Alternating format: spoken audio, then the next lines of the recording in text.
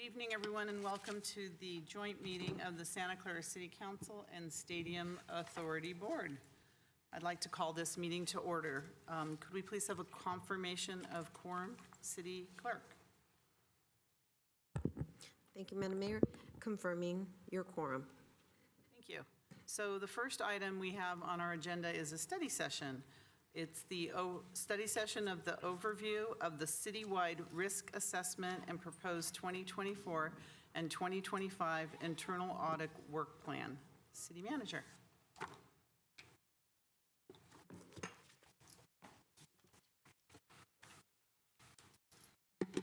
Thank you, Mayor and members of the City Council. This item will be presented by David Nose from the Auditor's Office. And so we have a study session for you, and no formal action is required tonight except review and receive input on the presentation of the annual risk assessment. Thank you. Welcome. Thank you. David Nose, Audit Manager, Auditor's Office. Good evening, Mayor and Council. Nice to see you all again. Thanks for the opportunity to present this tonight. We had brought this forward earlier to the full council, and it was approved to move forward so we can continue our work in the office, and suggested we bring it back for this session, which we're happy to do, and provide some more information. And the slides in front of us that we're going to go through today kind of do a background of the office to reset where we are, how we got here, and then also just some baseline of what is a risk assessment, what's the process that we go through, and how do we get to the results. So the office was formally established back when council approved the internal audit charter in July of 2019. Prior to that, we had an audit function, as you know, that was kind of shared on, I think, the city clerk's office for some time, but then it was finally formalized through an official charter back then. And we had some staff transition into other roles, and then of course COVID, so the office was vacant for a little while. And then back in 2022, we stepped up and got the office going again. It's staffed with myself as the audit manager, and we have one other staff person who handles kind of what we call the charter work mostly, which is the effort to look at everything at the city. I mean, every penny that gets spent gets looked at by our office. And so the charter, as I mentioned, is a formal way for us to go through and provide our activities, our purpose, authority, and what the responsibility of the office is. And we are accountable to you, the City Council, through the Audit Committee. And our office, it's important to note that our office is fully independent. And it maintains all of our activity is free from any interference by any element within the organization. All matters of our audit selection, our scope, our processes, how frequent we do them, and our reporting is all independent of everybody. Another key feature that we hold dear is to make sure that we have strict accountability and safeguarding of our records. And anything that gets provided to the auditor's office is considered confidential and not shared unless it needs to be. And accordingly, we have unrestricted access, as we list here, to all records in the city, and we've had requested all employees to participate in any audit activities as they arise, which we have had. Happy to report, we always have full participation from city staff. They've been really great in terms of accepting what the auditor's role is and being willing to participate.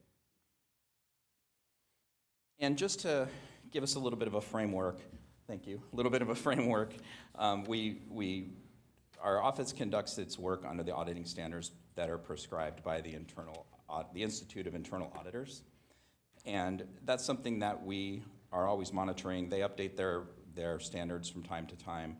And one of the tenets of that is to establish a risk-based plan to determine the priorities of our internal audit activity consistent with the city's goals.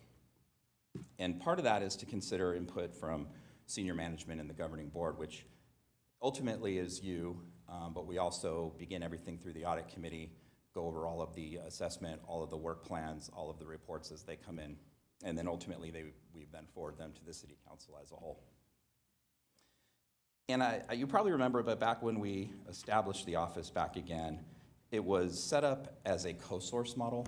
So what that means is we have our staff member, and we got into a contract with Baker Tilly to provide kind of expert internal audit services, be our partner in terms of performing the risk assessments and any audit work that we have to do.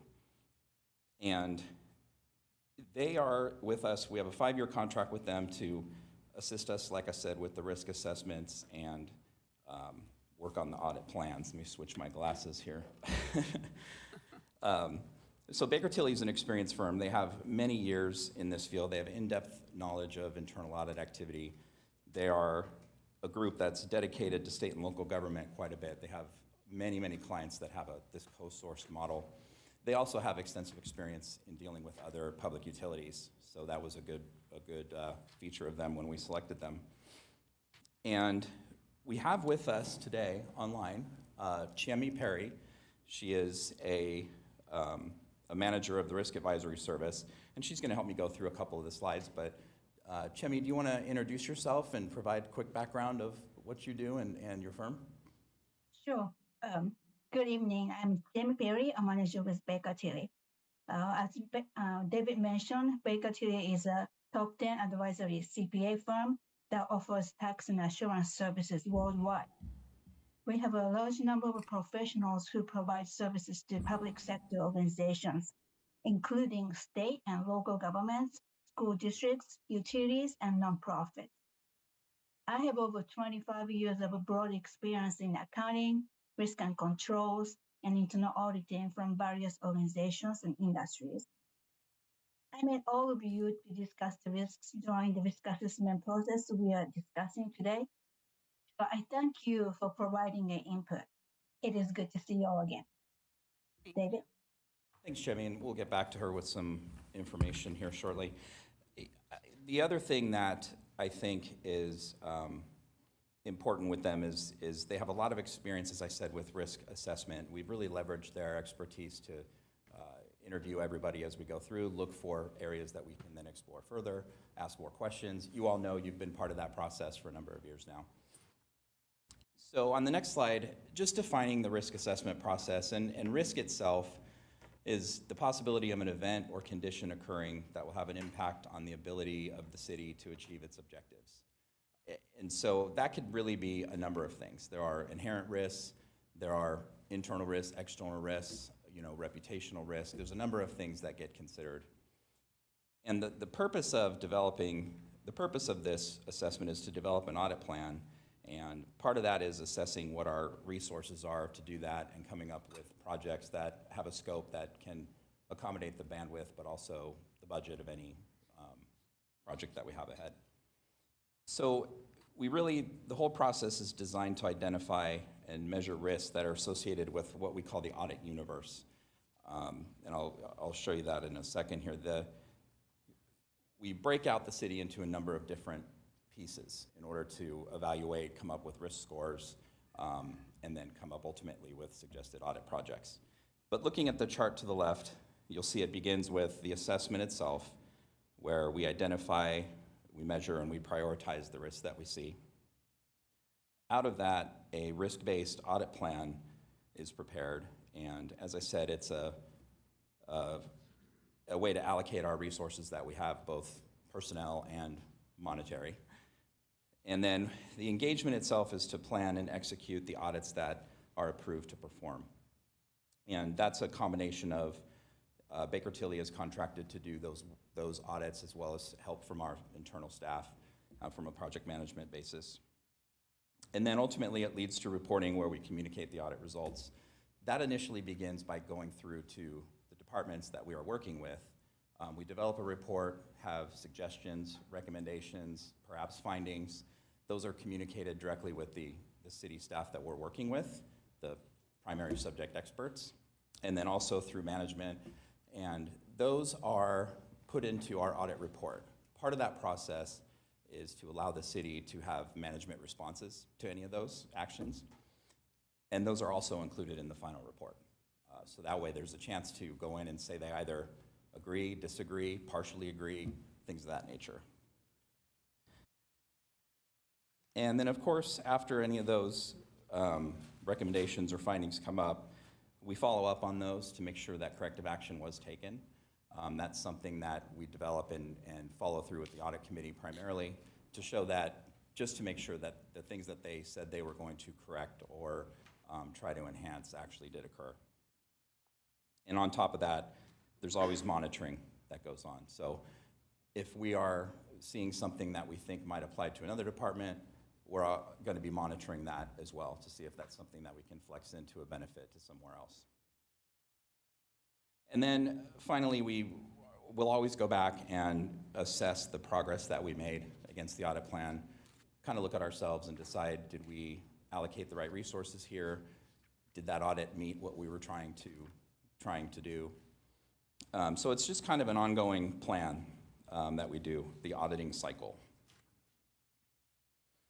And so moving on to the risk assessment process methodology. Phase one, as we've kind of described, is planning. We go through and we determine the things that we might need. We come up with a plan in terms of who do we need to interview, should we use other methods of gathering information, what kinds of outside agency reporting should we be looking at, and then that leads into the information gathering. We go down and we find those things. We have, depending on the level of risk assessment that we're in, we determine who we need to speak with within the organization to update. You have all been a part of that twice now, for sure. And from that point, we go in and we analyze everything that we've received, whether it's interviews, things that people just come and talk to us about. In this case, in this particular year, we did an employee survey. The way that was designed was to capture many levels of the organization, from you all to the executive leadership team, down through office admin staff, and just ask them the same set of questions and determine where do they feel the organization is, where can we improve. And a list of those questions is in the back of the audit report attached as Appendix C, I believe. And then finally, the reporting, as I mentioned. All the reports are done officially. There's nothing verbal to you all. They'll all be actual reports that have management responses in them and presented ultimately to the council through the audit committee. And I think it's important, below we say that there's ongoing project management and collaboration. The collaboration, I think, is important because, risks are assessed at a particular point in time. And as I'm sure you're aware, risks are always changing. I mean, something could happen tomorrow that shifts our focus into a different area that we feel like would be more beneficial to look into. So it's kind of, we like to say it's kind of an art more than a science. There's a lot of science behind it. There's a lot of data. There's a lot of ultimate resulting in scores that we come up with. But those scores don't always necessarily dictate we're going to do just these 1 through 5. There's a little bit more kind of value-added services that we want to look at in there as well.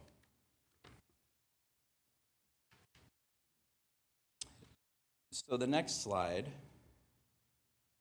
as it relates to this year's assessment, again, same kind of thing. The planning part, like I said, we did the staff survey question, and we also scheduled interviews with all council members. And then this particular year, we selected certain members of the city's executive leadership team. This year too, the way it was set up was more of kind of a fine-tuning of the first full-blown citywide risk assessment we did in year 1. That's where we interviewed all members of the ELT, and we also interviewed other, mid-level management, higher management in each department. So it was a far more interview-intensive process to really get a full opinion from everybody. And then this year, too, that we did was a little bit more condensed in terms of interviews, but we felt like it was important to get perspectives from all levels of the organization at that point. And so a little bit about the information we get, just diving into a little bit more detail. Of course, is the council priority matrix. We look at the budget documents, the annual comprehensive financial reports, and any strategic plans that we've seen or been communicated individually, and any and all other relevant documents. By that I mean any other audits that have been done from outside organizations. Have we had grant audits? Have we had reviews for compliance or internal control from any other agency? Any of the department level reviews that have been done by anyone else we consider as part of our risk assessment. And so ultimately, those data points, I guess we can call them, there's a large database that Baker Tilly maintains that risks are scored And I'm going to let Chemi get into that detail about how they're weighted, what do those mean, and then ultimately it kind of spits out a risk detailed number, which again is just a part of the process. It certainly focuses our intention on the really red things, but it also leaves us some room to look at some of the other things to determine, did this score higher than we would have expected it to? And then moving forward, the auditable units that I mentioned before, if we go to the next slide, this is just an excerpt of what we call the audit universe. This is pretty much directly from the city's budget document. So this is just one page. It shows the area of function under these two departments. And so we're scoring these functions for each department. So as we go through an interview and we look at documents, we're evaluating this as our audit universe.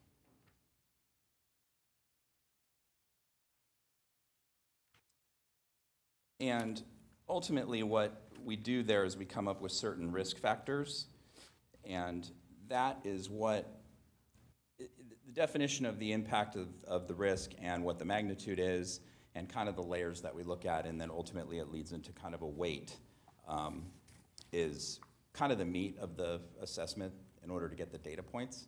And Chemi, I'm going to turn this over to you to kind of dive through and get into the details. Yes. Risk assessment is based on both qualitative and quantitative information and requires auditor judgment. So it is subjective, and it is more like an art, not a science. To make risk assessment more systematic and objective, we use defined risk factors to assess impact and likelihood for each auditable unit using 5-point scoring scale. The auditable units are departments, functions, processes, programs that can be subject to an audit. We identified 127 auditable units.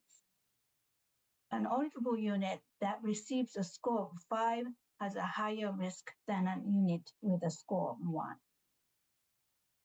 For the impact, we used 3 risk factors: magnitude, customer or resident experience, and achievement of organization goals. For magnitude, we used the budgeted expenses and defined a score of 5 would be given to an auditable unit with $50 million or more. For customer residence experience, an auditable unit with direct impact on health and safety received a score of 5. An auditable unit with direct impact on transparency received a score of 4. For achievement of organizational goal, we used the city council priority. An auditable unit that directly relates to the city council priorities received a score of 5. The percentage shown on the right are weight in calculating risk scores. I will talk about this in a later slide. The next few slides show the risk factors for likelihood. For the likelihood, we use 5 risk factors: complexity, policies and procedures, regulatory, compliance, monitoring, and specific risks. We asked direct questions related to these 5 factors in the online risk assessment survey we conducted, and used the survey responses and additional information available in order to rate each auditable unit. For example, if the job is highly complex, miscommunication, errors, and injury are more likely to happen. Therefore, it would receive a score of 5. A unit with no written policies and procedures and no mechanism to monitor the performance has a higher risk than a unit with adequate and up-to-date policies and procedures with periodic monitoring of performance. For the specific risks in the next slide, we provided the council members and senior leadership team members with a list of risk categories and definitions before scheduled interviews to facilitate our conversation on risk. The list included 8 risk categories: strategic, financial, technology, human capital, operational, reputational, economic, and compliance. The risk areas listed in the survey also covered these risk categories. We gave a score of 5 when the identified risk event or condition seems to highly affect that likelihood. The next slide shows the other risk factor we used. Since the fraud risk should be always considered in internal auditing, we consider the typical fraud schemes identified in our profession, including cyber fraud schemes and other fraud schemes listed in the publication by Association of Certified Fraud Examiners. If an auditable unit is susceptible to fraud, it is given a score of 5 or 3. The risk factors are rated as shown in the right column of the table. Each of likelihood, impact, and fraud has the highest score of 5. The total highest score would be 30. The likelihood score and impact scores are multiplied, and so the highest score would be 25, and then the fraud score of 5 is added.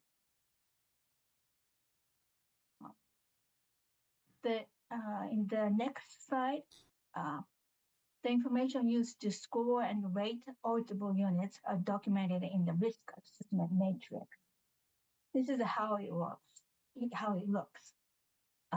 The 2 left columns list the departments and divisions with 127 auditable units. The headers with the red circle on the left list risk factors for impact and likelihood from left to right. The headers with the red circle on the right list the risk categories. The events and conditions identified from survey, interviews, and various data and documents are documented under applicable risk categories. Now David will share the results of the risk assessment. Yeah, thank you, Chemi. I think it's a lot of data to look through, and there's just excerpts here to see. I know there's a lot of information on here, but it's a pretty comprehensive database that we keep in terms of not only numerical scoring that we do based on weighting, as she described, but also there's a collection of risks that we document in writing there. And those things come up either through observation of our own, through things that we've heard from anyone that we've interviewed, or anything else that gets brought to our attention throughout the year.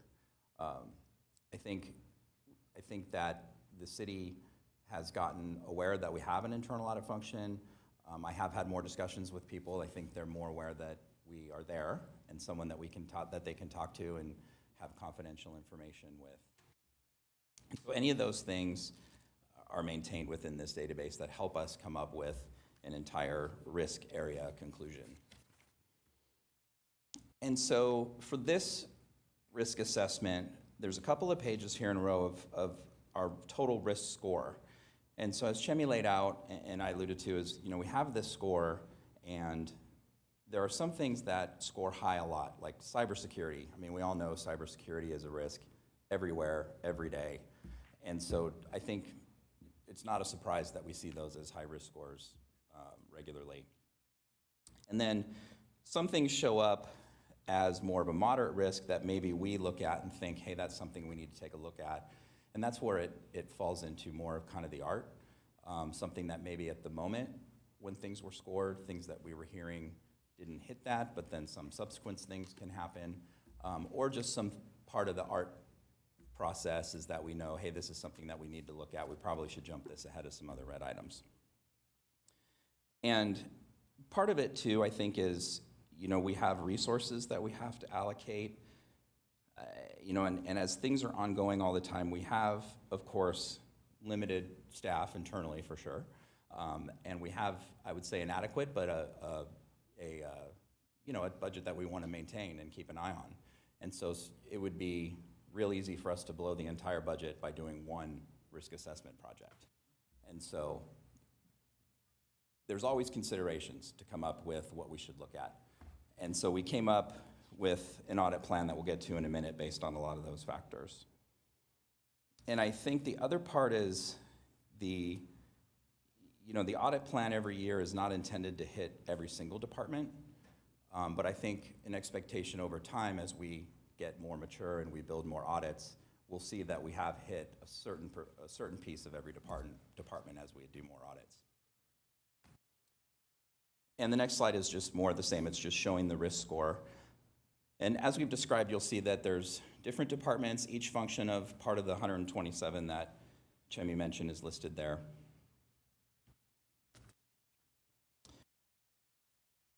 And so just a real quick update of, we take, like we said, the risk rating, we take anything that we look at in terms of processes, internal controls.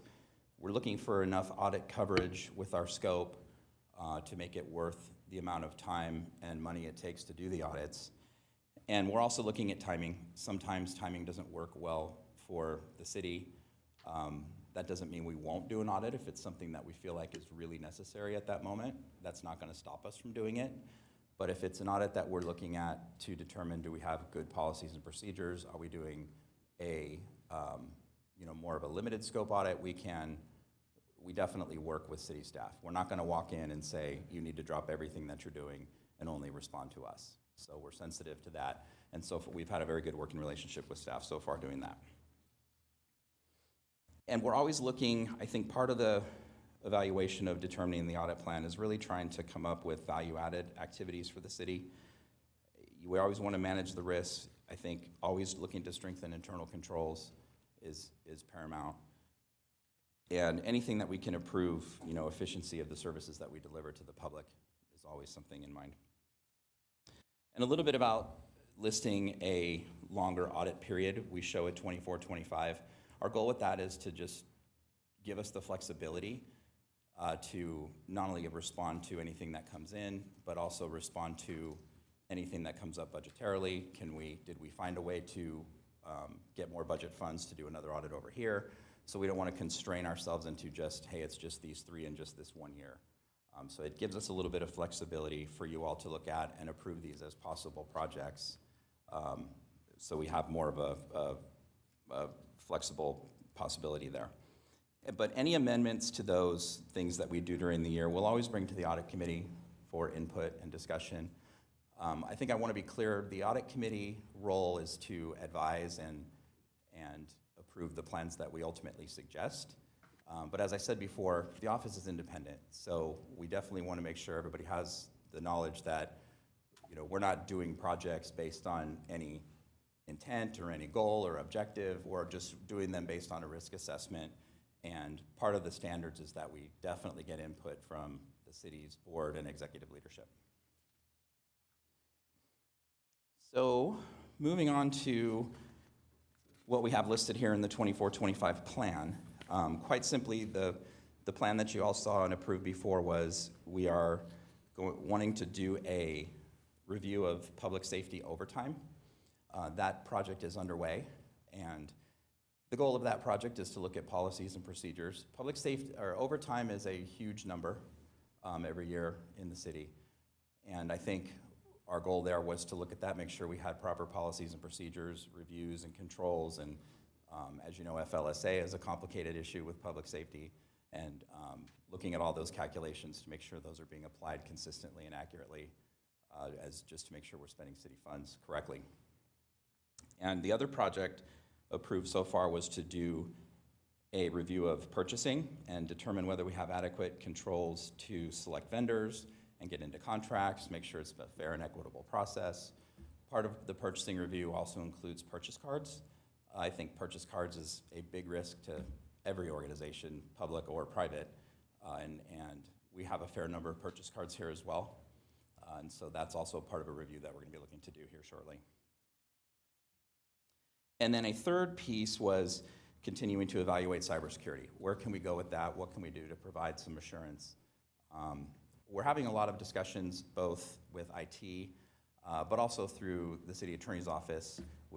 Part of our insurance coverage with cybersecurity, there are certain services that they can avail to us to go in and at no cost to review things. So we're looking into that as a third priority in this year's plan. And so as I said, the public safety overtime audit is ongoing. And the other ones we're going to be doing shortly. I will be back in front of you hopefully soon. We need to do a contract not to exceed increase for Baker Tilly. That's one thing. It's not extra budget. It's just when we set up the contract with Baker Tilly originally for the 5 years, we came up with a $250,000 contract amount for them to assist and do audits. At that time was kind of a jumping off. We weren't really sure what the scope was going to be, how many could we accomplish during the year, right when we first got started. So now we have a couple of years experience with those, and we're going to need to increase that. The second part of that is we're working on a pre-qualification, if you will, of other audit firms. And so what that'll allow us to do is to have them kind of on the bench, ready to go for us to put a job out for a quick bid. We won't have to do a full bid placement at the time. They're already qualified. We can set out a job with a scope, and they can return a bid for us right away to come and get approved by council without having to go through a formal bid process for each and every one. So with that, I know there's a lot of data points in here. If there's questions, of course, we're happy to entertain them. So I know that there's no action taken. This is just a study session. So thank you very much for submitting this report. There's a lot of data in here, you're correct. And it's very interesting and useful. So thank you for doing this. I know it's been a long project. Is there any questions or comments from council? No, it's not touch screen yet. I'm touching it. Councilmember Hardy? It wasn't working. We're all getting used to this new system. When I read through the report, in fact, the page was page 13, but it looked like it was page 14 when you were bringing it up on the slides. I was a little confused as to why library and water and sewer utilities were put at the same number. So that surprised me. You see it was, I think, 16.3, something like that. This page. Put as the same as, I'm sorry, which one? The library and the water and sewer utilities are essentially the same total risk score.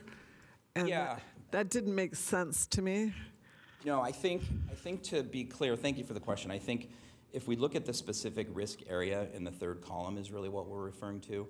I wouldn't say that we're saying the library and the water utility are equal in risk. I think the project itself risk area there would be the MOU with the Santa Clara Library Friends Foundation and Friends. Am I saying that right?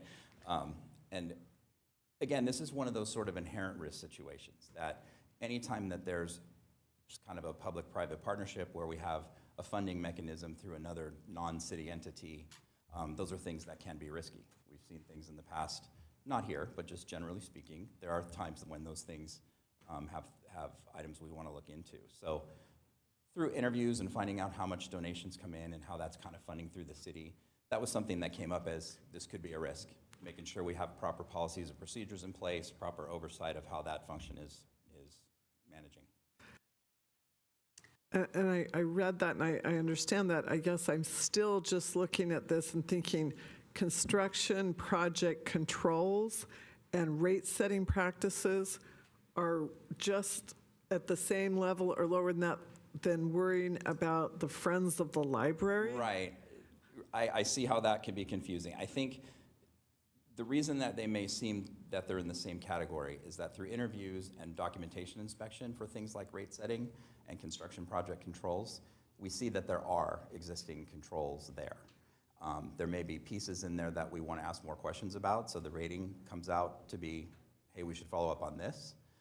But it's not holistic. It's not saying construction project management as a whole is equal to policies and procedures surrounding the Friends of the Library.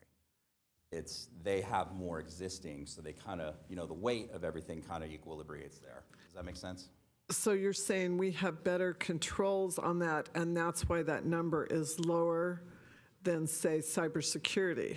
Is that, if I'm understanding what you're trying to put forth with this? Yes, I would say that they have controls. I don't want to compare them as better than the library, because we haven't done that analysis as a scope, right? but they have controls in existence that seem adequate as we went through them to mitigate risk that could be occurring there. There are other things that pop up that data points suggest, hey, maybe we should look into this, but we're not viewing them as this one versus this one. Does that make sense? It does for the most part, but as I said, you've done a risk score, and anything higher risk obviously should come to the forefront if I'm understanding the process correctly. Right, and I think that goes back to where we're saying that there's a lot of kind of art to this in terms of when you look at things that have controls that we feel are adequate, there's a good starting point there. There's always some things that we could look into further. And like I said, we don't necessarily take just the top 3 risk scores. I think part of the reason we don't do that is because cybersecurity would likely be at the top every single time we do this. Just because inherently it's a very risky thing. It changes every day. And so there's a lot of other categories in there that I think are similar to that. Maybe not as, cybersecurity is a very top level example, but that's kind of where the interpretation of what should we audit comes in. There's also into that, we're trying to hit as many different kind of categories within our plan as we can. We don't want to focus entirely only on IT or entirely only on, community development, anything like that. So part of it is the way that we're looking at the plan is to determine, hey, this is something else that through the data points or perhaps subsequent information or just some things that we've seen ourselves internally, I think this needs to be looked at. We're moving that forward, if that makes sense. So we're not going to put something that's 1.1 ahead of something that's 19.9. But if there's something that shows up in this risk heat map, it's eligible to be looked at. So your red is a flag to make staff and the council aware of possible concerns. Correct. I would say that's part of it, and it's definitely a guide for us to go in and discuss first with the audit committee and then with the council. This is how we're feeling about it, and then we go through those kind of justifications as to why we feel like we need to go into this lower, number rated score. Councilmember Jane?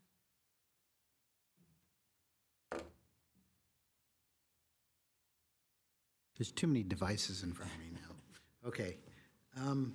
So I think you said that there were 127 auditable units. Correct. Can you explain, are you marching through each of those units? Or, I sit on the audit committee, so. Back to us, example of that slide. And Chemi, please jump in if there's anything you'd like to add as I go. Sorry, I went a little too far. So the auditable units are, as I said, it's based on pretty much what we disclose in the budget, right? And it's a function of each department. Let me get my copy before I give you all vertigo scrolling through there.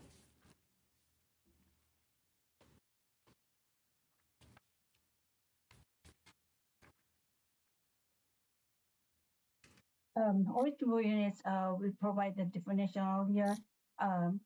We have a list of the departments and divisions. So to make sure that we have complete coverage, that's where we started from the departments and divisions. And as this risk assessment mature in the next few years, have a lot more information on the controls and risks. The auditable units, the audit universe can change. It can be a list of all the risk areas you identified. You could have 30, 40, 50, and we can rate on those. But because the internal audit department is so young, that there's limited information on the current controls and processes. We made sure that we use these department divisions first to make sure we don't miss anything. And I think they're evaluated together. So in this example, if we look at, not to pick on city manager, if we look, let's say, leadership and management services, we're not saying, hey, today we're only going to talk about that and day to day. It's more of a holistic approach, like do we have, are there staff in those positions to respond to that? And those get a rating based on that. So if there's no one in there who can identify and say, yes, I work in this function, all three of those are going to get a certain score together. If there's, let's say we get input on, from interviews or through surveys where there's low confidence in day-to-day operations, then that's going to get a higher score than, say, would leadership and management strategic planning. So they are all reviewed. They're not, I wouldn't say that we're looking at them all like one day at a time, picking each one. A lot of them are grouped together. Okay. It seems to me that, like our policies and procedures, even just for council policies and procedures, some of them are like 20 years out of date, Yes. And so we kind of need to march through those, and our charter needs to have an update, as our city attorney has mentioned. There's things like that that we just kind of need to go and march through all of our units and see how we can improve those. My question is actually about the whistleblower program. So we have a whistleblower program, right? We do. It's run by a third party? It is. It's completely anonymous? It is. Yeah, if you permit me, I can give a quick background. I would love to know that. more Yeah. about it. So a couple years ago, the council approved that as part of the city's fraud, waste, and abuse policy that we adopted. There's a government code section that says you have to seek board approval to enact a whistleblower hotline, which we all agreed was a good idea. And so that is through a third party. We have a contract. It's an online reporting tool that we have linked in our CSI intranet, right? And you can go in there and you can provide a lot of information. You can put pictures, you can put, obviously narrative. There's an opportunity for you to identify yourself, or you just say it's anonymous. Each case gets assigned. It has a specific code number that the user who goes in and logs it can maintain so that they can log back in anonymously and check for messages or where are we, what's the resolution. And so we maintain those updates in our office through our access through the online portal. And those are, we did some initial outreach with that. And as we talked about in the audit committee, we're working on some other things to highlight that a little bit more throughout the city. We're currently developing what's the word I'm looking for? Like a flyer that we'll distribute so we can have staff in every location posted in break rooms, anywhere throughout the city where it might be a little bit more visible. So it's gotten off the ground. We've had some claims, and so we're investigating through those. Some of them are, through the policy, there does say that there are existing city policies in place for some complaints. And so if some complaints come in through that, they are referred out through that existing practice. But anything else that comes in, totally confidential. The only people that would be aware of anything are as if you needed to be contacted to get to the bottom of what the claim would be. And any of those things, we work in concert with HR if necessary and city attorney if necessary. But it's handled by an outside organization the first step, right? Yes, correct. We have a third party that we did a bid for. We did a open bidding process for, and we found someone that actually is very reasonable, has government experience, although they are a international firm. They use this tool for private, public clients everywhere, but they also were very sympathetic to local government, and we have limited resources, and they had a great tool for us, and so we have a contract with them to maintain that. Thank you. All right, I'm going to go to the public now to see if any public member has any comments or questions. There's no one here in the chambers. Do we have anybody online? All right, don't see any, so Councilmember Hardy? A quick question, just as your colleague online was speaking, that this is a new department, we don't have a lot of data, we don't have a lot of history.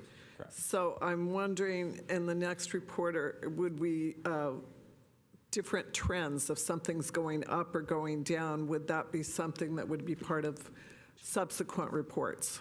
Sure, we can do that. I think as part of the ongoing risk assessment process, we can always revise. And just back to kind of the question about policies and procedures, if going on page 4 of the actual report, we do have a chart. I maybe could have included a slide in that, but it talks about the status of our policies and procedures throughout the city. And so it is a key feature that we're looking at, as you mentioned, certain departments' policies and procedures are more outdated than others. And so those are things that we can measure as far as this was a very high level, now it's getting back into the green. So we'll endeavor to do that. Thank you. Councilmember Chahal? Thank you, Mayor. Thank you for the presentation. Couple of questions, I'm referring back to the page 13, which Councilmember Hardy mentioned. Just take an example, if we take into community development, building, field inspection, permit processes, we have a score of 19.1, 18.7.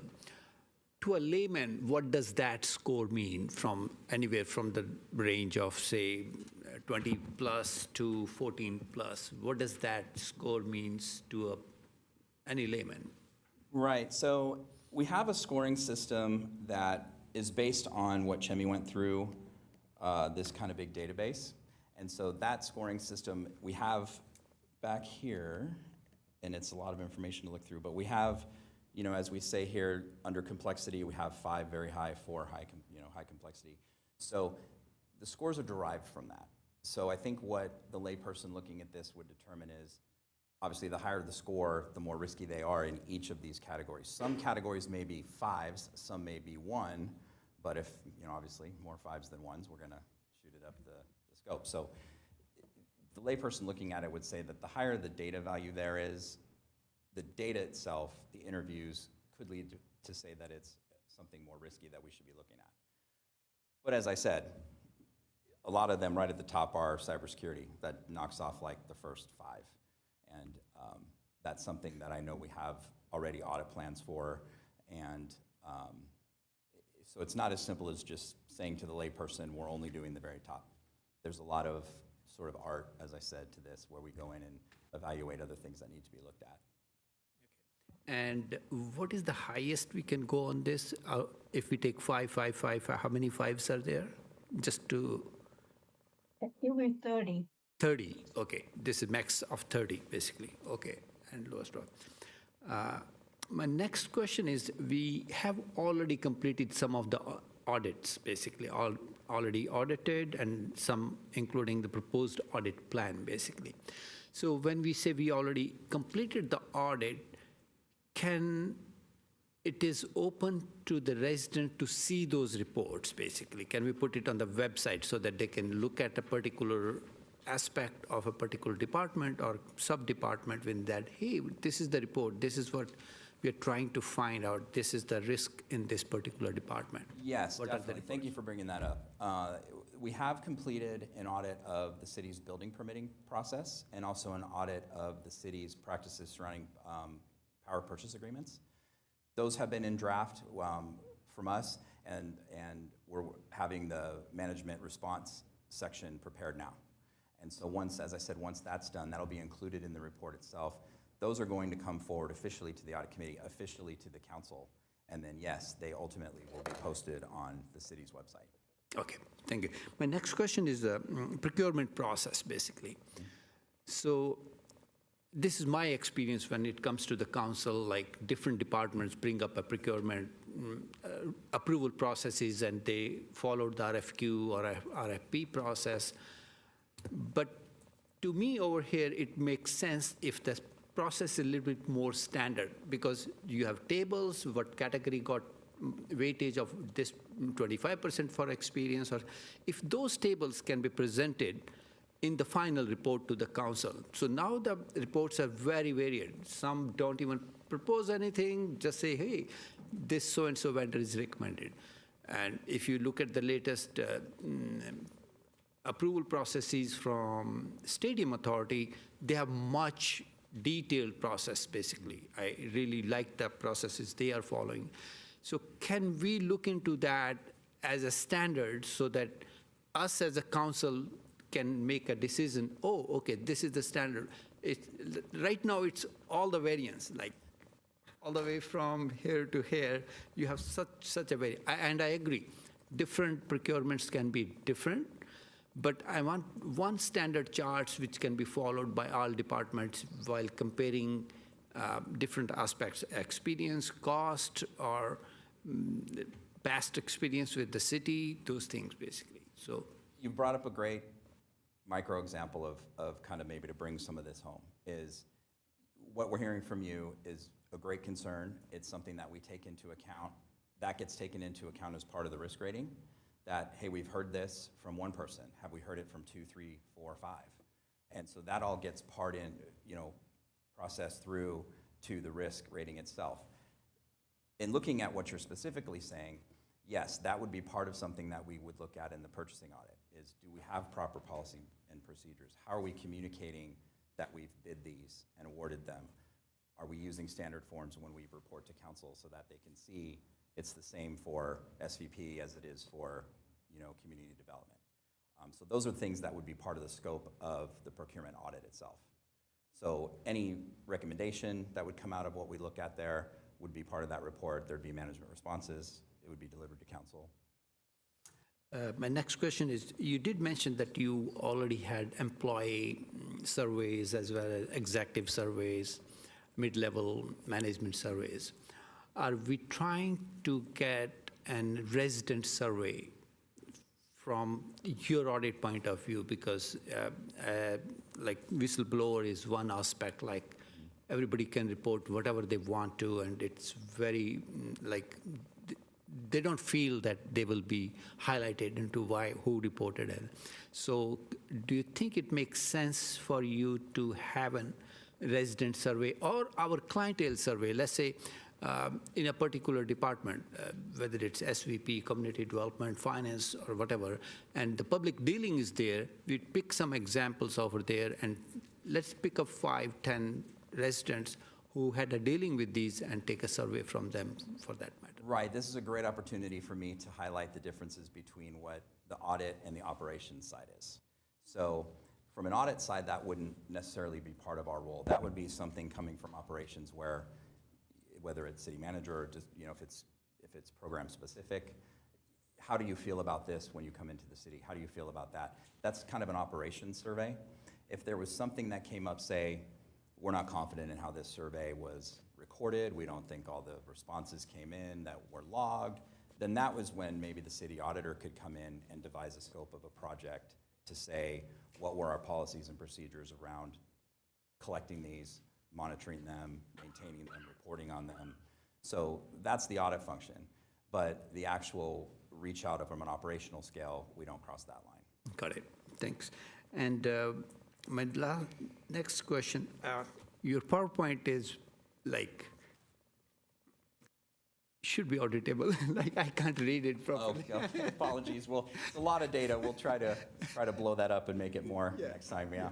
So my next question is, keeping in view, the city of Santa Clara is a very complex operations versus comparing other cities, our neighboring cities, because we have SVP, we have convention center, we have stadium.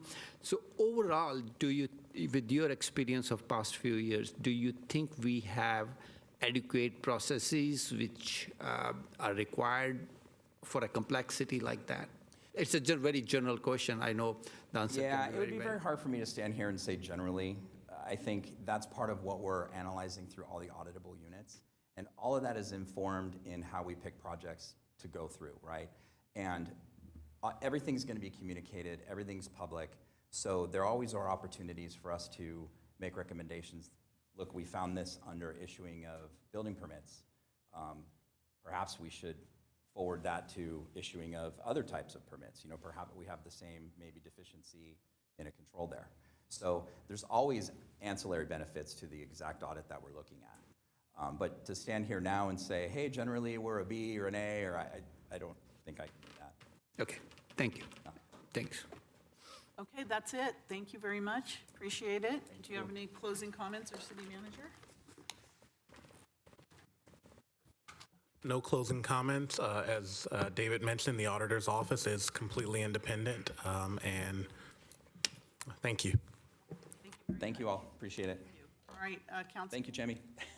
Oh, thanks, Chemi. Thank you, Chemi. Good night. Good night. We'll be back at 7 p.m. to start the meeting. Thank you.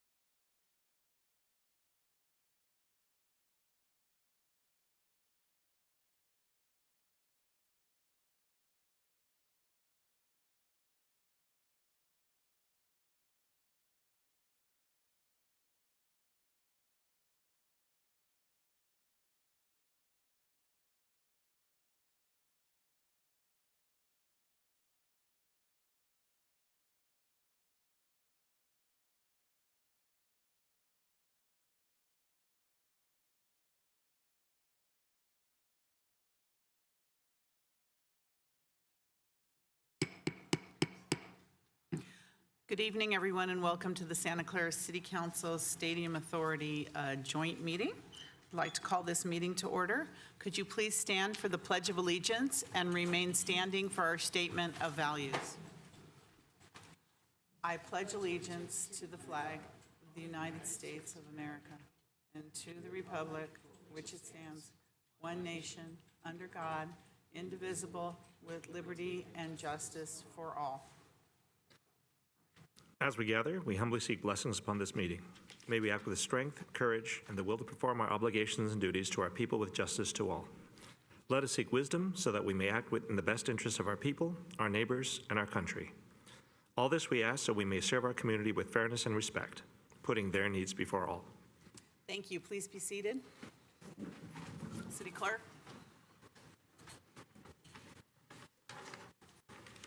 Thank you, Madam Mayor. Councilmember Board Member Watanabe. Here. Councilmember Board Member Shahal. Present. Councilmember Board Member Hardy. Present. Councilmember Board Member Park. Here. Councilmember Board Member Jane. Here. Vice Mayor, Vice Chair Becker. Here. Mayor and Chair Gilmore. Here. Thank you. The AB 23 announcement, members of the Santa Clara Stadium Authority, Sports and Open Space Authority, and Housing Authority are entitled to receive $30 for each attended meeting. Statement of behavioral standards. The City of Santa Clara has adopted a code of ethics and values and behavioral standards for public meetings to promote and maintain the highest levels of conduct. This includes mutual respect, robust discussion, and allowing city business to be done in an efficient and consistent manner. Please note that as the presiding officer, the mayor and chair's direction in matters of process and decorum should be followed, and that use of the gavel indicates all conversations must conclude, and everyone in attendance should come to order and attention. Welcome and thank you for your participation. For those joining us this evening in the capacity of a registered lobbyist, we ask you to please identify yourself as such and disclose the clients or organizations that you may represent. This is pursuant to City Code Section 2.155.110. Thank you. Thank you very much. So good evening, everyone. For today's meeting, the council's back in person, and it's conducting its meeting in a hybrid manner. The public is welcome to attend in person, and the city continues to use a Zoom feature to allow participation from your home or office. Members of this public can still join via the link and/or call into the Zoom meeting phone number shown on the screen now. If you would like to speak on an agenda item or during public presentations, please raise your hand on the Zoom application or press *9 on your phone. Please only raise your hand while the item you're seeking to speak on is presented. Staff will enter your name or the last 4 digits of your phone number, and I will call on you to speak. Thank you. As a friendly reminder, members of the public have 2 minutes to speak on an agenda item and 3 minutes on public presentations, and those are reserved for topics that are not on the agenda. Prior to each agenda item, staff will lower your hand to ensure that members of the public are seeking to speak on the appropriate agenda item. So we'll move on to the council meeting now. Reports of action taken in closed session. City Attorney from yesterday. Thank you, Madam Mayor. Yes, on October 21st, the council did meet in closed session under existing litigation, one case, Moonlight LLC versus the City of Santa Clara. However, there was no reportable action and no closed session today. Okay, Vice Mayor Becker, your light's on? Okay, so we've got continuances, exceptions, reconsiderations. Vice Mayor Becker. Thank you, Mayor. So I would like to propose, as a member of the prevailing side from the last meeting, and this being a regular scheduled meeting, I would like to make a motion for a reconsideration for the last vote on October 8th council meeting for item 5, which is known as 24-751. In addition to the study on the EMF, I would like to have further reconsideration and studies on Route C, underground options, as well as the underground options included in that motion. I didn't know you can reconsider a continuance. Didn't we just continue that item to be reheard next? It's at our next meeting, I believe, in It's our very next meeting. If we reconsider it, won't it take longer? Yeah, that doesn't make sense to me. City Attorney. Yes, Madam Mayor, the reconsideration may not be the right way to characterize what's being proposed here. There was really, you're not reconsidering a continuation. I think you're proposing additional work be done in connection with the preparations for that item. That could be something, Madam Mayor, if there's public presentations on that, or at this point, that could be handled by a referral over to staff if there's information that council doesn't think staff was going to bring forward at that time. And I think the city manager may have some thoughts on that as well. Sure. City Manager. I was aware of the request, and I took a moment to look into the action that the city council took at your last meeting. And as the city attorney and the mayor said, it was a continuance. And so that continuance has been scheduled for November 12th. And so it's important to note that the city council will have the opportunity to consider all information that was discussed on October 8th, as well as all the new information that you asked us to come back with at the November 12th meeting as a part of that decision and that item.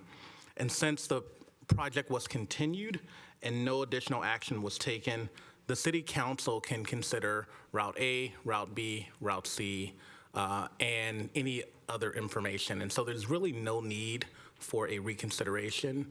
The item is coming back with the full complement of everything you discussed on October 8th. Thank you. Does that satisfy you, Vice Mayor? Yes, after speaking to some of the residents, I thought this was the appropriate venue, but I appreciate the city attorney for clarifying.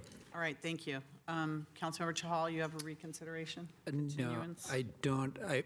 I had to recuse on that item, so I wanted to have a city attorney's opinion. Should I go out of the chamber while? We're not but taking we are any not action, so discussing you're on that. you're okay. Thank you. Councilmember Park, you have a reconsideration or continuance? No, but I do have a question about the previous action, which is, when I look at my notes here, it said that the discussion would be mainly on the EMF, since that's what the complaint seemed to be. I think that in this case, we want to be very sure that the other options, Route C, Route D, et cetera, other options are in fact going to be in the reports that come back. And if we have to do that separately outside this, I'm willing to do that, but I just want to make sure that that's included. Councilmember Park, the city manager just said we will be talking about all the different routes or anything that was initially presented. And I'm just clarifying, because when I look at my notes for Okay, city manager, item, would you like to repeat what you said earlier? Essentially, there are two parts. because there's also Route D. The city continued the item that was on October 8th, so all of the routes that were discussed will come back to you. In addition, the council asked staff to come back with additional information on EMF effects. And so we will bring back that information, but you will certainly have the information on all the routes and can have a discussion on that because it's a continuance. Understood. Thank you. Vikas, are you here? Is Vikas online? Online for a reconsideration or continuance? Vikas? Sorry, Mayor, my hand was raised for public presentation. I apologize. Oh, okay, a little early. Hold on one second.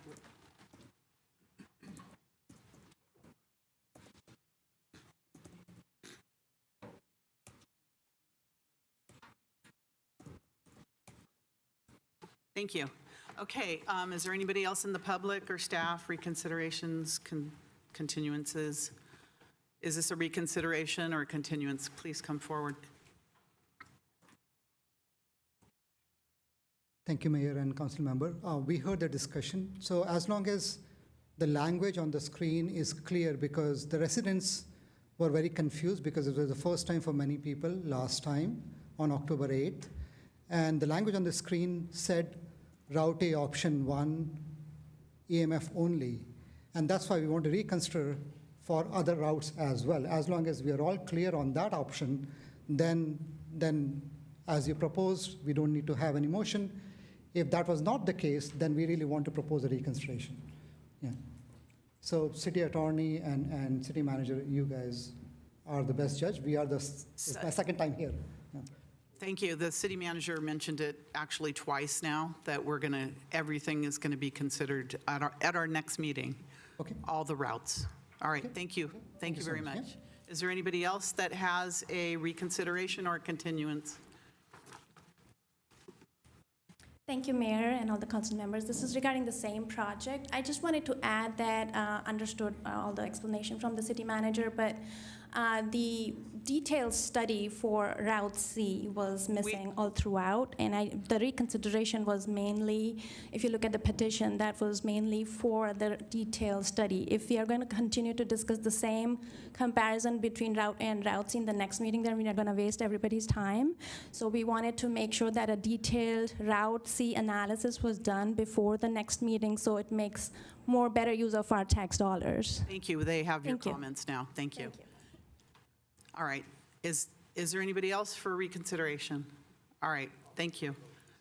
All right. So now we're going to move on to our special orders of business. For our first special order of business this evening, the City of Santa Clara proclaims October as Domestic Violence Awareness Month. Domestic Violence Awareness Month is a national campaign dedicated to uplifting the needs, the voices, and the experiences of survivors. An average of 24 people per minute are victims of rape, physical violence, or stalking by an intimate partner in the United States. More than 12 million women and men over the course of a single year. For 2024, the continued theme is Heal, Hold, and Center. As a community, we work together to heal from violence, commit to holding space for survivors, and center those most marginalized in our efforts to end domestic violence. We are honored this evening to have with us representatives from Maitri. Maitri is a Santa Clara-based nonprofit organization dedicated to helping families and individuals from South Asia facing domestic violence, emotional abuse, or family conflict. I now would like to invite Board President of Maitri, Geeta Krishnamurthy, to the podium. Is she not here? Okay, is there someone else here? Yes, please come forward. Thank you very much, and please introduce yourself. Thank you.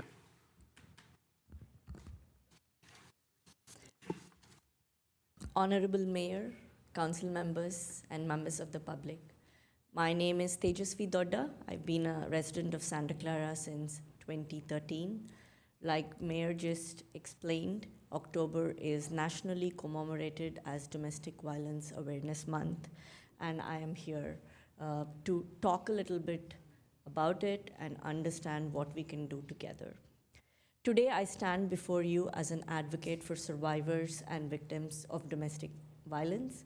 I represent Maitri, an agency that has been dedicated to serve survivors and victims since 1991.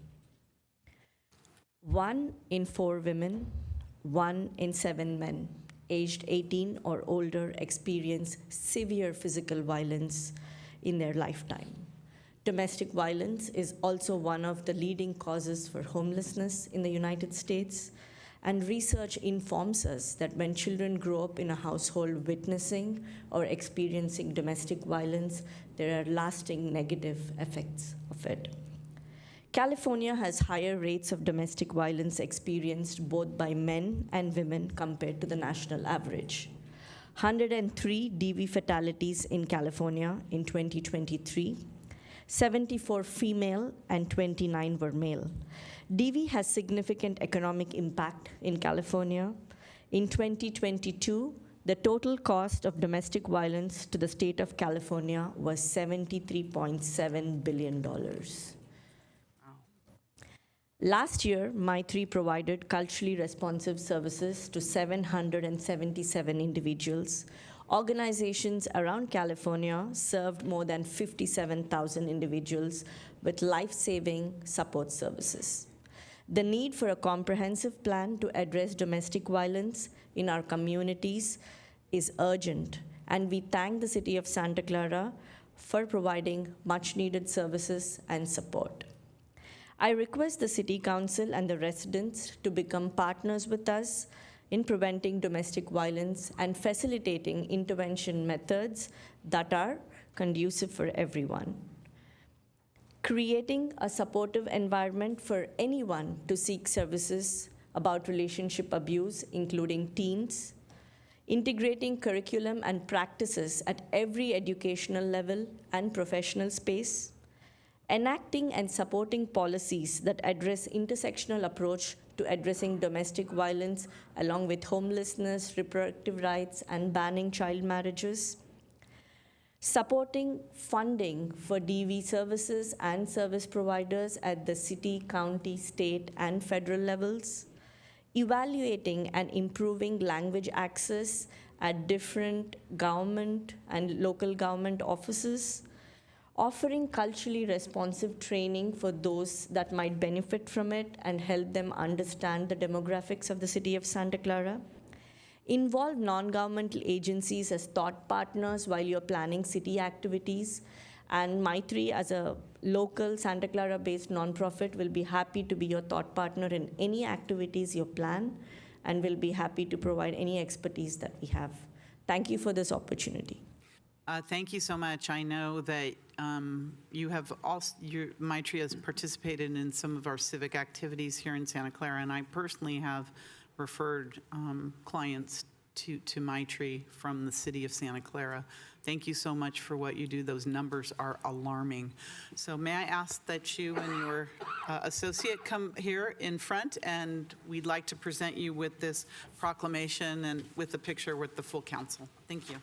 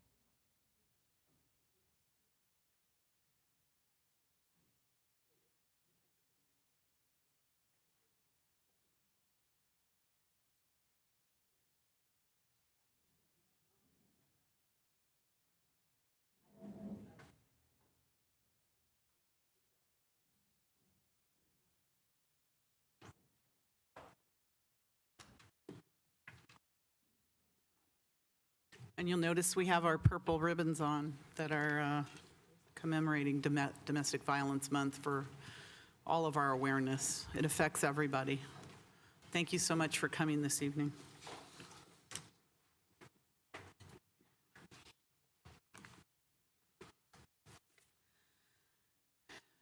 All right, as our second order, make sure I have this correct. Yes.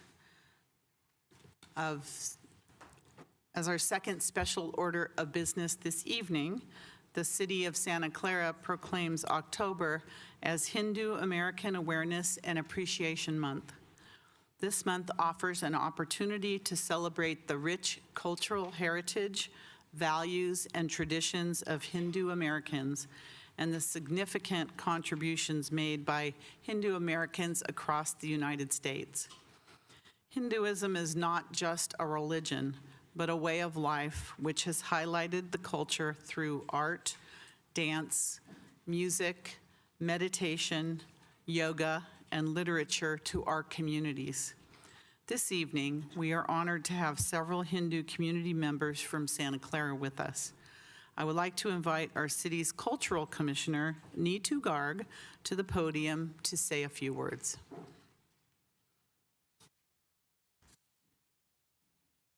Welcome, Neetu.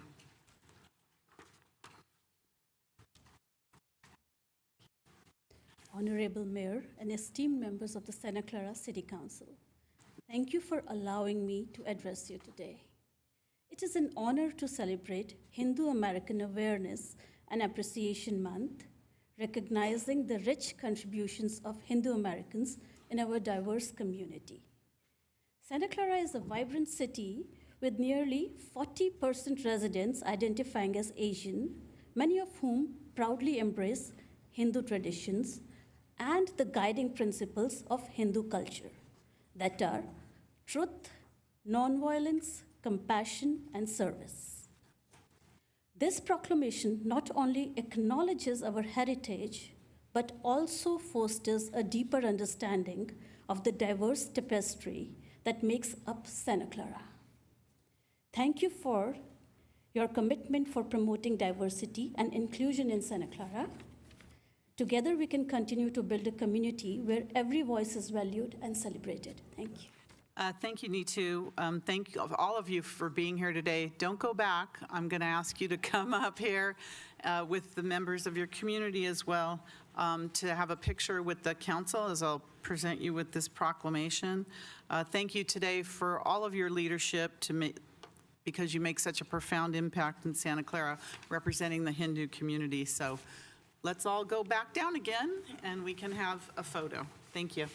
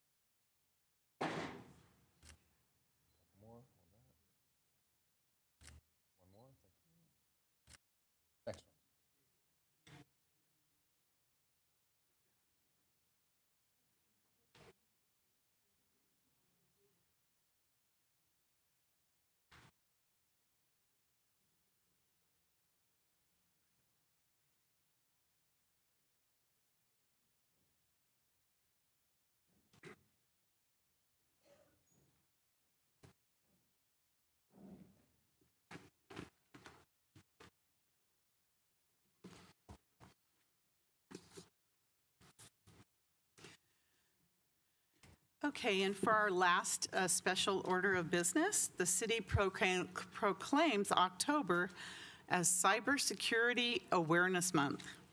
Nearly everything we use daily relies on computer systems that are vulnerable to attacks. Cybersecurity Awareness Month is dedicated to teaching everyone in our community how to stay safe and secure online. I'm pleased to recognize our city's Department of Information Technology working to keep us safe in the digital age. Tonight, we have our Director of Information Technology, Gaurav Garg, and members of the department with us. Gaurav, I invite you to the podium to speak about what the city is doing to be more cyber aware in keeping the city secure and safe. Welcome. Thank you, Mayor. Good evening, Council. Gaurav Garg, Director of Information Technology. On behalf of the IT department, I'd like to thank you, Mayor and Council, for proclaiming October as Cybersecurity Awareness Month at the City of Santa Clara. October 2024 marks the 21st annual Cybersecurity Awareness Month, and the city has participated since 2015. Our reliance on technology has never been greater. Combine that with the ever-increasing threat of cyber bad actors, and it is clear we need to be more cyber aware and take conscious efforts to help ourselves, our city, residents, and businesses cyber secure. Although the city has a mature cybersecurity defense in-depth posture, cybersecurity is a rapidly changing landscape requiring us all to remain ever vigilant. During the month of October, we have been sharing content on key cybersecurity topics and conducting our annual cybersecurity training, for which you would have received an invitation to participate. Yes. Thank you. On a variety of topics to ensure proficiency. We encourage everyone in our community, as the slide shows, to ensure they are actively participating in the key cybersecurity themes we are reinforcing over the month of October, including recognize and report phishing, enable multi-factor authentication, use strong and unique passwords, and update your software regularly. You can visit www.cisa.gov/secureourworld as the slide shows for more information. I'd like to also take this opportunity to thank my dedicated IT managers who work tirelessly behind the scenes and on the front lines to keep the city secure and safe. If you would stand, Chris Jackson, Senior IT Services Manager, Raj Singh, IT Manager, and Jill Norris, Senior IT Services Manager. Thank you, team, for all you do.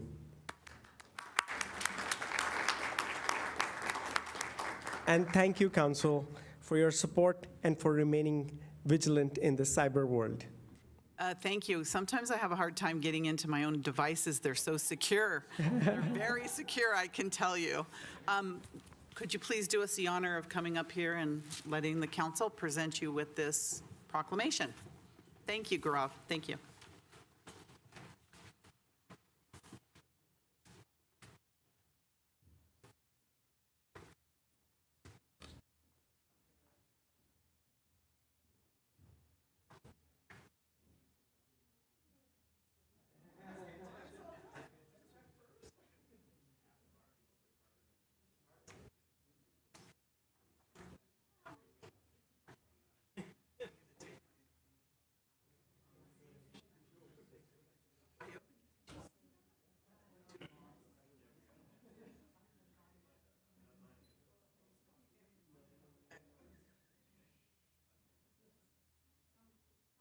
Yeah, well, somebody on that side would be great. There you go, Karen. Right behind. Yeah. All right. Looks good, folks. Hold that. Couple more. One more. Hold that. Thanks, folks.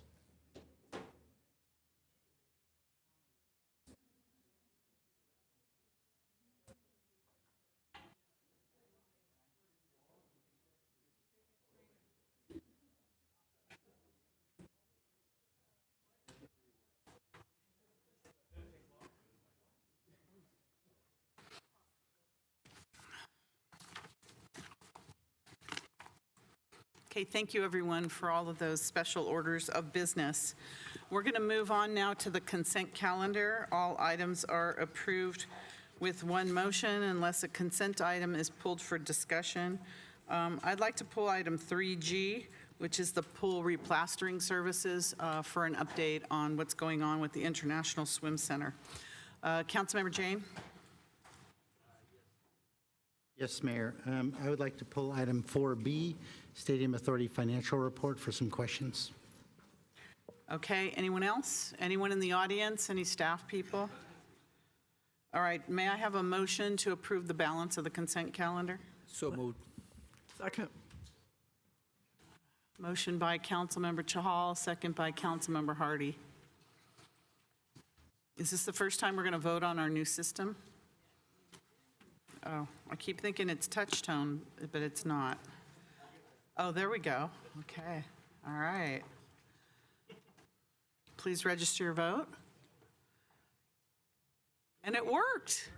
And that passes unanimously, 7-0. I don't know if no Okay, we works can or all go not. home now.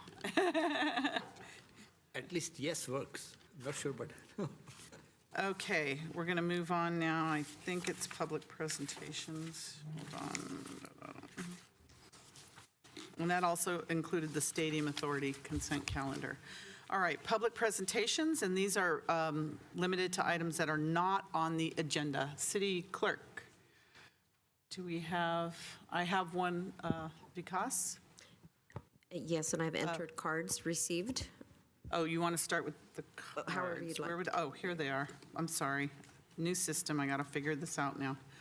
All right, Brian, come forward, followed by Satish.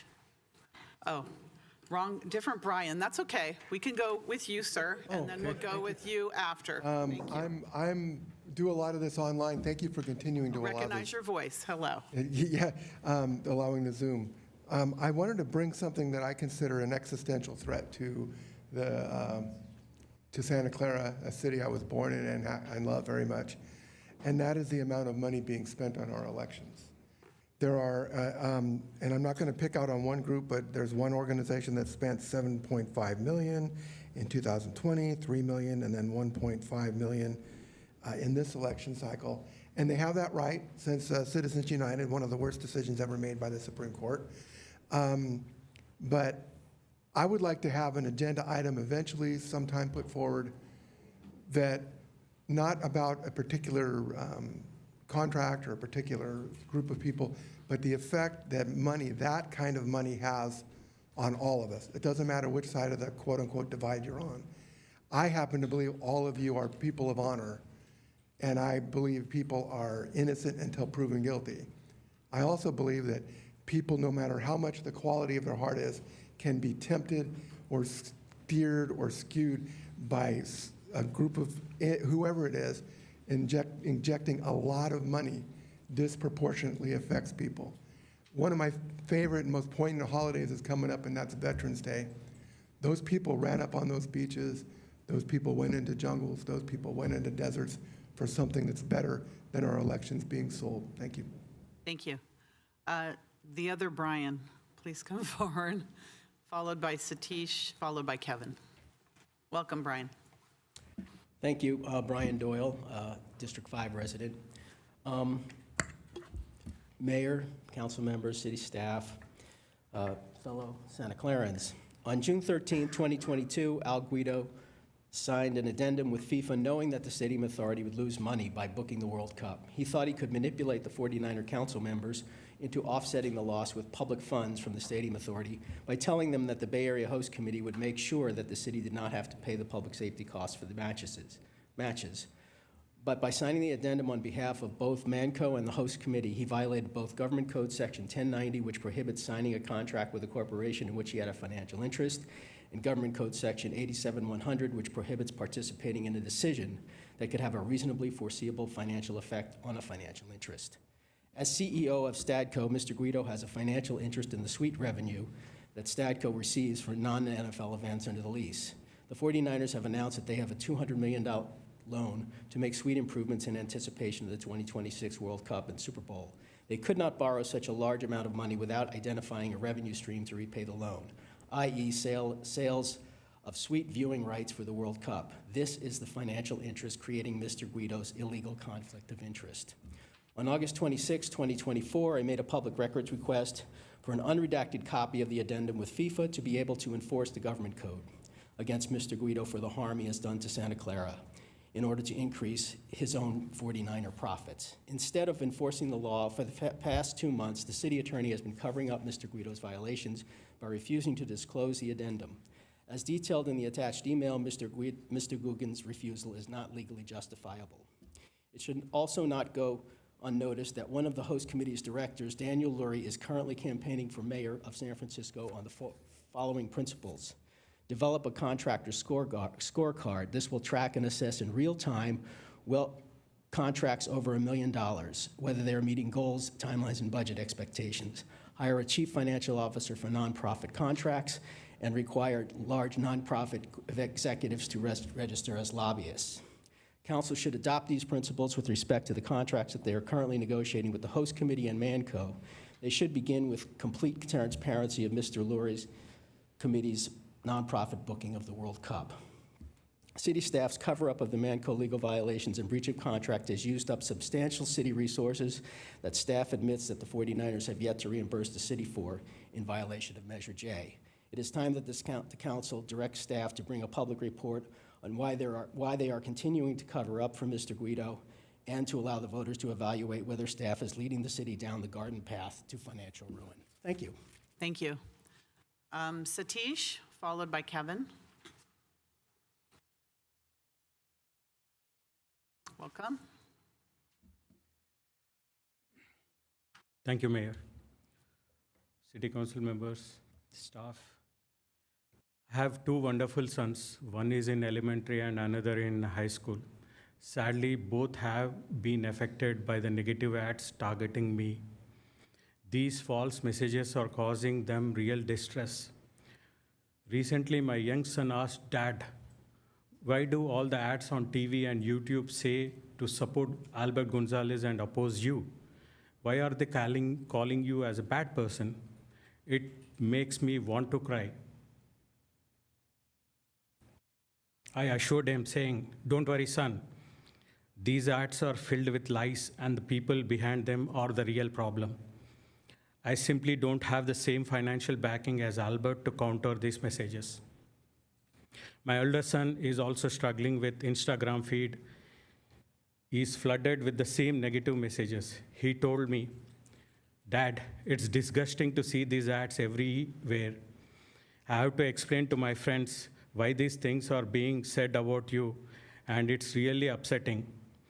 I am disturbed by these bad politicians." I responded, "Son, you are mature enough to understand my honesty and integrity.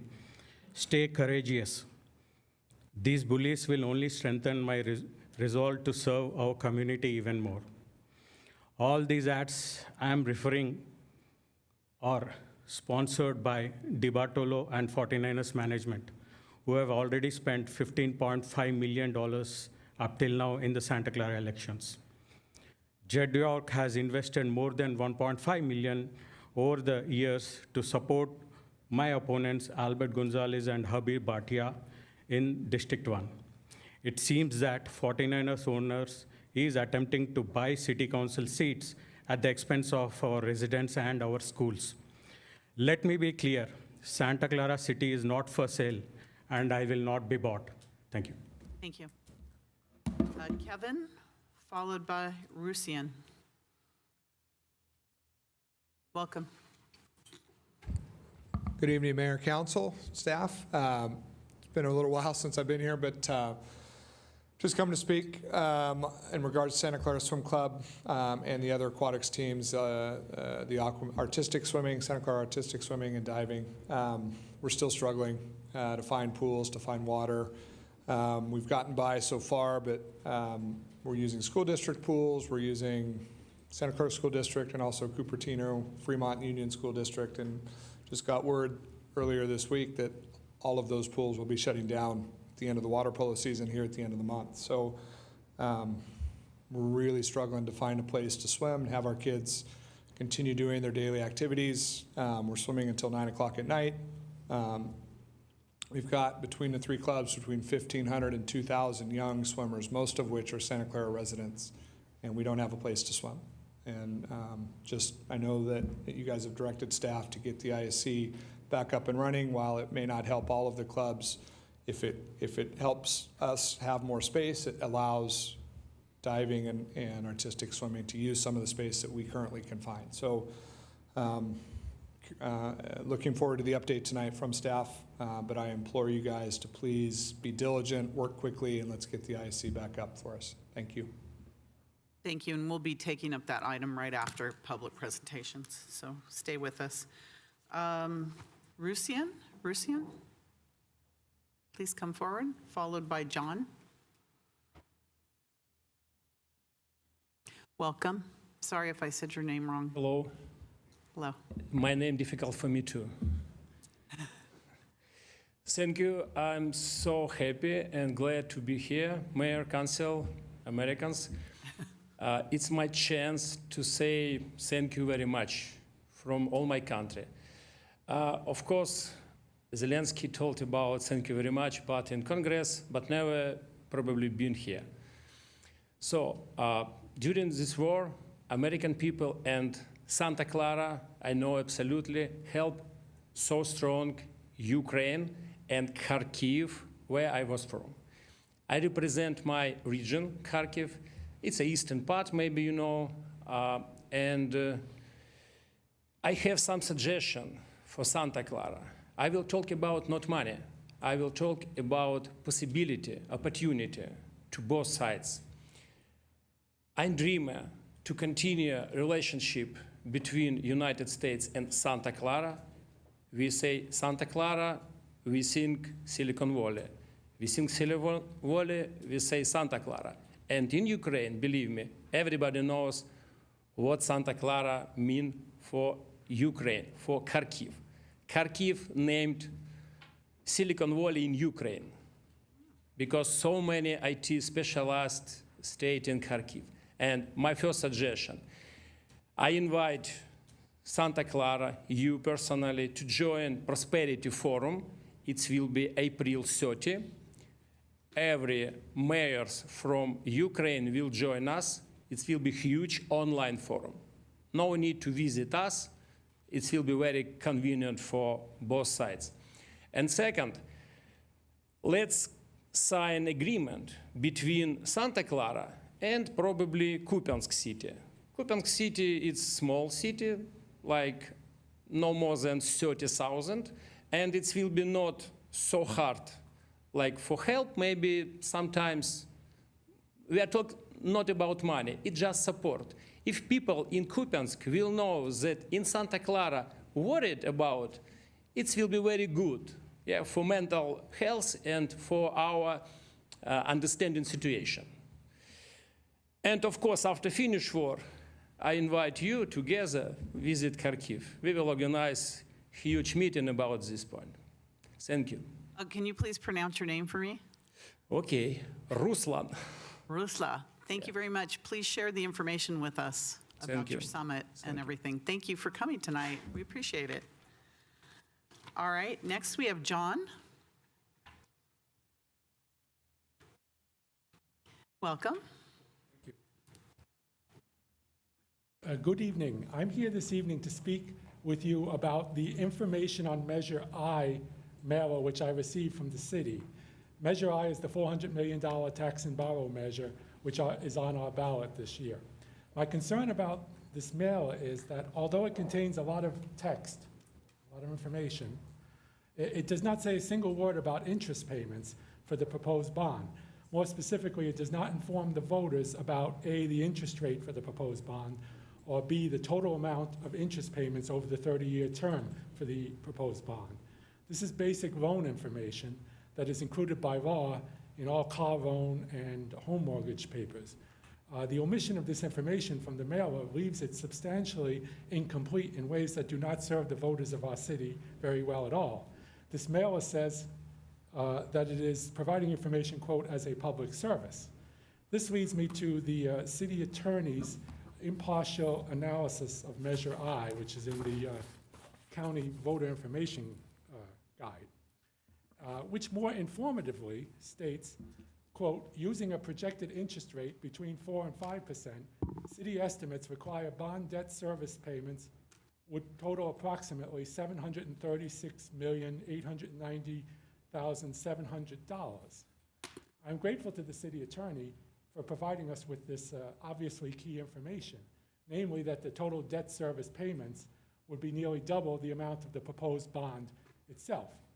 Yet the question remains, why wasn't this key information also included in this otherwise detailed mailer from our city government? This omission is important because, among other reasons, in the ballot argument against Measure I indicated an interest rate of only 3%, since I did not know of the city attorney's higher estimate of 4 or 5% when I wrote that argument. Last spring, when this measure was first being discussed by the council, I thought I heard one of the city staff briefly mention a rate of 3%. I might have been mistaken. But it would have made sense to me because such secure tax-free liquid bonds are very desirable to many investors. At any rate, this 3 to 5% spread is very important because Measure I would increase our taxes by $21.6 million each year, where a 3% interest rate would take $12 million of that tax increase each year, whereas a 5% rate would take $20 million each year, nearly all of that tax increase. So I will close tonight by asking, why was the subject of interest rates and total interest payments not included in this otherwise detailed information mailer? Thank you very much. Thank you, John. Vikas, go ahead, Vikas. Is Vikas online? Yeah, go ahead, please. Can you hear me? Yes, we can. Go ahead, please. Good evening, Madam Mayor and council members. I want to thank staff for bringing the action for replastering the ISC pools in front of you today. Thank you to them for all the work they've done so far. I urge them to continue to demonstrate urgency in getting this work finished as soon as possible. And I urge the council members to hold staff to the timeline that was originally committed, well, at least communicated, which was early January. And so if the staff and the council can hold the contractor to that timeline, that would be highly beneficial to the community. Vikas, we have this on the agenda, so this isn't a public presentation. It's our next item, actually.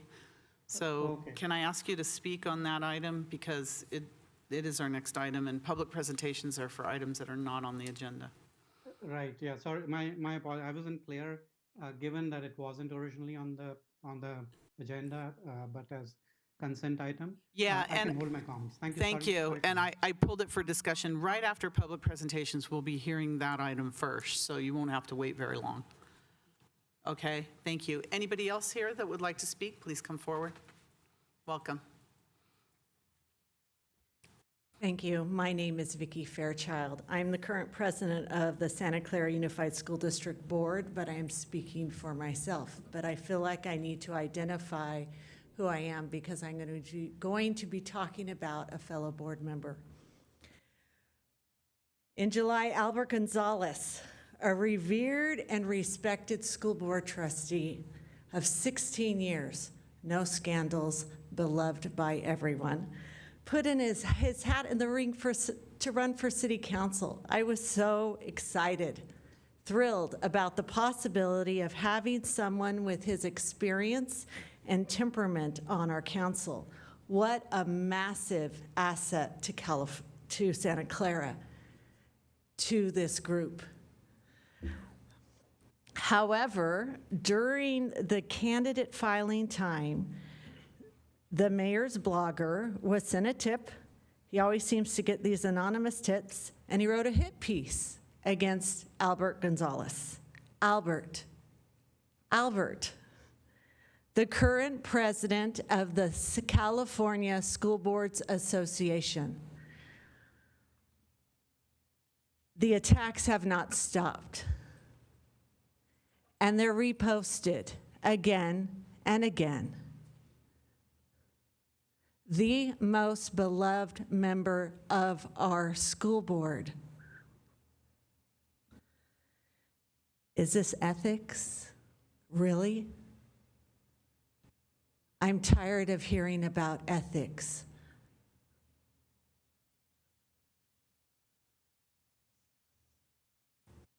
I'm tired of hearing about ethics when these lies are spread and started in July before the filing period was done.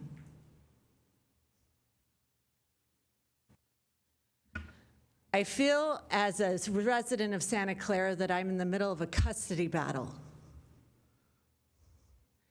And the two people fighting for custody are our mayor and Jed York. And I don't know what to do.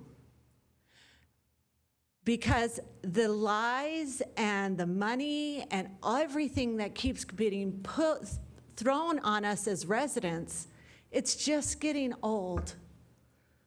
It's just getting old. So I just want you all to remember to think about Santa Clara, and maybe if you really care about our city, how about post about Measure I? Because that's what we really need. Thank you. Thank you very much. Anyone else, please come forward. We got a card, member. Sorry, I'm sorry. We have a card for Habir Bhatia. Oh, Habir. Hi, everyone.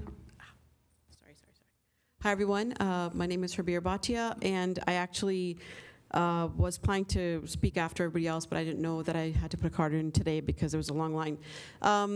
The reason I came here is because I feel that we've come to a point where Santa Clara seems to be okay promoting lies about residents and coming from our council. And I do find that very unethical. That as council members, for you to publicly, and mayor and council, together as one unit, publicly take stances and promote lies is highly unethical. And it affects our lives, actually. In 2020, you guys did that to me, and I couldn't get a job. And that's a consequence, but thankfully I'm a pretty strong person and I can get up and do it again, and I'm doing it now.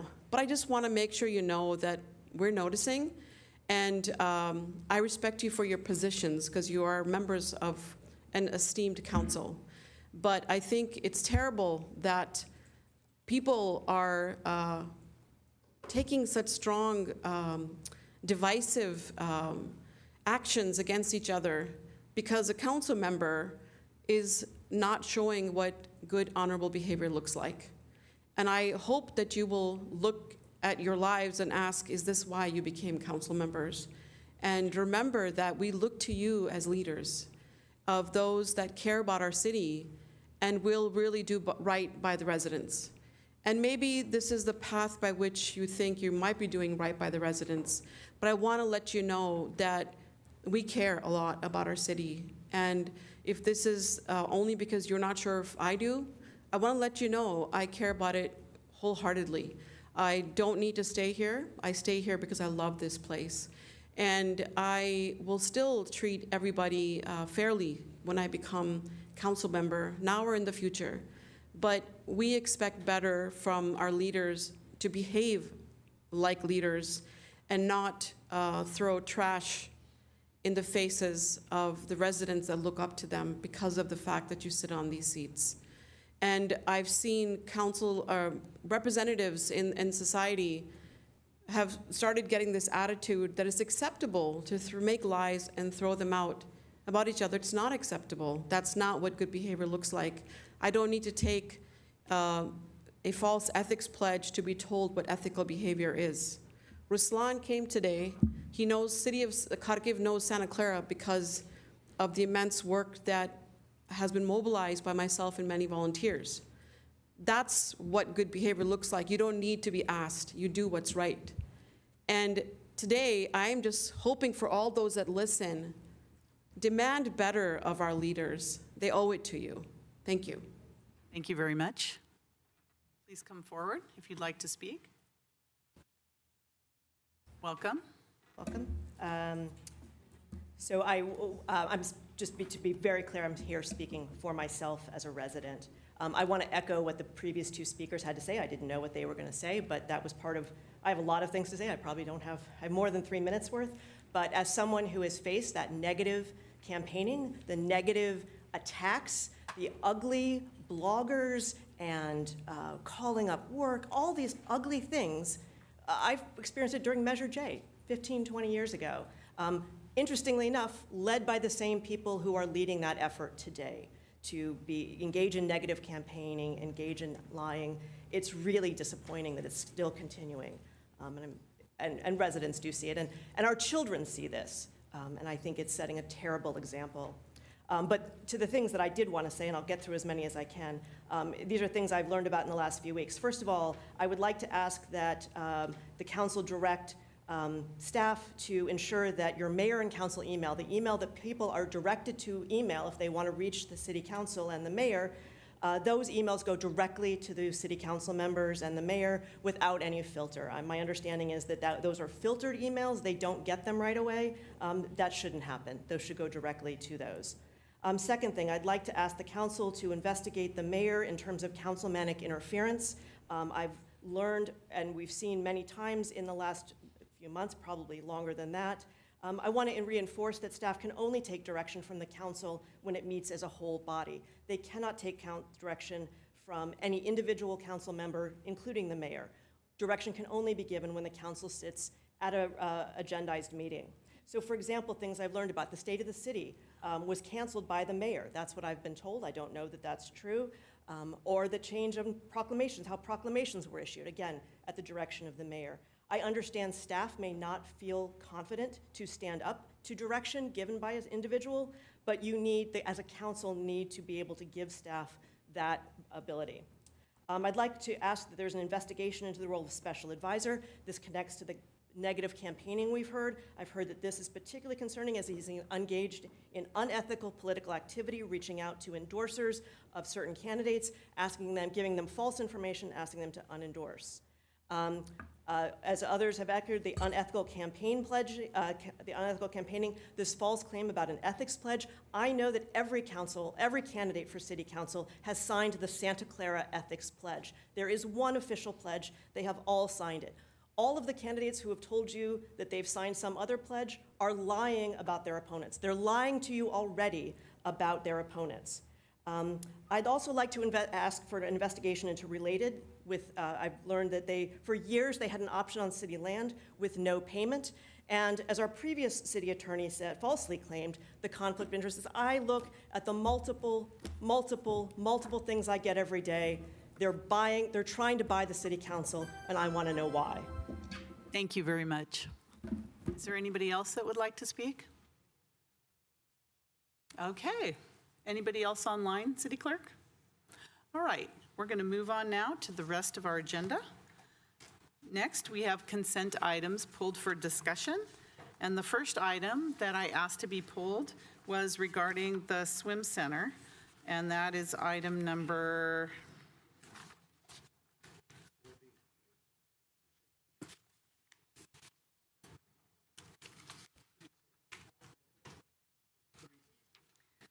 Item number 3G, is that it?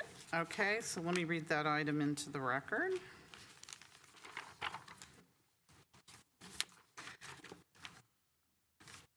All right, action on award of contract for pool replastering services at the George F. Haynes International Swim Center to Adams Pool Solutions. And City Manager asked for this to be pulled so that you could give the council and the community, especially the swim community, an update on hopefully timeline as to how we can get this done quickly.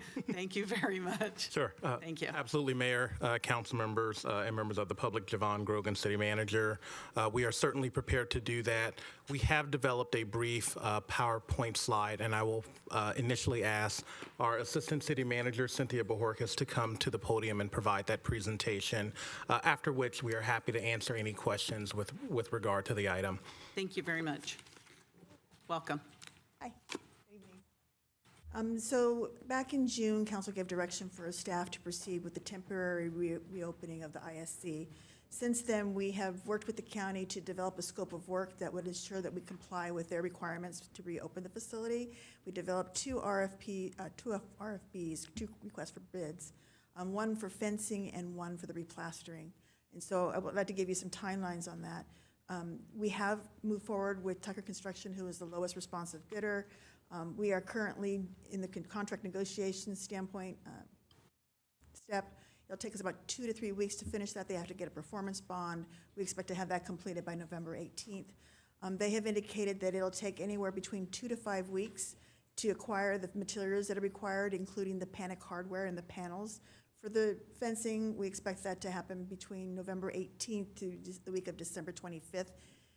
Please keep in mind that the timelines that I'm giving you really are optimistic based on there's no weather issues, there's no supply issues, there's no labor issues. So please keep that in mind, that these are tentative dates, and that the fencing would be installed the first week of January. We did talk to them about whether or not the temporary fencing could be installed before the holidays. Again, they've indicated that if the supplies come in, they are prepared to do that, but it will depend on whether or not they can get the materials. With respect to the pool replastering, we're here tonight for an award of contract to Adams Pools. Again, we've had a preliminary discussion with them that if the contract was awarded to them, what would a timeline look like for them? So tonight, again, the award of contract. Again, 2 to 3 weeks to execute the agreement and the performance bond. They did indicate that there's a significant amount of time to get the health permits, and so they are anticipating that that will not be done until the end of the calendar year. And then I've outlined some of the tasks here that will need to be required. Draining the pools are going to start on January 6th, completed by January 9th. They'll start the demo, which will include stripping and prepping the pools. They'll start that January 13th. Estimated time for completion is February 10th. That will then be the time for another health inspection for the plumbing. It's already scheduled for February 12th. We'll then move on to the replastering inspection. The masonry and the replastering inspection that will start on February 17th, completed by March 11th. We'll install the plaster starting March 17th and complete by the 28th, and then the final inspection on March 31st. So that is the timeline provided to us by the contractors. Again, this assumes all goes well and that inspections come out good and that this vendor can get the supplies needed and that the labor proceeds. And so the last timeline I wanted to share with you relates to the administrative tasks. We have assigned a management analyst to support the project management. We had an initial meeting last week to talk about that person, Carolyn McDowell, assuming those responsibilities. That individual will work with the city attorney's office to develop the waiver and a tracking system to allow for temporary use. You'll remember that we will need to have a waiver for anybody who goes on the pool site during the temporary use. We're limited to 200, an occupancy of only 200. Estimated time to do that between November and December. Negotiate the program guidelines and memorandum of understanding with the swim teams and for city program use. This will include developing the program waiver requirements, fee schedules, oversight of participants, management of lifeguards, requirements, et cetera. We anticipate that will probably take December through January, given the holidays. And then ongoing basis, we are working with the county to make sure that the program remains in compliance. Before we issued the RFBs, we did have the county review the scope of work to make sure that they were in alignment with them. We did receive from one of the vendors a request to modify one of the items, and so we did have the county review and approve that. So as of right now, we are in alignment with the county, and this is the timeline. So with that, I'd be happy to answer any questions. Thank you, System Manager Bajorquez. So I'm questioning, so the bid came in the end of August, and why is it taking so long to do all this? And the fencing, I mean, we knew about the fencing from a long time ago. It just, I was expecting the pool to be open in January. So looking at this timeline, I'm just discouraged that we're looking at now April of next year. So we've been very If clear. all goes well. Our original timeline was the first quarter of 2025. We've been very consistent about that, about being 2025. We did do the fencing, the pool plastering bid. We did that initially because that was going to take the longest. We knew we were going to have to come to contract to council with that. The fencing bid was then done after that. Well, We got my that question approved. is, the bid was due the end of August, so the bid came in So the we end of have to August. review That it. was a long time ago, so. So staff does have to review it. We have to draft the proposals, and we have to make sure that when they did the substitution on the fencing, we had to go back to the county because the vendor was proposing a different type of windscreen. If you remember, one of the issues was about the people being able to climb on the fencing. So we had to go back to the county and make sure they approved that fencing. I'm talking about the replastering, not the fencing. The fencing could have been done a long time ago, but the replastering, I thought the bid was due the end of August. But that's why we're here tonight. This is as soon as we can get it on the council agenda. The purchasing just literally finished their review and got the memo prepared for tonight. Okay. I don't know what to say. It just seems like a really long process. And I know the council pretty much unanimously, I thought, slated this as a priority. I know everyone's staring at me, I get it, okay. Council members, questions. Councilmember Chahal. Thank you, Mayor. I noticed that you mentioned the health permit for the contractor.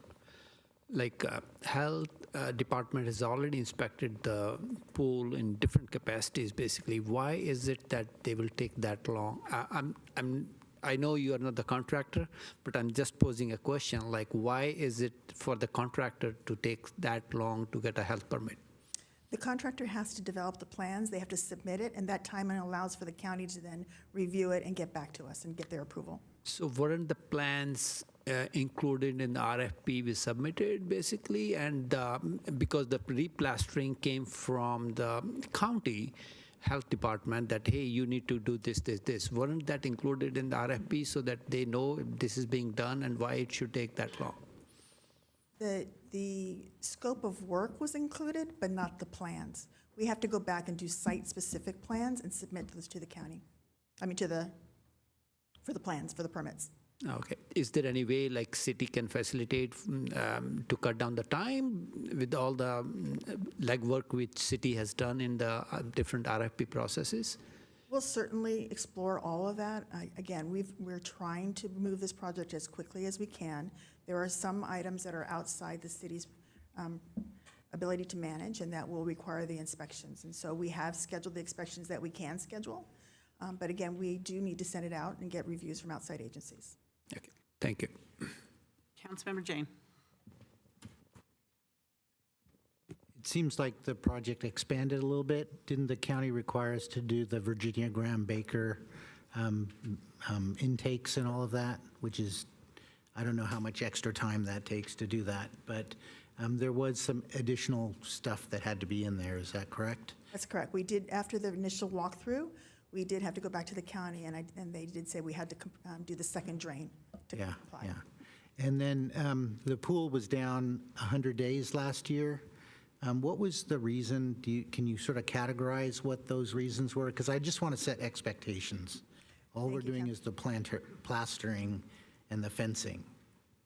Thank you, Councilmember. Yes, it is an old pool. We do have equipment issues. And so last year, we had a number of issues with the boiler going up and down, and we had other issues related to maintenance. And so that was the reasons for the maintenance and the reduction of service levels. That was like 2 years ago, so it's been closed for almost a year now. In January, will be a year that this pool has been closed. Councilmember Watanabe. Thank you, Mayor.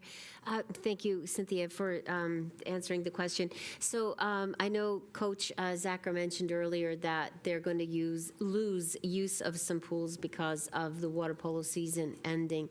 Is there anything that we can do as a city to work with them to help them, back them up in terms of, retaining the facilities that they're currently using that will close as a result of the water polo season ending? Use the city's influence to try and keep those pools open. So until we're looking at April, possibly April, that they'll have a proper place to swim. What can we do as a city to help them? So I don't know that there's anything that we can do we're not going to supplant a high school swim program, for example. We're absolutely willing to work with them to identify what time we might have available. They are already using Warburton 7 days a week, and then they are using Mary Gomez as well. And so, to the extent that there is pool time, we're happy to make phone calls or do letters of support for but it really is school programs that come first on school sites, and so it's understandable that the school would want to have their water programs, polo programs in place. Okay. Thank you. Councilmember Hardy. Thank you.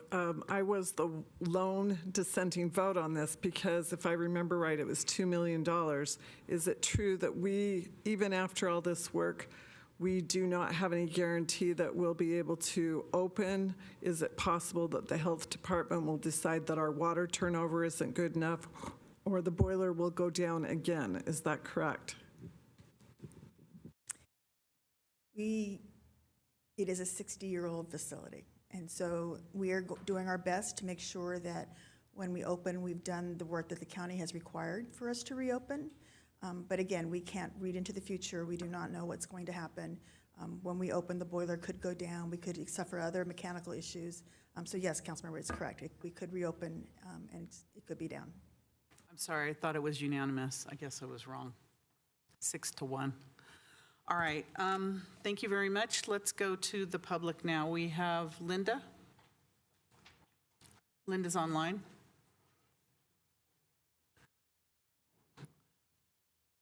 Unmute yourself. There you go. Yes, it didn't unmute.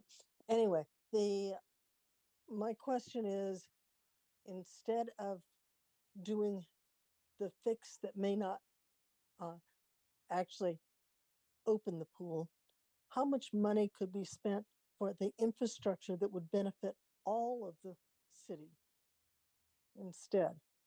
I am a swimmer. My kids were on swim team. I really think that pools are great, but I don't think that this is the way to go.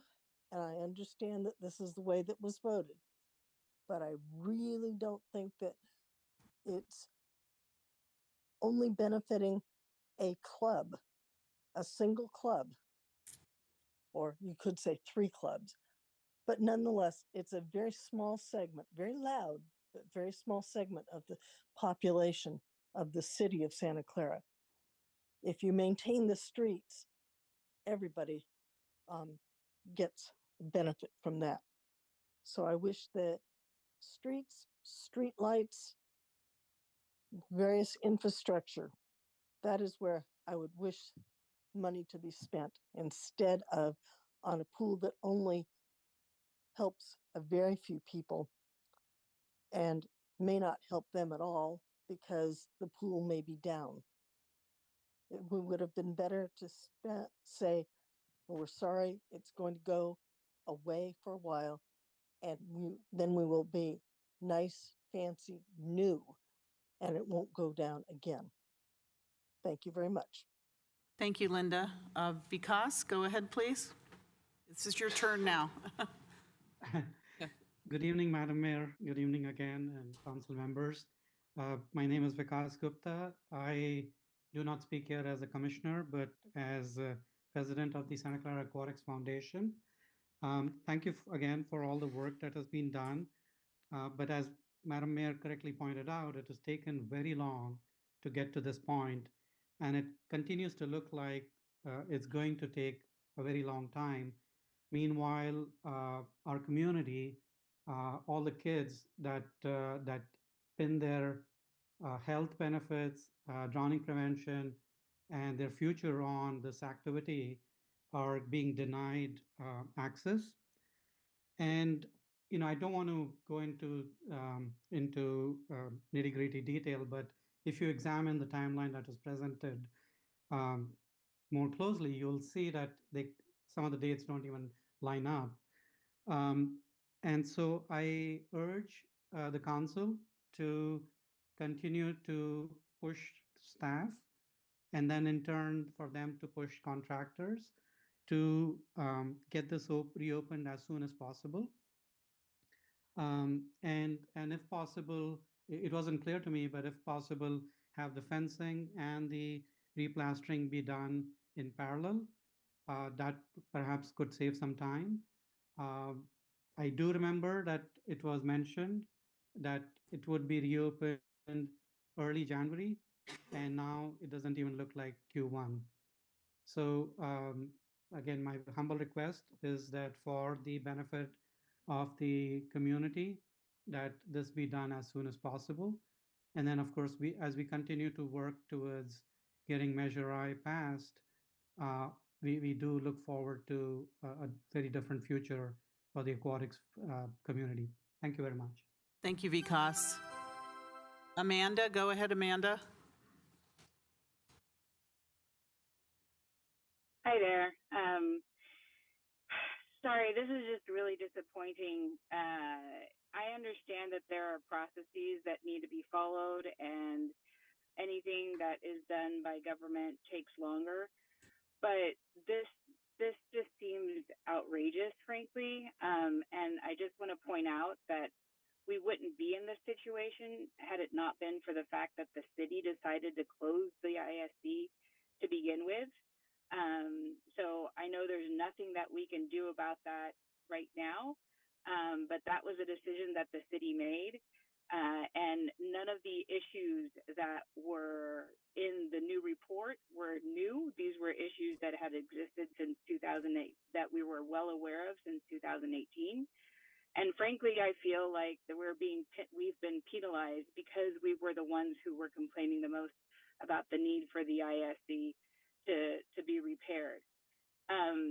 So we are seriously facing the possibility of disappearing. And the amazing thing is we continue to get new swimmers because of how well our swimmers have been performing in the water, how well our team has been doing. But there is the economic impact that it is having on our club is reaching the point where if we don't have a miracle, we might not be around for when the ISD reopens. And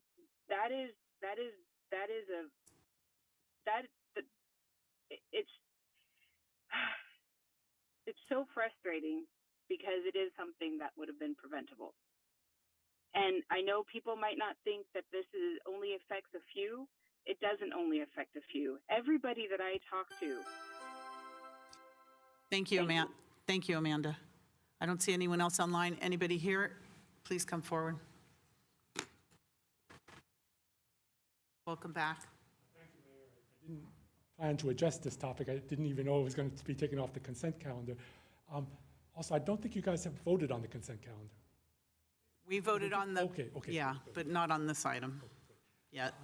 Anyway, I just have one question, one observation, and one suggestion. The question is, how long would the plastering job last, independent of everything else, as a plastering job? 10, 20 years? My second thing is an observation. I would note that the Cathedral of Notre Dame lasted 8 centuries. So, this idea that there's a 40-year or 60-year, I don't totally, buy into that. The Empire State Building is now nearly 90 years old. So I don't think that that's a bromide that applies to every particular thing. My final thing is a suggestion. I think that this particular historic major swim center would be a great candidate for corporate philanthropy or sponsorship. And I think that that might help with the financial issues and keep the swim organizations that currently exist going on into the future to get us more Olympic winners. Thank you very much. Thank you, John. Anyone else? Please come forward.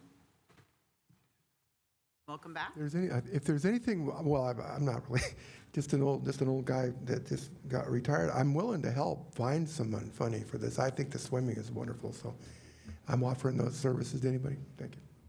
Thank you, Brian. Anyone else want to speak? All right, Vice Mayor Becker. Thank you, Mayor. And thank you, staff, for the update. It's kind of funny. When I got onto city council, before I got on city council, I used to wonder why it used to take so long to get things done. And then now on city council, when I was first elected in 2020, and now here we are in 24, there's still things that I was trying to work on in 2020 that haven't been fulfilled. It's a snail pace. It's a bunch of red tape. And in reality, the red tape punishes kids. And I think the people that are affected most by it are kids. I think adults, we can move on from it, but it's kind of a different way of looking at things. If you look at how the Golden Gate Bridge was built in 4.5 years, in the old days, and then it took 11 years to even build the replacement of the Bay Bridge span.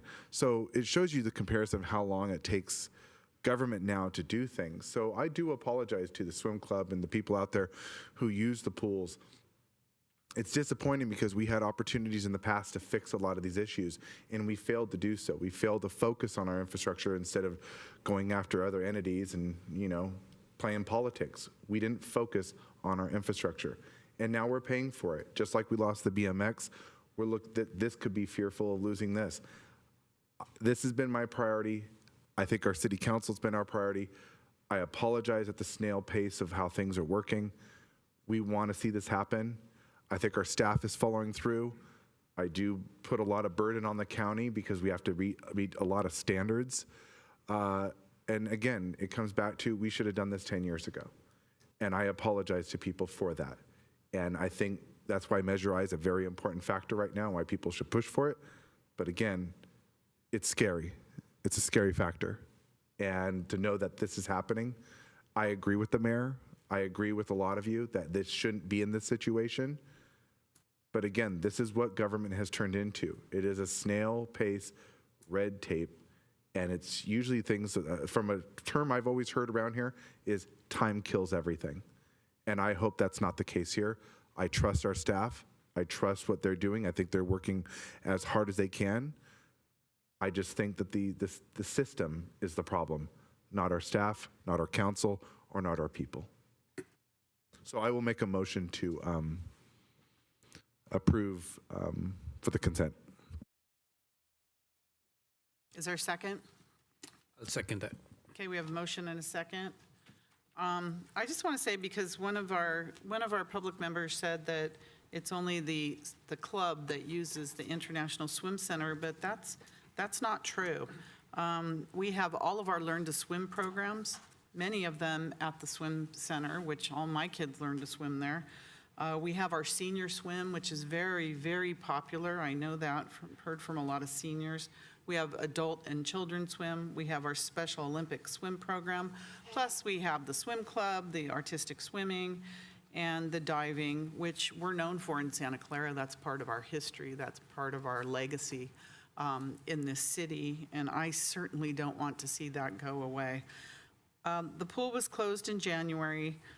We knew by February, March, we're going to have to replaster, and refence or fence and put thing on so nobody can climb over the fence. We've known that for months,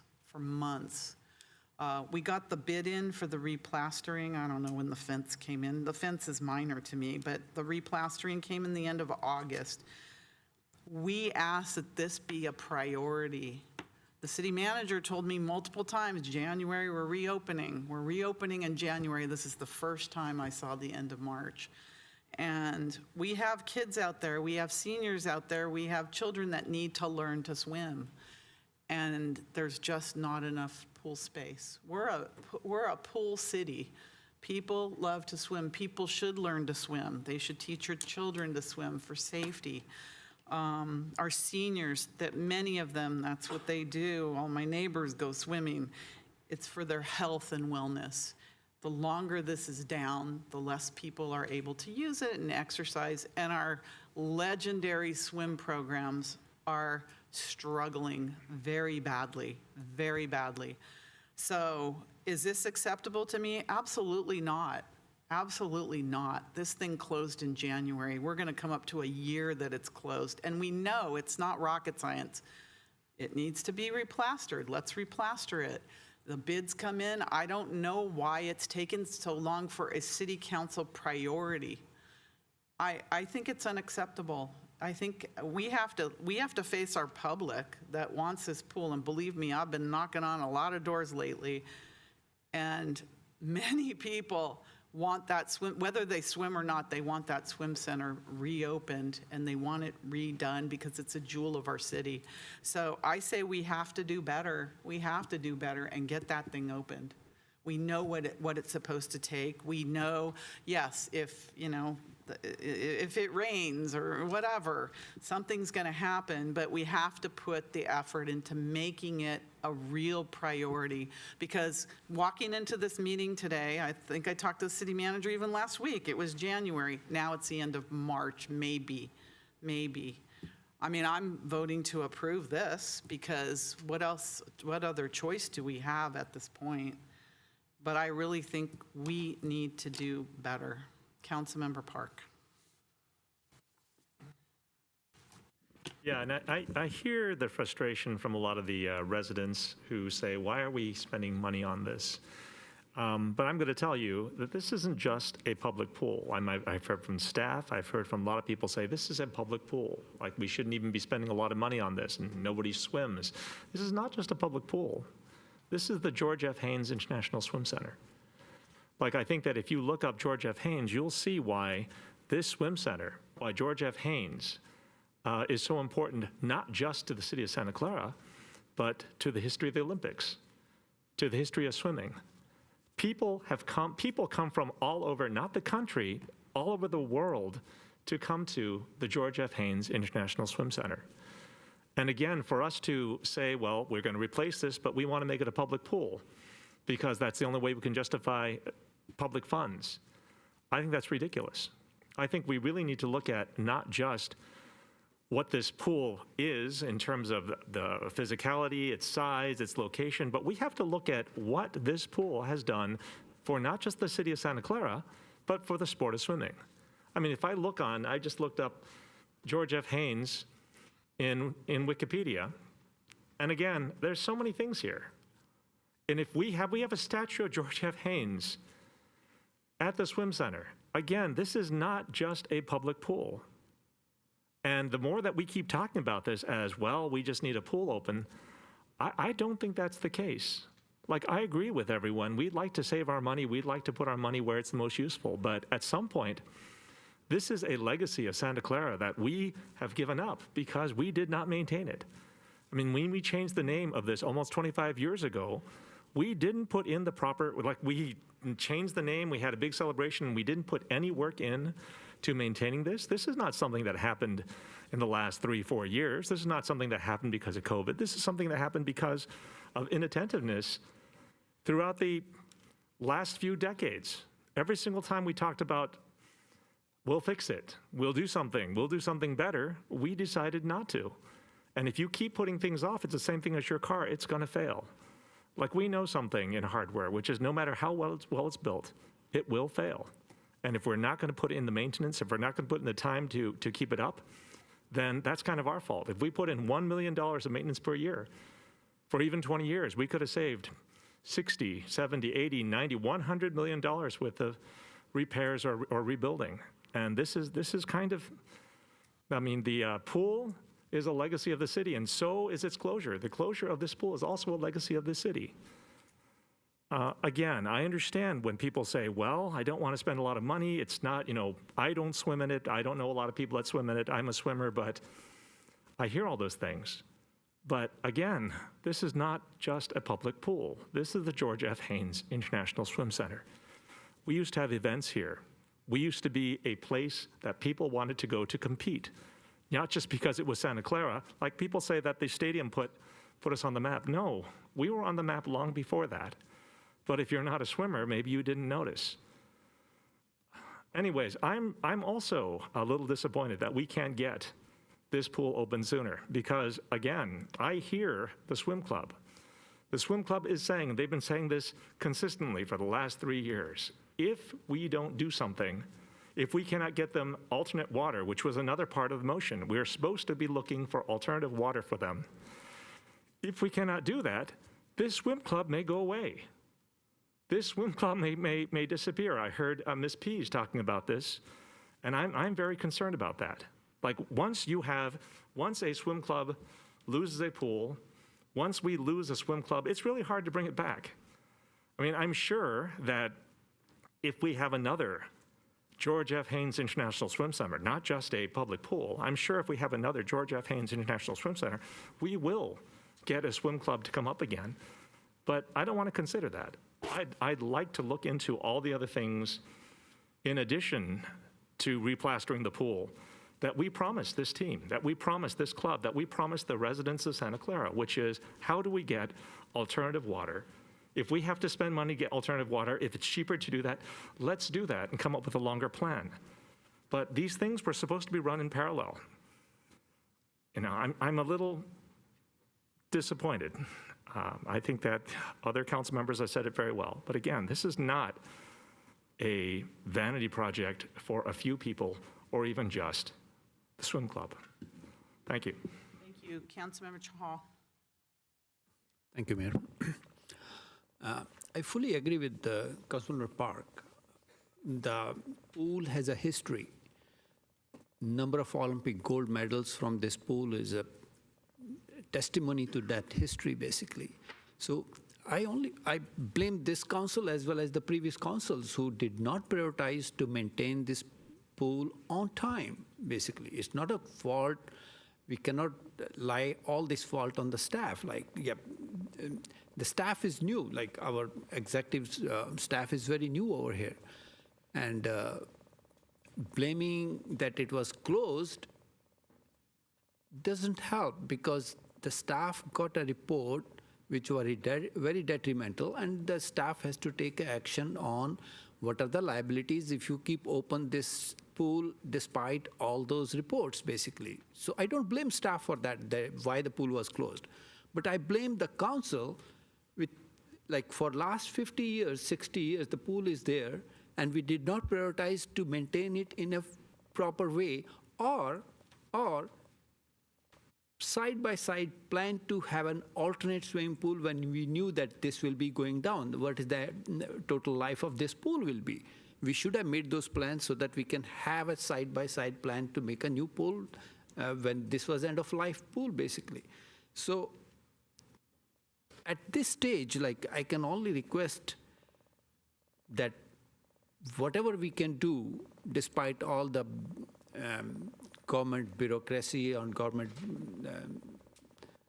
side steps, basically, let's do whatever best we can do to expedite this thing by coordinating with the county, by coordinating within the staff, by coordinating with different contractors. Let's do whatever best we can do for this thing. So there is no single person to be blamed for it, other than the policymakers on this council or probably previous councils, because this is not a problem we inherited today. It was ongoing problem which we should have looked at in the right way at the right time, basically. So I can only request the staff, please do whatever you can in the given circumstances to talk to the county, to talk to the contractors, to get this thing going ASAP, whatever we can do. And if you need council help on something, which is you come back to the council ASAP, and we will be more than happy to help you out in any other fashion, basically. Thank you. Councilmember Jane. Mayor. I'm asking for you first, and if you don't want to talk. No, I will speak. Okay, so I've been hearing people claim, oh, the pool was fine, why did we close it? When the pool was down 100 days last year, the pool was not fine, okay? And then, people are saying, oh, well, it was closed in January, why did it take so long? Don't you remember all those council meetings when we talked about MRFA pools and alternatives and alternative water? I give the staff a lot of credit. They've put a lot of work into this. And people, claiming bad intentions from the staff, I don't see any reason why the staff would be interested in delaying the opening of the pool. That doesn't make any sense to me. And then, I've been promoting Measure I everywhere I go. If we don't pass Measure I, we're not getting a pool for at least 8 years. If we pass Measure I, we might have one in 3 years. But, we'd have to go do another bond measure. It would take a lot of time. It would take 2 years to get it back on the ballot. I mean, the problem was previous councils kept kicking this can down the road, down the road. We tried to do a bond measure before. This council took it on, unanimously decided to do this bond measure, and I need the residents of Santa Clara to support this bond measure. Thank you. Thank you. City Manager. Thank you, Mayor. Thank you, Council, and members of the public.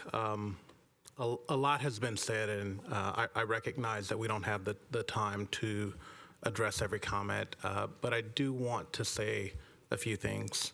One, I want the council and the public to know that this is the highest infrastructure project of the city of Santa Clara, and it has been since, frankly, when we closed the pool. I think it's also important to note that the city did not aim to close the pool. In fact, that report from a group of industry professionals were hired by the city to give us recommendations on what improvements we can make to the pool to keep it open. Staff very much understands that we are on, frankly, the world stage because of our swimming history. And swimming is beloved in this community. It's beloved by our elected officials. It's beloved by our public. And know that, yes, it was my decision to close the pool, and that decision weighed very heavily on me. Know that that decision was made because we hired professionals to tell us how to improve the pool. They came to us and said, wait, our professional license is on the line. We have to give you our professional recommendation, and you have to close this pool, and here's the litany of reasons why. I know it's hard for us to accept. The pool was unsafe. We have a 60-plus page report that listed all the reasons why the pool was unsafe. Rotting rebar that kids were stepping on as they climbed the tower, rusted out bolts for the dive tower. Everything we're talking about won't even reopen the dive tower. And I know that it's hard for parents. I know that it affected a number of kids. And frankly, when that decision was made, that first council meeting, we had people in this very chambers expressing both frustration and glee. I had some of the same parents walk up to me after the meeting and said, City manager, thank you for the courage to close the pool. We all knew that it was dangerous. We had people right at that very podium come up and say, we know that the pool was dangerous. You could cut your foot on the plaster. I had conversations with staff saying, we failed this community. When I first saw that pool, my jaw dropped with the conditions of it. We built a beloved pool in the 60s and we used it, and we didn't have the money to maintain it appropriately. But the honest answer is we didn't want to face the music and close it because we knew of the impact. Faced with the reports, faced with the reality that we were operating an unsafe facility, I absolutely made the decision to close the pool, knowing the reality. I do not regret that decision. I know that it was a hard decision that affected a number of kids. Know that this staff did work proactively once that decision was made and it was closed overnight with very little notice,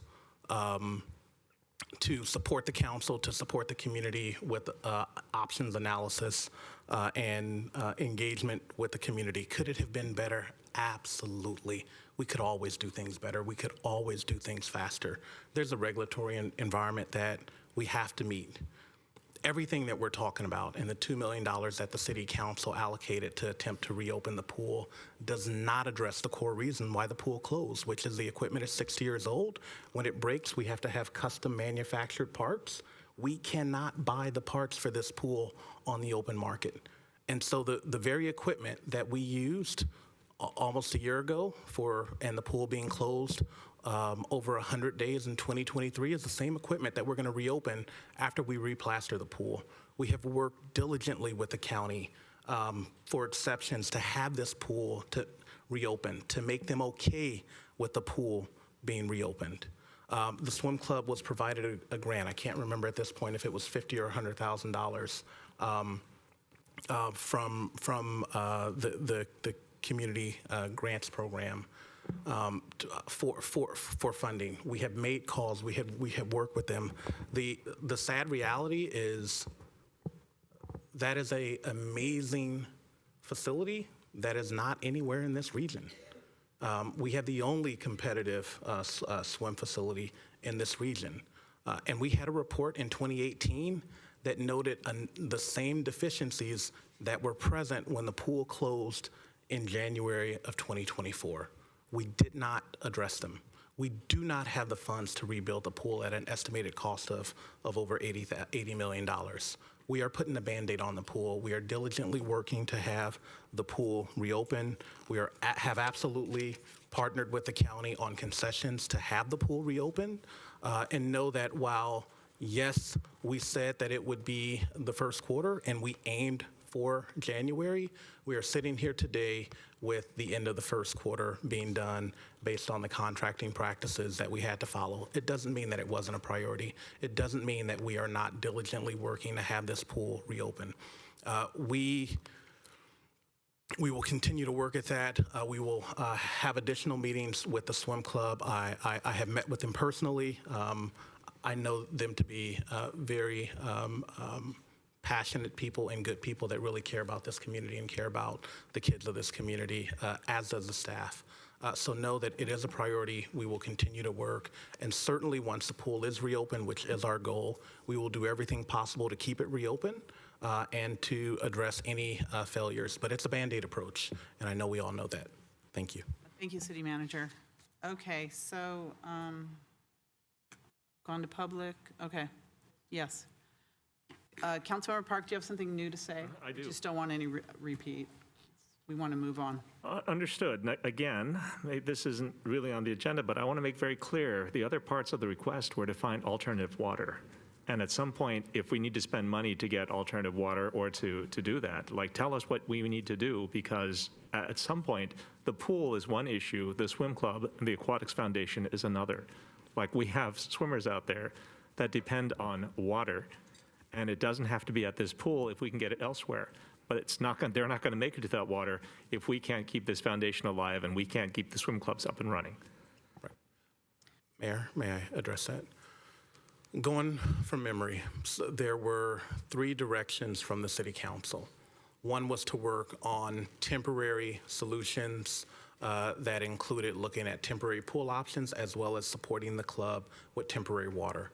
know that we have done both of those. We looked at temporary options, the Murtha Pool, and we worked to support the swim clubs to find alternative water at school sites and other locations. We were engaged in negotiations with neighboring cities to support them. The reality is there's not enough water around to fully replace the water that the swim clubs used. We also engaged in contracts with the swim club so they can use our other pools and have exclusive use of some of our other pool sites. They're not competitive swim facilities, and they don't have the type of use and water demands that we had at the ISC. So we absolutely have done that. The second option was to temporarily reopen the pool, what we're talking about tonight. The second direction. The third direction from the City Council was to look at long-term options to rebuild the pool. We engaged with a architect on that. We had a number of meetings with the swim club. We've had conversations with potential people that said, hey, I'd like to donate money, or I have an idea to support the Santa Clara and the swim club. I've talked to the coach on a number of occasions to run down those options. And we, as a part of the capital bond, talked about, and the council approved an expenditure plan that includes $40 million for the pool.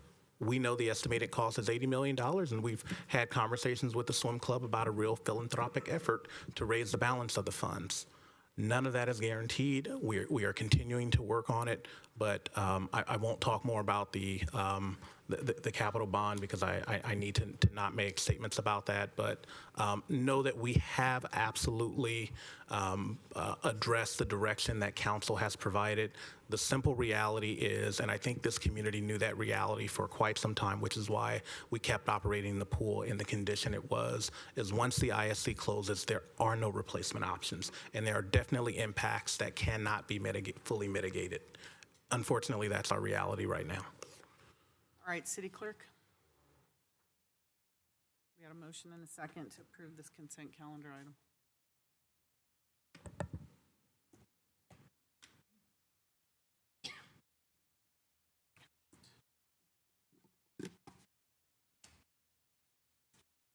Please register your vote.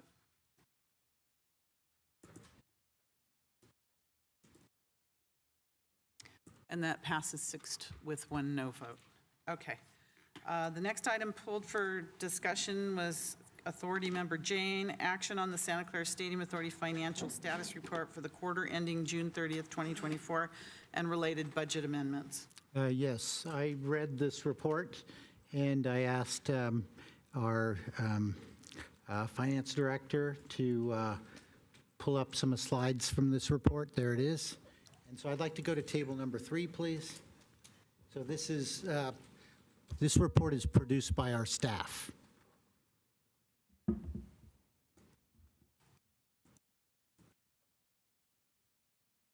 don't know if you can blow that up. Table Sure, 3. we can try and blow it up. What table?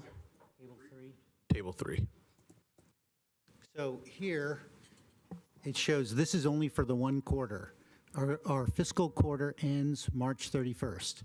So this is just the period April 1st to June 30th. We had 4 events. And the profits, you can see the revenue and the expenses. The profits from this one quarter was $2.7 million.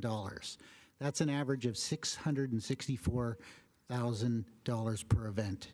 Is that correct, just for this one quarter? Yes.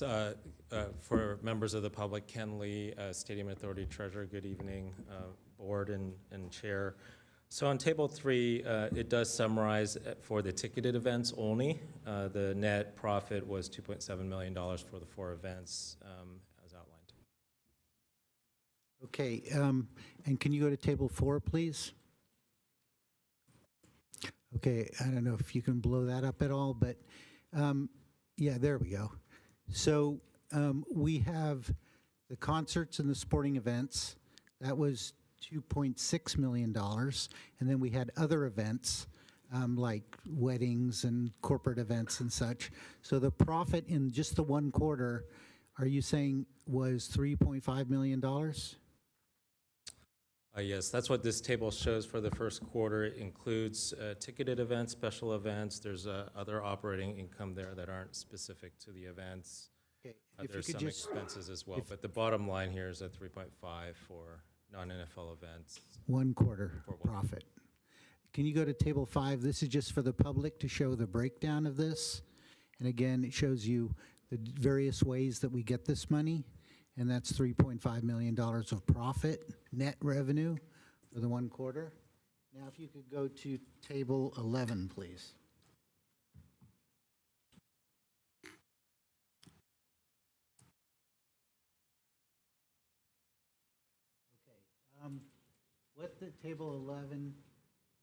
What table 11 shows here is that actually in the 1 quarter, we paid off, you can see from March 2024 to June 24, we paid off $8 million of debt in 1 quarter. Is that correct?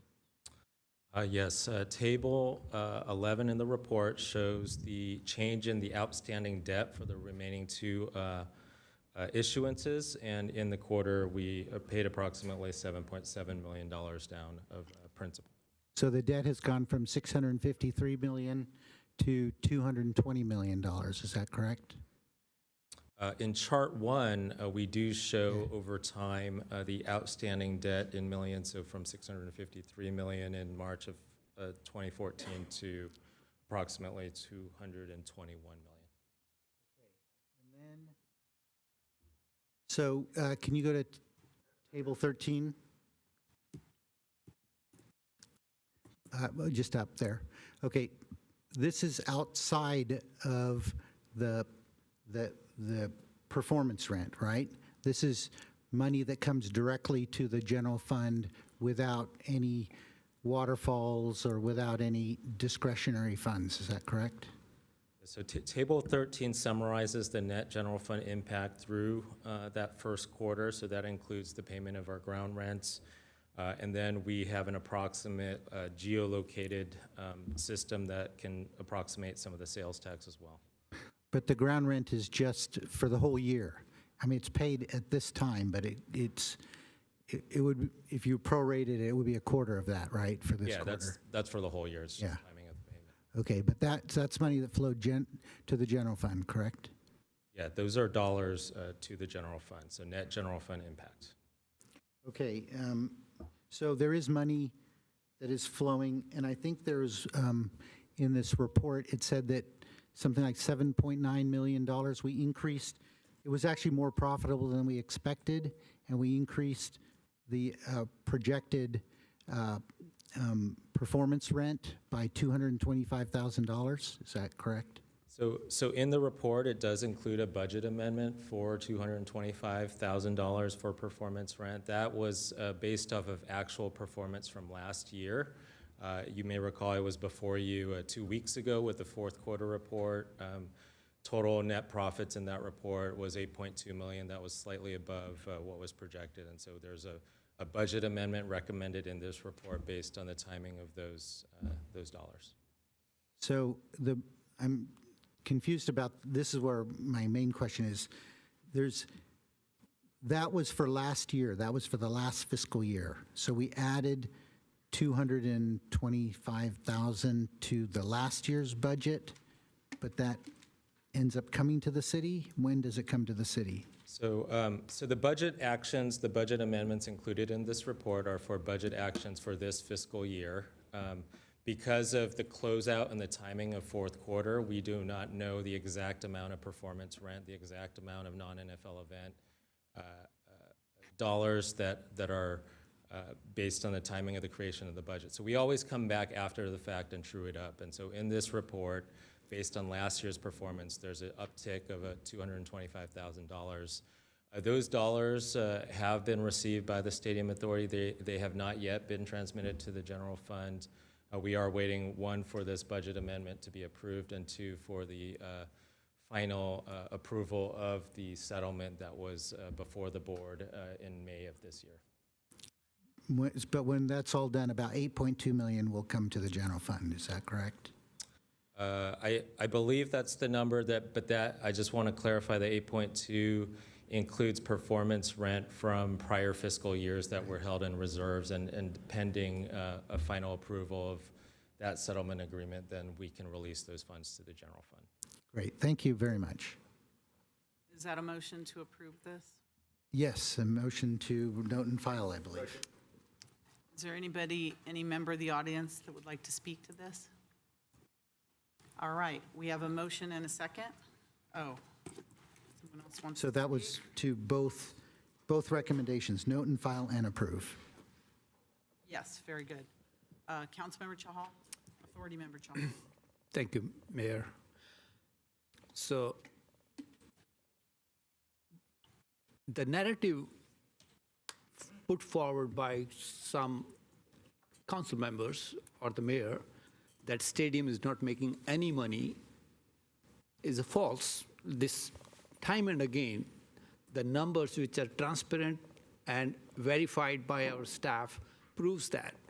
Like our debt of $653 million, current debt is $220 million. Where did that $433 million come from? They came from the stadium operations. $433 million in 10 years, we reduced the debt of the stadium, and that came from the stadium authority funds we got, basically. So the narrative that stadium is not making any money or stadium is, the only issue in the city is the stadium, you can imagine why that is. And the facts and the numbers, the financial statements clearly show, as Councilmember Jain pulled this item, I'm so glad that we are making $3.5 million in a 1 quarter. And if things would have been better, like there was not so much infighting between the two business partners, city and the stadium, I think these numbers could have gone even higher. And the narrative should change. Any entity which we are dealing with in the city of Santa Clara, whether it's a convention center, whether it's a DMO, whether it is whatever profit-making entity we are dealing with, they are our partners in the long run. And we have to be looking at the numbers what the stadium is or that entity is making, basically. So numbers don't tell anything wrong, but we can speak a lot of lies that stadium is not making any money. But here, the numbers prove other way around. We are making money, and in these 2 years, we will be getting $20 million into our general fund from the stadium. So, thank you. I'm just going to respond to that. I was going to let it go, but I can't. The Stadium Authority borrowed $950 million to have the stadium built, and so we're getting paid back by the seat licenses. It was a pretty bulletproof way to get our money paid back. So that's what was expected, and that's why that $950 million that we took on the debt is being paid back. That $8 million or $4 million or whatever was going into the general fund, that was due to the public safety settlement agreement. But we owe them $13 million that they're going to take out in future revenues. So this council settled public safety costs for football games to put a $330,000 cap on each football game for public safety when the actual cost is about $600,000 or more per game. So the public's going to eat that side of it, the difference between the $330,000 and the $600,000 for each game. And we owe them $13 million from past years. That was part of this terrible settlement agreement. So you can tout all you want that we're making all this money, but when you dig into the details, and they're facts, they're absolute facts, that we owe them $13 million plus, and they're going to take it out of our future revenues. Authority Member Park. Yeah, I agree with that, which is we're going to owe them a little bit of money. And I think that the settlement agreement also shows how we're going to get that, we're going to pay that money back. I mean, we're going to get $20 million over a year for several years. I think that your narrative that we're losing money on the settlement is absolutely unfounded. I think that if anyone looks at the numbers and doesn't just listen to what happens here on council, like if you can lie right in public in front of the audience in front of a television, imagine what other lies are being said outside of television. I mean, this is the one thing that I really resent, because I fought the stadium coming here. I did. I didn't think it was in the right place. I didn't like a lot of things about the stadium. And when the city started to sour on the 49ers, I was actually quite happy, because it was an I told you so moment. I said, I told you so. And then something strange happened. Something I never expected happened, which is I got on council. And we started to actually look at the numbers. And I realized that outside the narrative of what people were saying on council, there was a lot more to this story. And I realized that looking at the numbers and hearing everyone, I really appreciate Councilmember Jane, because he's bringing this up every single time so that we can see the numbers, we can check them again and again and again. And we do. And we verify with the Director of Finance, we verify these numbers again and again and again. And then the mayor comes to the same narrative again and again and again, which has just been disproven.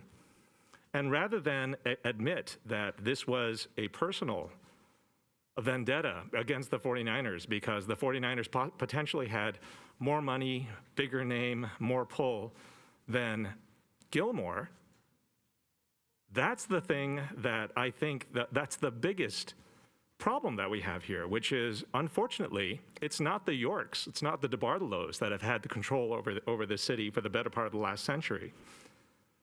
It has been the Gilmores. I mean, we look into every single thing.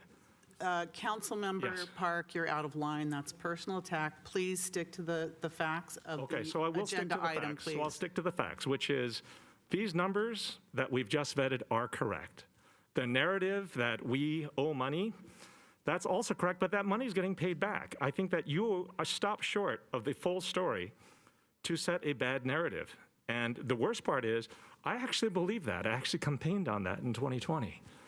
But in 2024, I'm going to say, yes, we did have a lot of bad deals, and we can see from these reports that that's turning around.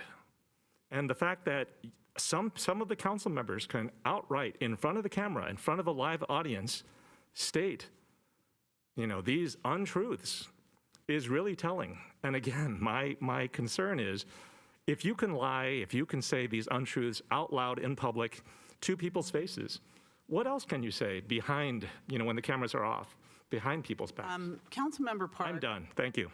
You are done. Councilmember Chahal.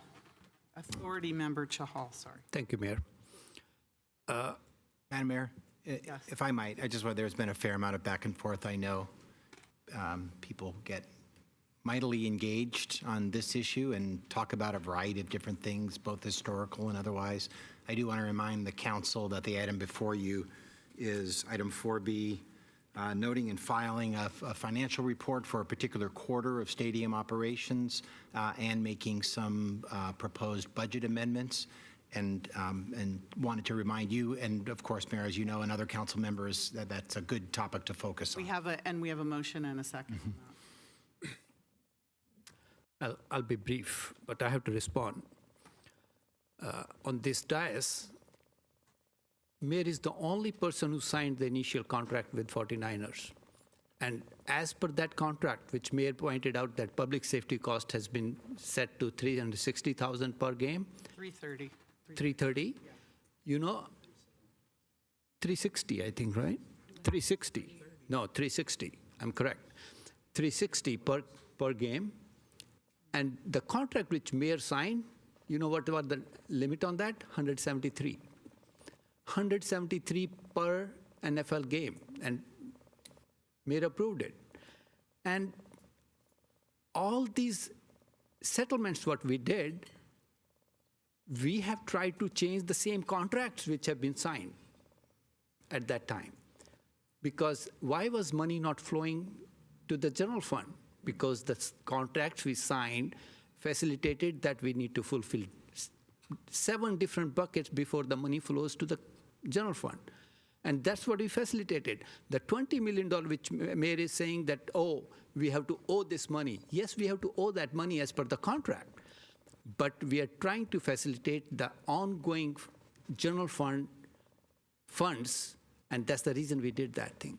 And I'm glad this council did that, and I'm happy that more money is flying to the general fund. There's no politics in this thing, only politics, only reason is that we want ongoing money to flow to this city, basically. You know, if we would not have settled this thing, $70 million would have gone to the demolition fund, irrespective. We would not have been able to control that last bucket of filling up $70 million demolition fund. Now we have slowed it down because we have so many years to fill that bucket. And that saving, that money which was to flow to demolition fund is coming to our general fund basically now. So just putting that narrative, oh, this is a loan from them, we have to pay this thing back, or this thing, these are real money which is flowing to the general fund. And that's our goal, to make sure the profit from the stadium comes to general fund as much as it is possible. Thank you. Thank you. Vice Mayor Becker. Thank you, Mayor. I want to thank Councilmember Jane for pulling this item and, you know, doing his due diligence. His fiduciary duty sleuth. He sits there and he presents it to everybody. He's been doing this for 4 years. We have heard these numbers over and over again. It is in plain black and white right in front of us. And it's sad because when I'm talking to people in our neighborhoods and they're asking me questions about this 49ers and why aren't they paying their bills? That's the number one thing I hear is they aren't paying their bills. And yet here we have, if this evidence could be delivered to every single resident in this city to deter those false narratives, you know, it's sad and inconvenient that people on this dais continually spread this false information that we are not making money on the stadium, that the stadium is a problem. It's heartbreaking because it not only damages our city, but it damages their reputation and our reputation. And we want to see Santa Clara succeed. But when we have individuals on the dais basically saying something like, you know, what George Orwell would have said is the party told you to reject the evidence of your eyes and ears. It was their final, most essential command. This is what individuals on this council are telling you to do. Ignore what is in the documents. Ignore what the stadium is making. And I think that's inconvenient. But I appreciate Councilmember Jane for pulling this item because people have to know what the stadium, what money is being spent, where the money's going, and how transparent it is. And I appreciate Councilmember Jane for doing this over and over again for the last 4 years because it seems like the broken record isn't corrected specifically when Councilmember Jane calls us out on a regular basis. So I thank Councilmember Jane, and I thank our staff and Ken for verifying these numbers and making sure that the people know what is actually happening in their city with the stadium. And if every person, as I said, if every person in the city could have a copy of that information, that narrative would disappear very quickly. Thank you. Thank you. Authority Member Watanabe. Thank you, Mayor. There's a lot that I'd like to say, but you know what? I'm just going to call for the question and get this done with. Thank you. So, City Clerk.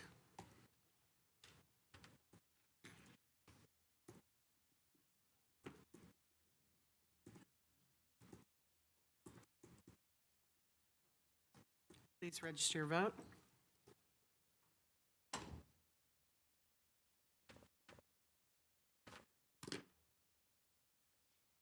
And that passes 6-1. Okay, next we have our first public hearing business item, item number 5, action on resolutions accepting the Walsh-Martin Avenue Bikeway Planning Study, selecting a preferred design concept and, as appropriate, taking related actions regarding parking and curb modifications. City Manager. Oh, he's not here. Director Liu, hello. Great. Thank you, Mayor and Council. I want to introduce myself to the members of the public and those online. Michael Liu, Assistant Director of Public Works. So it's a pleasure to be here. What you have in front of you tonight is the first of 2 bike studies to be discussed with the council. This item in particular is item 5. It is potential action on the Walsh-Martin Avenue Bikeway Planning Study. As I was here a couple weeks ago in relation to another bike study in Monroe. So this is one of four. This is the second of four that are going to be presented to the council in the coming weeks. So with me tonight, I do want to recognize the city staff that are here. So we do have Steve Chan, our transportation manager, to my right, and of course our director of public works, Craig, is here as well. And then online we should have our transportation consultant. Her name's Ruta Jariwala with TJKM Transportation Planning, and then they helped us significantly leading this effort with the public. So I'm going to grab this here. Okay, so here's our agenda, and I'll quickly walk you through this. So I'm going to provide an overall update, discuss the goals of the project, the schedule we've been on. We'll cover outreach efforts in terms of dealing with the public and getting the information out there to stakeholders. We'll then touch on existing parking and traffic data.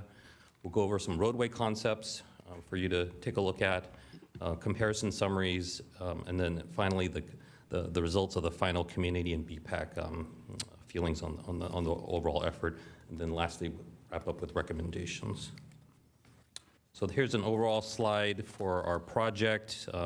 Just a quick reminder, this is a planning level document only. So it is funded by the 2016 Measure B from the VTA, so we thank them for the funding. This is a priority within our bike plan to study the installation of enhanced bike facilities on Walsh and Martin Avenues. And as we go through the slides, you'll see the maps and kind of get more oriented with what we're looking to accomplish here. One of the big goals was robust community outreach, getting the word out. So we have a slide on that. We have the roadway concepts, and then of course the transportation analysis. As you can see from the graphic, which is our schedule, we started in early January 23, and then we're here wrapping up in the fall of 24. Okay, so this slide covers our project goals. And I did want to talk a little bit about this because one of the goals of the bike plan is to basically increase biking as a mode of transportation. In doing so, it was pretty evident through the effort to develop the bike plan that there are members of the public and stakeholders that would like to bike more, but they're just not comfortable. So along this corridor, the bike plan does call for a Class 4 protected and buffered bikeway. Once again, that's Walsh and Martin Avenue, with the goal being to create safe streets for all and provide convenient, comfortable, and connected transportation choices. And of course, robust community outreach, as I mentioned earlier, is very important. Okay, so here's a slide on outreach efforts. Similar to our other bike studies, we decided to do postcards to property owners. We have our website. City Hall News was a very popular way of getting information out, emails, Inside Santa Clara, social media. If anybody wanted to hear about our bike study, we were more than happy to present to them. We had street project signs with a QR code. We had 5 community workshops, 3 online surveys for the various stages of the study, 5 pop-up events, which we found very popular. You basically bring the information to people where they frequent versus trying to get them to come to a community meeting. It's a little easier for them to just kind of be there and respond. 4 BPAC meetings, very active discussion with our BPAC, and then of course presentations at the Youth, Senior Advisory, and Parks and Recs Commissions. So here's the project overview. So let me orient you with this slide. This is the Walsh and Martin Avenue corridors. Starting on the left of the map, you can see that we start on Bowers at Walsh, and then we kind of go down that curve. It's an 80-foot cross-section there, and then it eventually transitioned into a narrower cross-section of 64 feet, and that basically takes us pretty much through to the San Tomas Expressway. It does widen a little bit at the expressway, and then it narrows back down to 64 feet as we head into that little section of Walsh there in the purple that is between Martin and Lafayette. And then we jump south to Martin, which is once again another section of roadway that we're looking to study. These 2 corridors felt right to bring them together at the same time with pretty much the same population, and that's Martin Avenue from Lafayette to De La Cruz. So just in quick summary, Walsh Avenue, from Bowers Avenue to Lafayette, then Martin Avenue from Lafayette Street to De La Cruz. Couple pieces of information. So Walsh is about 1.7 miles. It's an east-west corridor. It's 4 lanes today. The speed limit is 35 miles an hour. and we don't have continuous bike facilities on that corridor. We do have some, which you'll see in a few slides. And then it also does have the VTA's ACE yellow shuttle service that does go through that corridor. It is predominantly office buildings, industrial parks such as NVIDIA. You can see that on the map there, and then quite a lot of surface parking lots. This will become more evident as I move through the presentation, but just a quick reminder, Walsh has 2 cross sections, 80 foot and 64. So those numbers will come into play later. Martin Avenue is a shorter segment, it's only half a mile, but it's very similar roadway configurations, 4 lanes, no bike facilities. That section does have on-street parking, and then there is also a railroad crossing that is pretty much where that 5 is on the map. Once again, predominantly industrial parks and surface parking lots and commercial buildings, so a bit smaller lots. Okay, so here at the next slide, I'll jump into collision data. So this is collision data for both corridors from 2017 through 2022. So for Walsh, we had 52 collisions, with 1 collision involving a bicyclist and 1 involving a pedestrian. Martin Avenue, 23 collisions, and no collisions involve bicycle or pedestrian. And there are various information related to the collisions, but we wanted to focus on the bike and ped aspects of those for this slide. No fatalities or severe injuries on either street. Okay, we're going to move along here. This is a map of existing level of service. So if you recall from previous discussions with the council, level of service is our city's traffic operational metric that helps us measure congestion. So, you know, to orient you with this map, and I believe you have seen this before, you know, we basically show the study corridor, the various intersections that we studied. So we studied 23 intersections, all the little circles on the map. Green means that it meets our current standards, and then orange, or more like red, means it's substandard. It's below a level that, you know, we would rather not have. So currently in the morning, we have 21 that meet the standard and 2 are substandard. And then in the evening, we have 20 that meet the standard and 3 that are substandard. You can kind of see they do tend to be, like there's one on Bowers, Northwestern, as well as at Scott and Monroe. Okay. So here's corridor parking data. So as a part of the study, we did look, and you'll see that in the upcoming slides, we did look at options to, you know, how do we build enhanced bike facilities on these corridors? There wasn't enough space, so something had to you know, be given up to some degree. So it's either parking or lane widths, as well as potentially a lane itself. So you'll see those options in the upcoming slides. Here's parking data, just for information. So as you can see here, Walsh Avenue, you know, the parking availability, it varies a bit, but overall it's about 63%. Martin Avenue is about 76%, and we do have some side street capacity at roughly 81%. And parking data was collected, you know, during the spring and various times of the day, and up to 500 feet on both sides of each street. Okay, so I'm going to now focus on the 80-foot cross-section. So this is Bowers, this is Walsh Avenue from Bowers, just about 400 feet east of the intersection. It's a very small section. It's 80 foot wide. We only have 2 roadway concepts because it's very straightforward. We don't have any issues because there's adequate space to actually install a protected and buffered bikeway, and that is the option that you see there. So there's existing conditions, no build, which I'll show you in the next slide with the cross-section, and then the one roadway concept, which is the 4 lanes protected / buffered bikeway, center turn lane, maintain no parking. Okay, so this is the existing cross-section for Walsh Avenue. It's the 8-foot wide section. You can see from the cross-section, we have 4 lanes of traffic. There is a turn lane in the middle, a very narrow median island kind of separating the roadway, and then 7-foot bike lanes on both sides. There's no parking along this section. I wish all roads were as simple as that, but they're not. So this is, okay, sorry, I moved a little too quick here. Okay, so it just showed you the slide, so let me go to this slide. This is our proposal for the 80-foot section, 4 lanes, and we basically would put in a protected buffered bike lane. So what that is the bike lane remains in its same place, it gets widened a little bit, and then we have the space for pretty healthy buffers on both sides, 5 foot on one side, 3 foot on the other, and then we are able to narrow the lanes as well. That provides additional space. And then we also, we keep it no parking.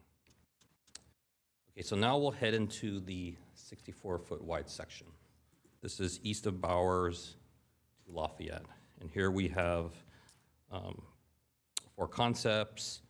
We have an existing conditions option and then 3 potential roadway concepts.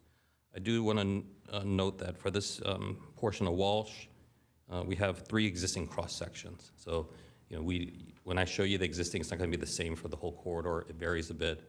And so I'll walk you through that in the upcoming slides. And let me just jump right into those. Okay, so this is existing conditions, 64-foot wide. And what you can see we have here is bike lanes that exist today, 6 foot wide on either side, 4 lanes of traffic, a center turn lane, and there's no parking on either side. This is basically from pretty close to where Bowers is to the Santa Masakino Creek Bridge. And you can, what we tried to do on the bottom is put a little key map so you can kind of see where we are relative to the corridor. It became more important for this particular corridor just because there's some variation as you go from west to east. But you can see, and that's that red dashed box on the bottom. Okay, so this is existing for this portion. And as we move to the right now, or to the east, this is where the bridge is. At this particular location, we actually have an existing share the road situation. So what you can see on the cross section is a 13-foot wide outer lane with a bicyclist next to the moving vehicle, a through lane next to that, a left turn pocket, 2-foot median, and then pretty much a mirror image on the outside, on the opposite side of the street, minus the left turn pocket. And then this is a section that is pretty much from, you know, when you cross the expressway, what you'll see here is a 64-foot curb to curb. On this section is very different. You have parking on both sides, but you still have 4 lanes of traffic, and there is no center turn lane. So there is variation along the corridor, and one of our goals is to bring some consistency. So that way we don't have different situations along the same corridor. Okay, so here's our first option. This one is titled 4 lanes protected/buffered bike lanes, remove parking. Okay, so this is for the whole corridor, right? I just wanted to mention that. And what this would do is it would keep 4 lanes of traffic and we would narrow lanes, of course. We would install a protected and buffered bike lane on both sides of the street, which is basically a 7-foot bike lane and a 3-foot buffer. Ideally, when we do get into design on an option that does include the protection, you know, we will look at options, but we're going to, in terms of the bollard, but you know, that would be something that we would do. And once again, that was clear from the community outreach from this study and previous studies that there's certain corridors that people just don't feel comfortable biking unless there's some form of protection. People really prefer the hard concrete, pretty pricey infrastructure. This is more affordable, can be done quicker, and you know, it's kind of you almost pilot and test it in order to make sure that it works and it functions properly. Yeah, so as I mentioned earlier, we do add the protected bike lane on both sides, but in order to accomplish this, we would remove the center turn lane for one portion of the roadway, and then remove parking on both sides of the other section. Here's our next option. This is 4 lanes, protected and parking protected bike lanes, remove parking on one side. So I'll spend a little time here because we have 2 graphics on the screen. But really what this is it is keeping 4 lanes of traffic, and it's narrowing lanes. It is installing a protected and buffered bike lane on one side of the street, which is on the left side of the graphic. You can kind of see the bicyclist next to the curb. And then on the other side of the street, it's installing parking protected. This is a situation where, you know, if we wanted to keep parking on one side, and we've seen this in previous presentations, this would be our proposal in terms of how to accomplish that. Once again, you keep 4 lanes of traffic, protected and buffered on one side, and then parking protected on the other. And then for those that are online and not familiar with parking protected, that's basically where you shift the parking towards the center of the street, and then the parking itself, you know, when the vehicle's parked, acts as a protection for the bicyclist. To do this, we would need to do the same things that we were talking about earlier in terms of the center turn lane removal, and then remove parking on one side. What we did want to mention is there's an additional graphic on the bottom that staff put together because we know that there has been some concern from members of the public, as well as our BPAC and some on this council in terms of how will parking protected actually work since we don't have that in our city today. Right? There's a lot of mixed review on it from the outside. I mean, there's people that love it, people that don't love it, right? And really, it is another tool in the toolbox in order to maintain parking as well as provide protection. The alternative, if you wanted to keep parking and still install a bike lane, we could go with a buffered bike lane, which is your more traditional situation. We just talked about that relative to the Monroe study that came before council a couple of weeks ago. But this does not accomplish the goal in the bike plan for protection. So we do know that some folks don't feel comfortable with just paying on the road in terms of providing them enough comfort for them to actually get out of their car and get on a bicycle. But we did want to offer that option for the council as a part of this presentation. Okay, and then the last option is 2 lanes, parking protected bike lanes, and a center turn lane. So this option removes a traffic lane in each direction with the resulting 2 lanes of traffic, adds a center turn lane, narrows lanes, of course, and then adds parking protected bike lanes on both sides of the street. Once again, if the parking protected is not an option that we're comfortable with as a city in the long term, we're just, right now, there is always the potential to put in a buffered bike lane. We have that currently on Prune Ridge Avenue in the city. Granted, Prune Ridge is a different type of street. It's a residential street for the most part. This is more, you can see the truck in the graphic. This is more commercial business, and a lot of folks are trying to get to the expressways. Okay, so here's a comparison summary for the 64-foot wide section. And this graph is important because what it does is it lays out the concepts on the left. You can see existing conditions, no build on the left, 4 lanes with protected buffered bikeways on both sides, removing parking, the 4 lanes with the protected buffered and the parking protected, and then the 2 lanes with parking protected on both sides, center turn lane. And then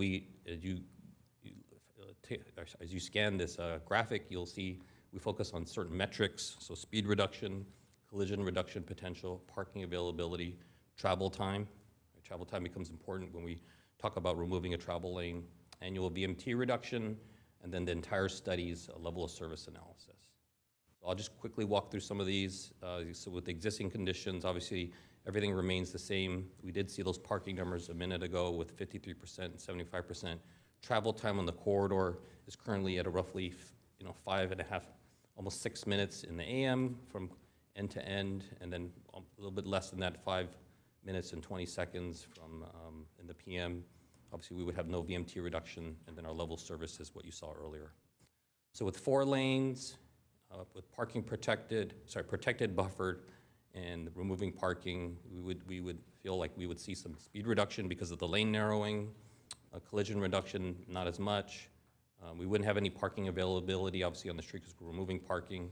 But what's important to note is there is available parking on some side streets, but there are quite a lot of businesses with parking lots that appear to have a lot of vacancy, right? And I was reminded by one of the staff earlier today that they had driven out there several times. One time during the normal course of business, and then one time just going back again and seeing some construction on the roadway, and then there's no parking on the roadway, and then the parking lot seemed a little fuller. So there may be the convenience factor that comes into play where you just park on the street, you get in your car, drive off, versus having to back up, go through, kind of deal with everybody else trying to get out of the parking lot at the same time. So I just wanted to mention that. The next item is the 4 lanes with parking protected, buffered, and parking protected on one side. This is where we keep parking, as mentioned earlier.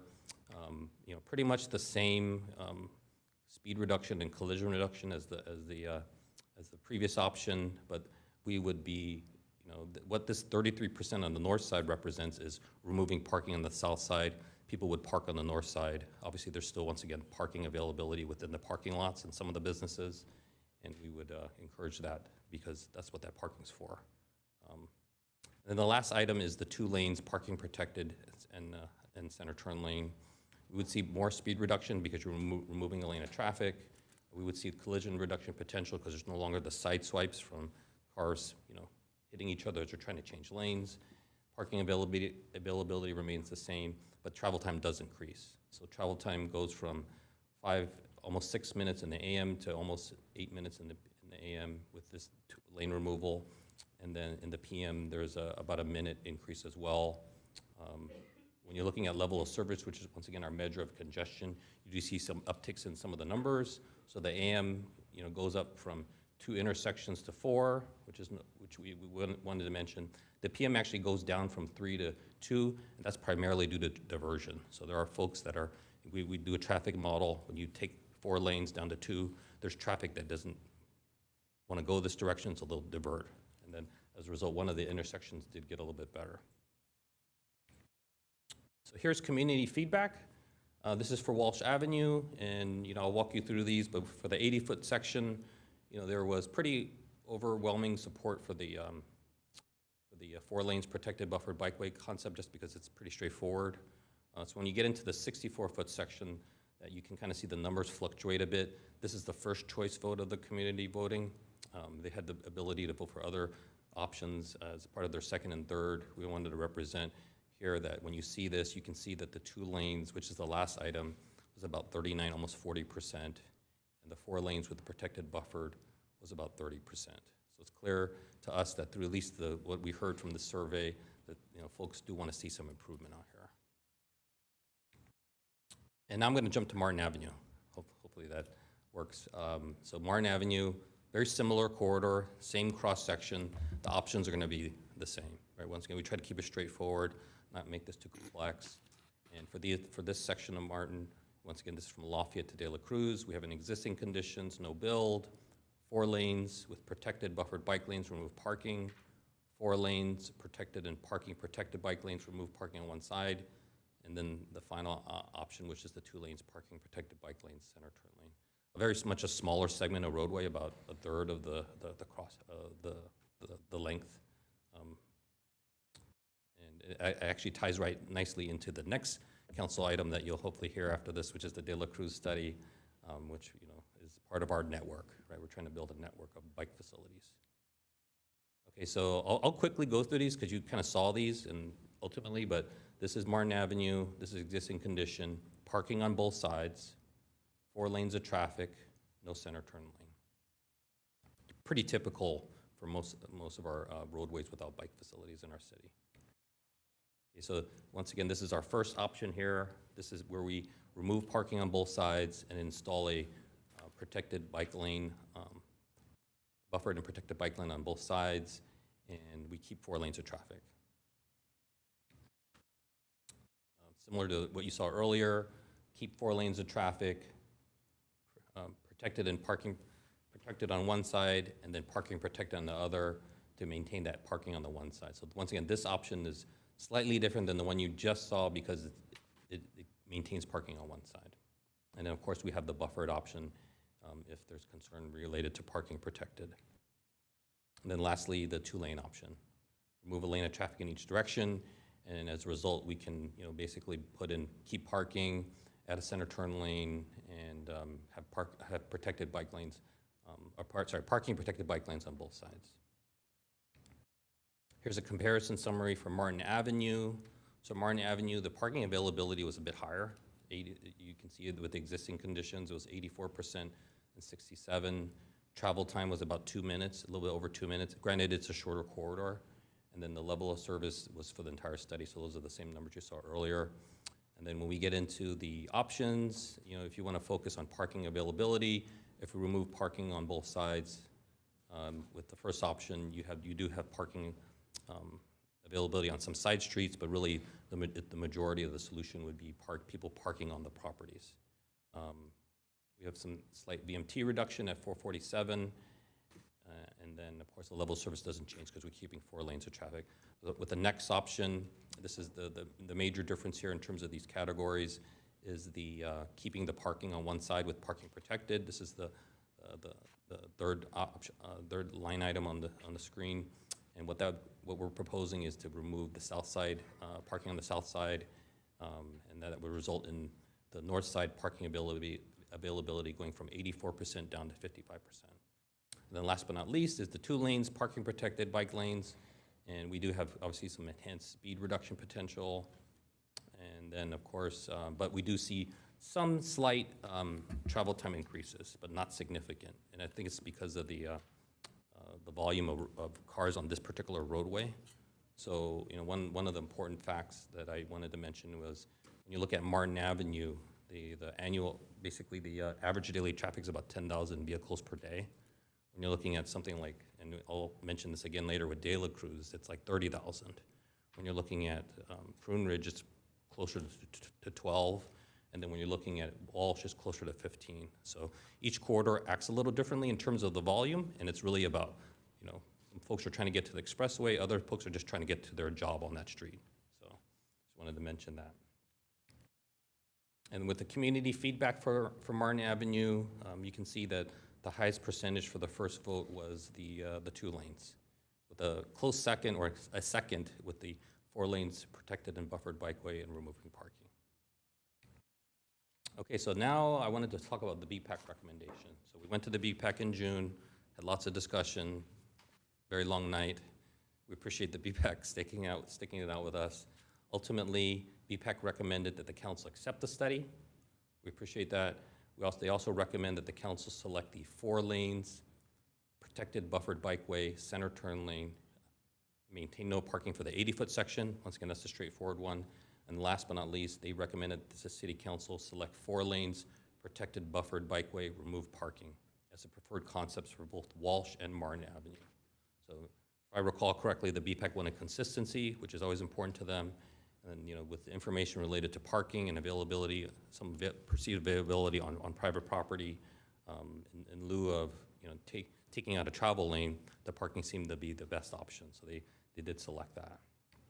And then with that, here's our staff's recommendation. So our recommendation is 1, to adopt a resolution accepting the Walton/Martin Avenue Bikeway Planning Study.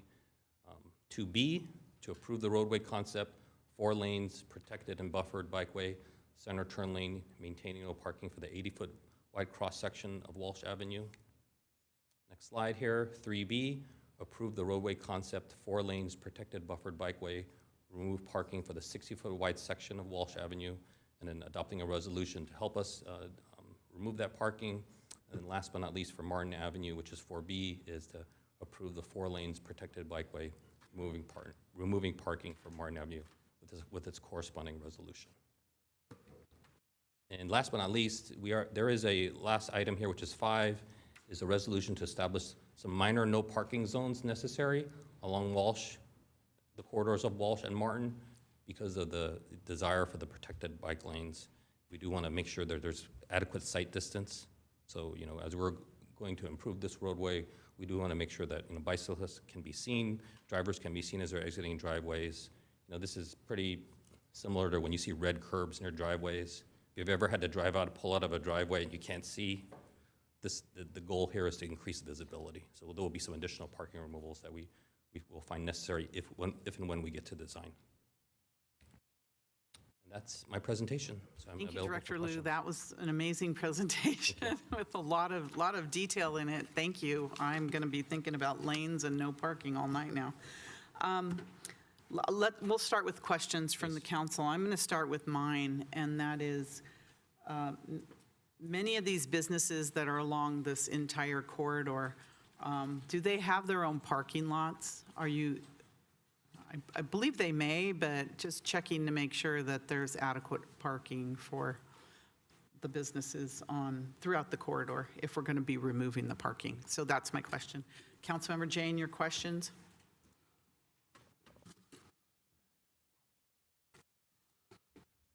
Councilmember Jane? So, we're still using LOS. And when you say LOS degrades, I remember when I was on Planning Commission, we had A, B, C, D, and F. What's green and what's red? I didn't quite understand from there. And then, is there ever an impact? I mean, I know you're doing 4 lanes pretty much everywhere is the recommendation, but if you were to do 2 lanes, would you ever have an issue with traffic light cycling where all the cars didn't make it through the light? And it seemed like on Martin Avenue, when you had the 2 lanes, the impact of travel time was only 10 seconds, which seemed very small.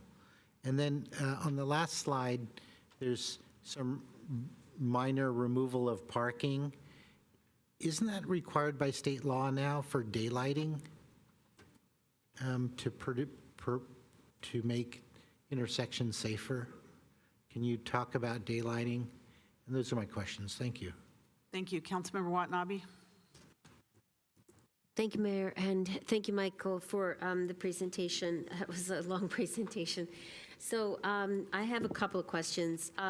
Regarding the bike protected lanes, and you mentioned about how just putting in just simple like bike protected lanes would be, it's a lot cheaper and faster to install as opposed to concrete barriers, say. How much more would it cost to add in a concrete barrier? And are there grant programs or that we could apply for to add that additional form of security? Then with the recommendation, I'm just curious because I see one of the goals is to reduce the collisions, 52 collisions.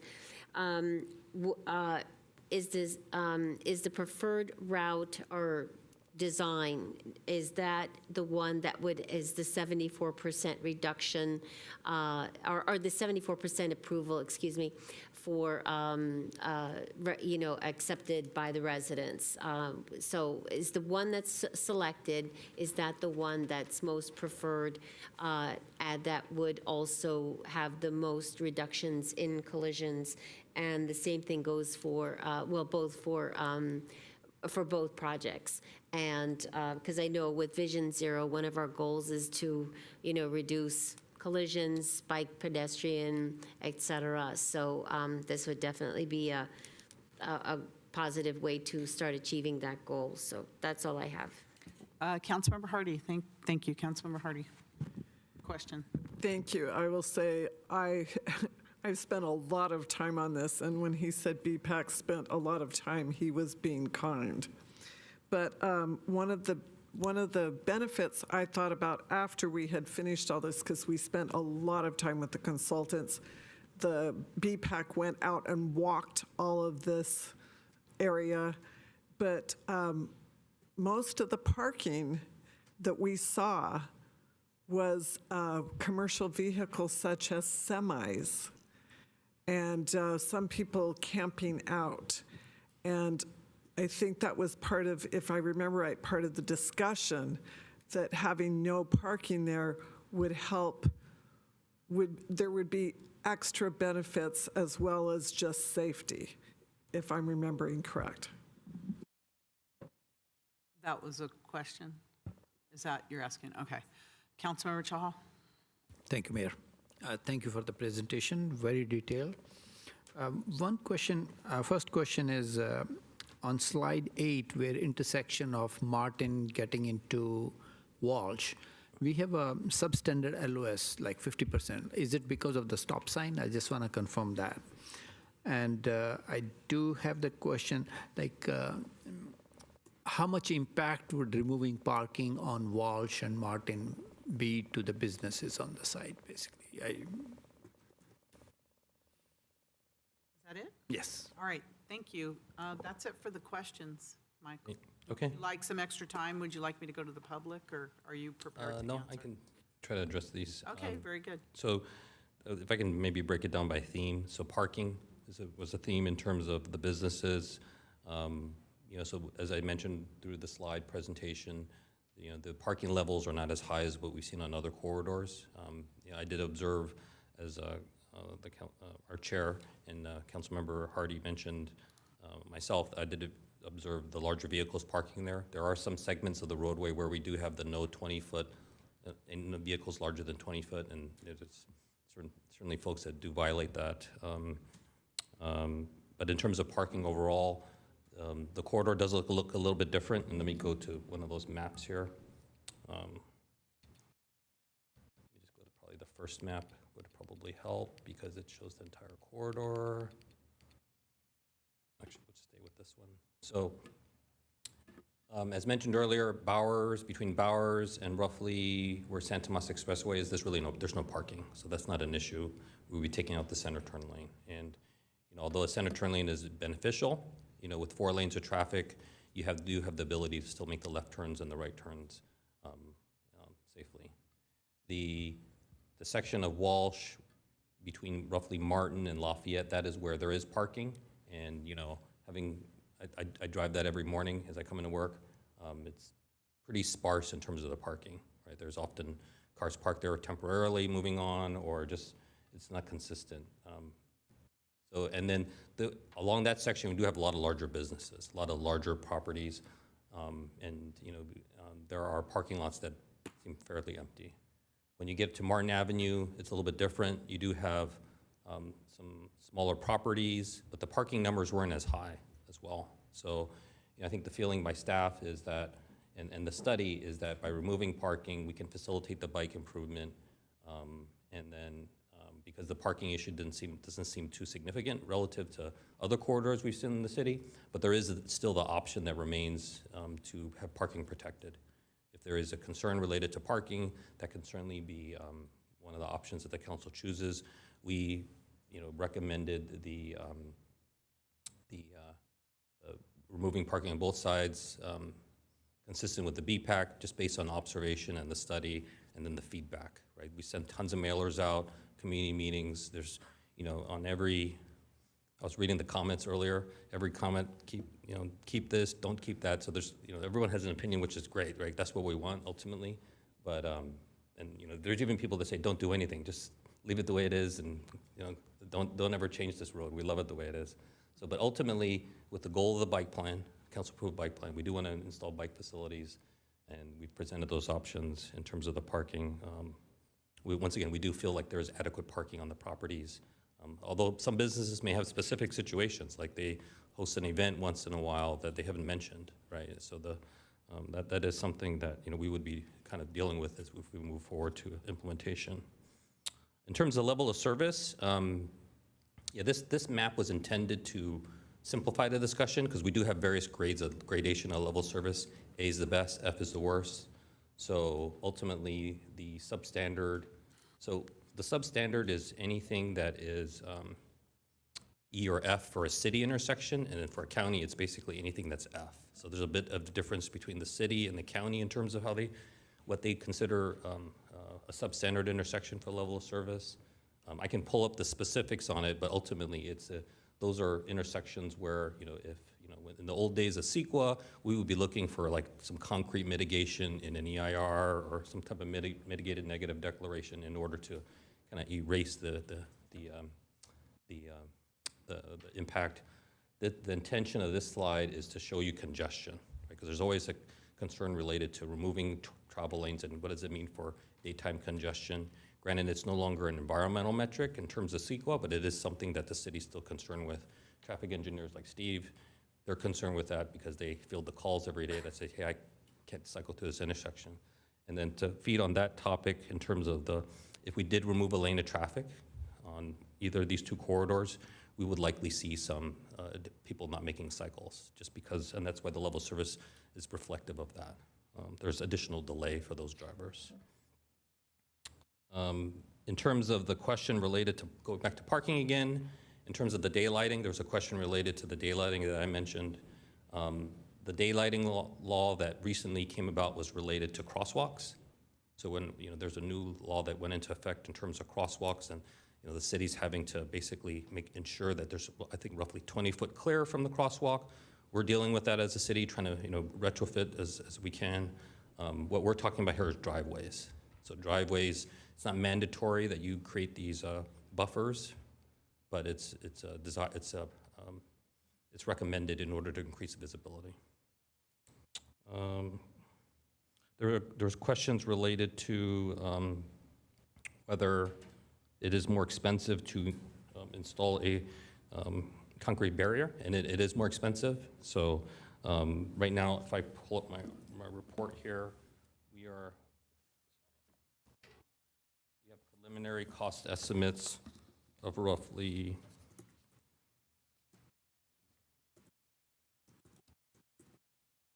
roughly a little bit around $2.5 million for Walsh, and then $1.5 million for Martin in terms of trying to install those protected bike lanes, basically striping and delineators.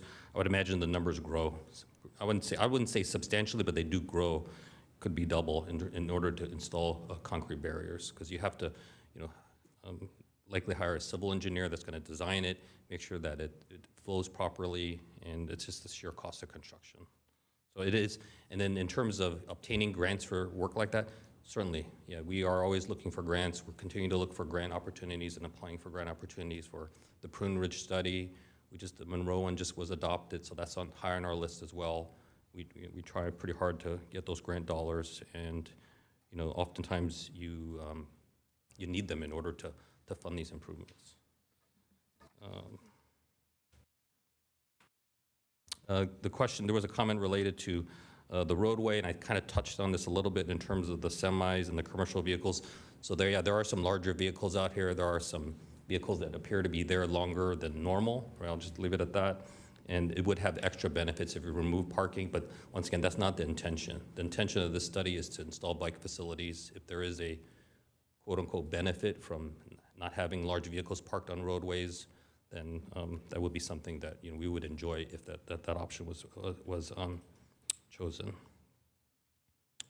And I believe I got all the questions. I think that's it. Thank you. Oh, wait, Councilmember Watanabe, did you not get something answered? Yes, thank you. One more question, if I can just answer it. So there's a question related to collisions and which option had the best, or well, I wouldn't say the best, but the more likely benefit to reducing collisions. Let me go through one of these comparison slides. This helps tell the story.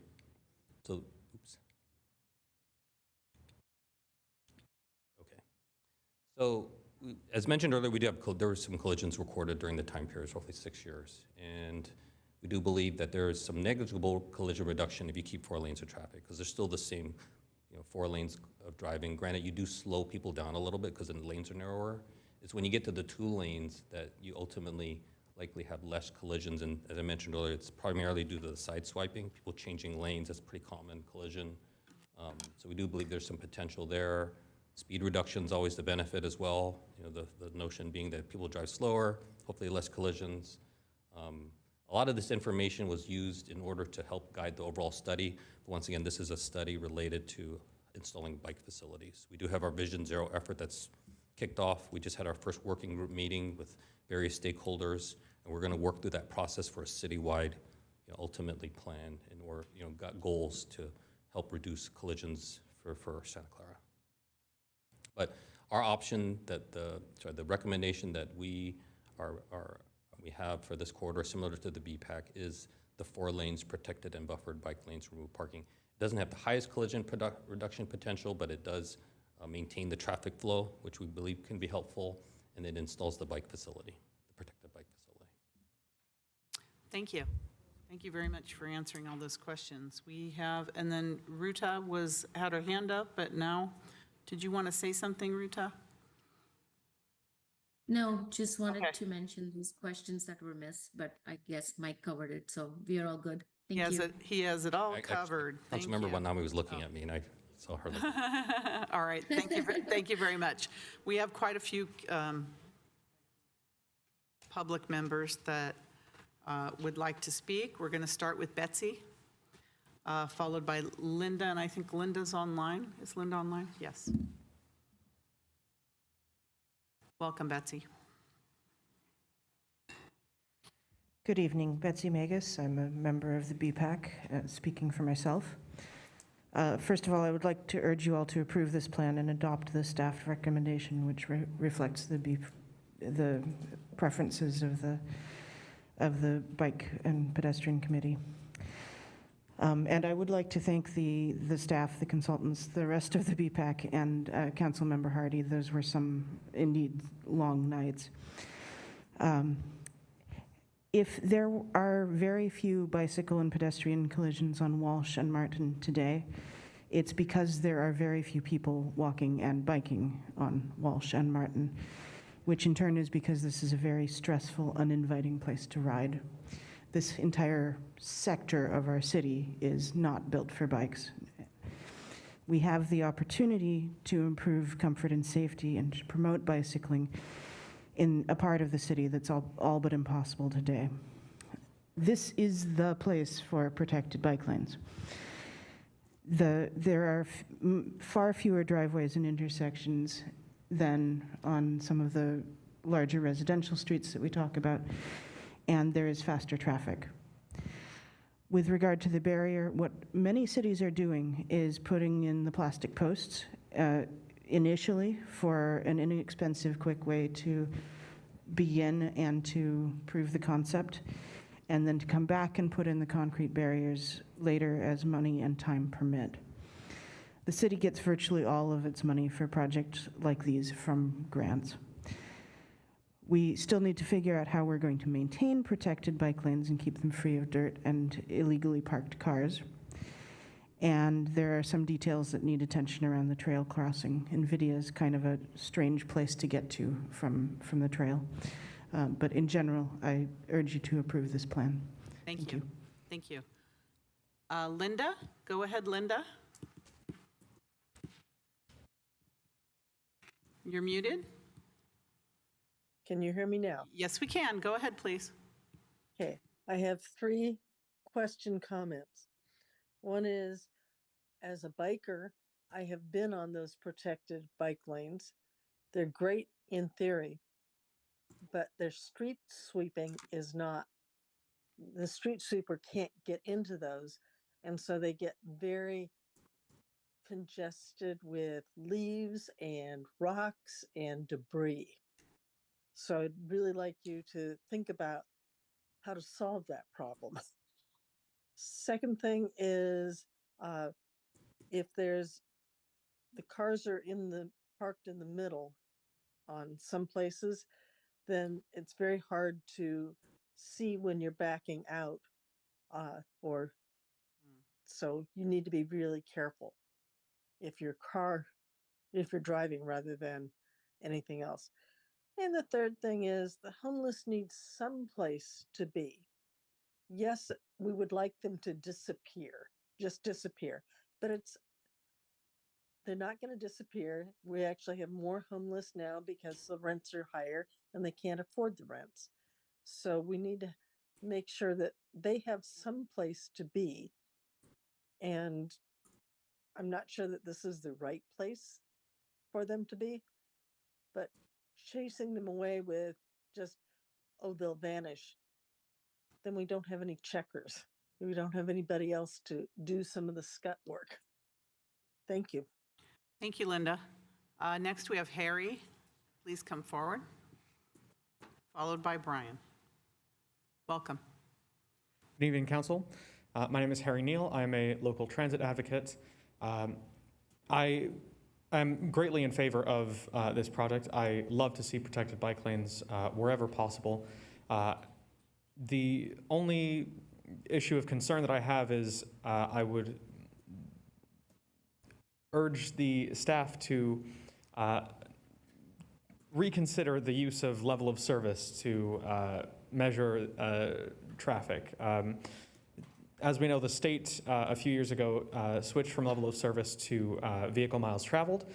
Level of service places an undue importance or an over-importance on car traffic where we should be looking at how do we, if we want to improve traffic, how do we get people out of their cars, not get the cars moving faster.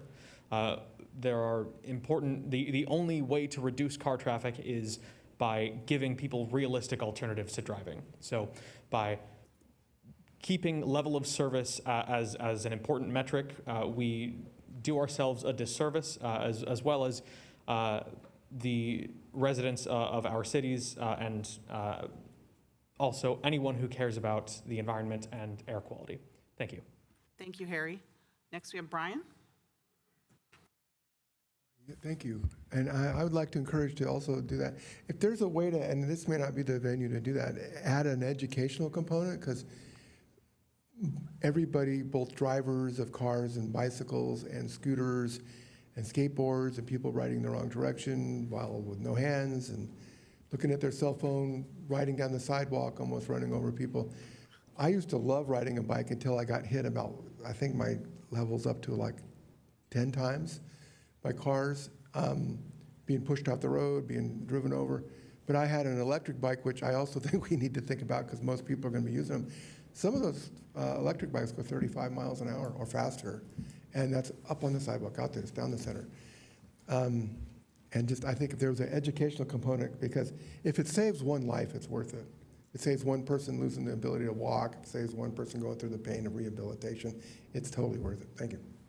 Thank you, Brian. Is there anyone else that would like to give us any comments? I don't see anybody else online. Is there someone online? Okay, I didn't see. Oh, Mikkel? Mikkel?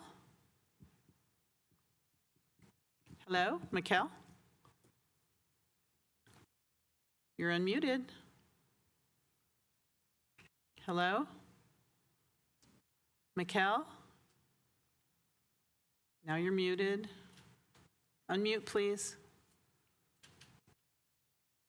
You're unmuted now. Go ahead, please.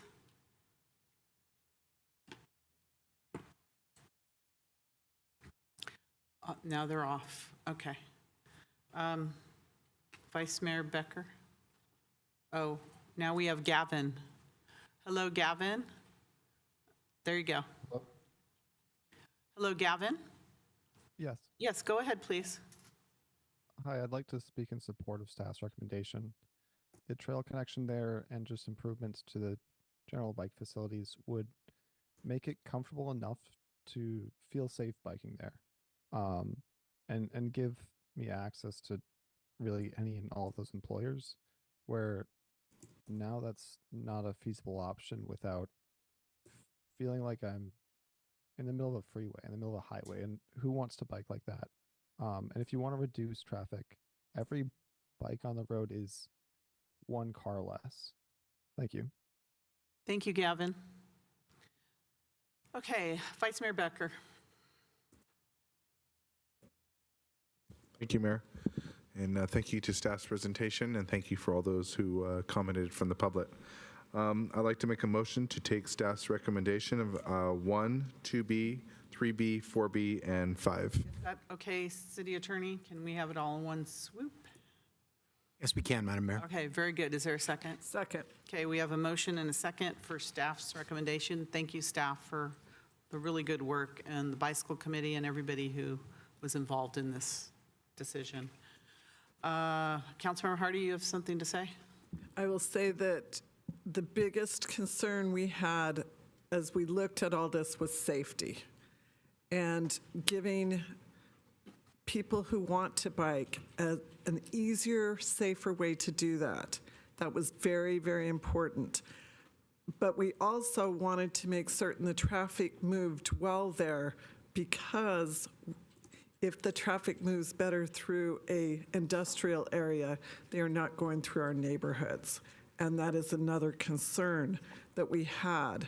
And recognizing we walked this entire area, and every one of the businesses had plenty of parking off the street. There was just no reason to be concerned about that. And making it so much easier to bike, to be able to see. If there's no parking on the sides, it's better to get in and out of those driveways for the businesses. And not having large semis parked along the road is also another safety issue, because you cannot see around them. When we talk about the street cleaning, that was part of our concern also, is putting something permanent may not be the best way, because we do not have a option at this point to clean those sides of the roads and make it easier to bike at this point. And we would have to get special street cleaning and sweeping equipment. So at this point, giving us that 3 feet of buffered with the striping made so much more sense. Thank you. This is a very good compromise for everyone. Good job. Councilmember Chahal. Thank you, Mayor. First of all, I want to thank BPAC and staff who put so much effort into doing this thing. And whole of this segment is in my district. So I'm glad my district is being considered as a bike-friendly district area, basically. So thank you, everyone, for that. And this was a good area to implement protected bikes, because so many areas there is a resistance from residents about, oh, why we are taking parking, this and that. So I'm glad that this thing is the least resistant and a much better plan, which we could have implemented without any opposition. So I'm glad that's happening, and I am looking forward to when this project actually is practically happens and we have these bike lanes, protected bike lanes in this area. I will be supporting the motion. Thank you. Thank you. Councilmember Park. Yes, I actually appreciate the staff work that went into this. I actually walked with BPAC and Councilmember Hardy on this, and it seems like so long ago, so I know that discussions were going very, very, very long. I also had questions when I was walking and noted the same thing, which is there weren't a lot of cars that I felt were parked along the street that needed to be there. I mean, there were like some commercial vehicles. I don't want parking there in the first place. And there were some, not a lot of cars. In fact, it was pretty empty, pretty sparse. It was a beautiful day. I remember that. I did have questions about accident data for areas where we did road narrowing, meaning when we narrow lanes to calm traffic, have we seen how that affects accidents? I mean, this is something that I've been thinking about. And to be honest, I don't think that you need to answer it here, but I would like to see this in a future report. Again, I will be supporting this and want to thank the BPAC, want to thank everyone who was involved for this study. Thank you. City Clerk, when you're ready.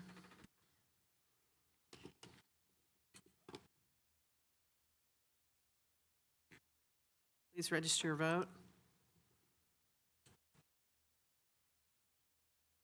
And that passes unanimously. Thank you. We're going to take a 15-minute comfort break. It's 10:03, so 10:18. Thank you, everyone.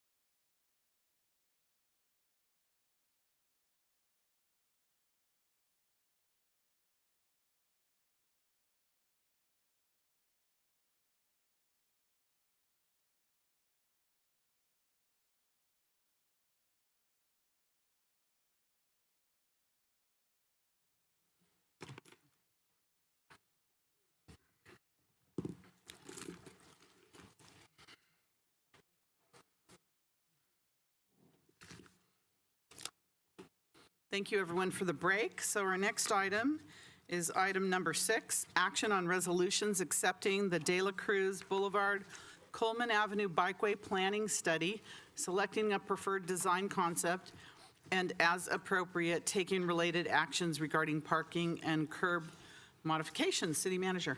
Thank you, Mayor and Council. This study also is grant funded and considers options to implement enhanced bike facilities on De La Cruz Boulevard and Coleman Avenue.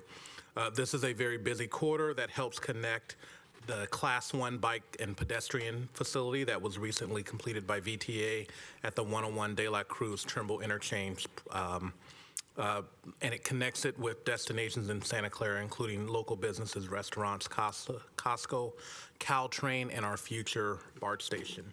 Again, Assistant Public Works Director Mike Liu will provide our presentation and take the council through all the appropriate details and support your action tonight.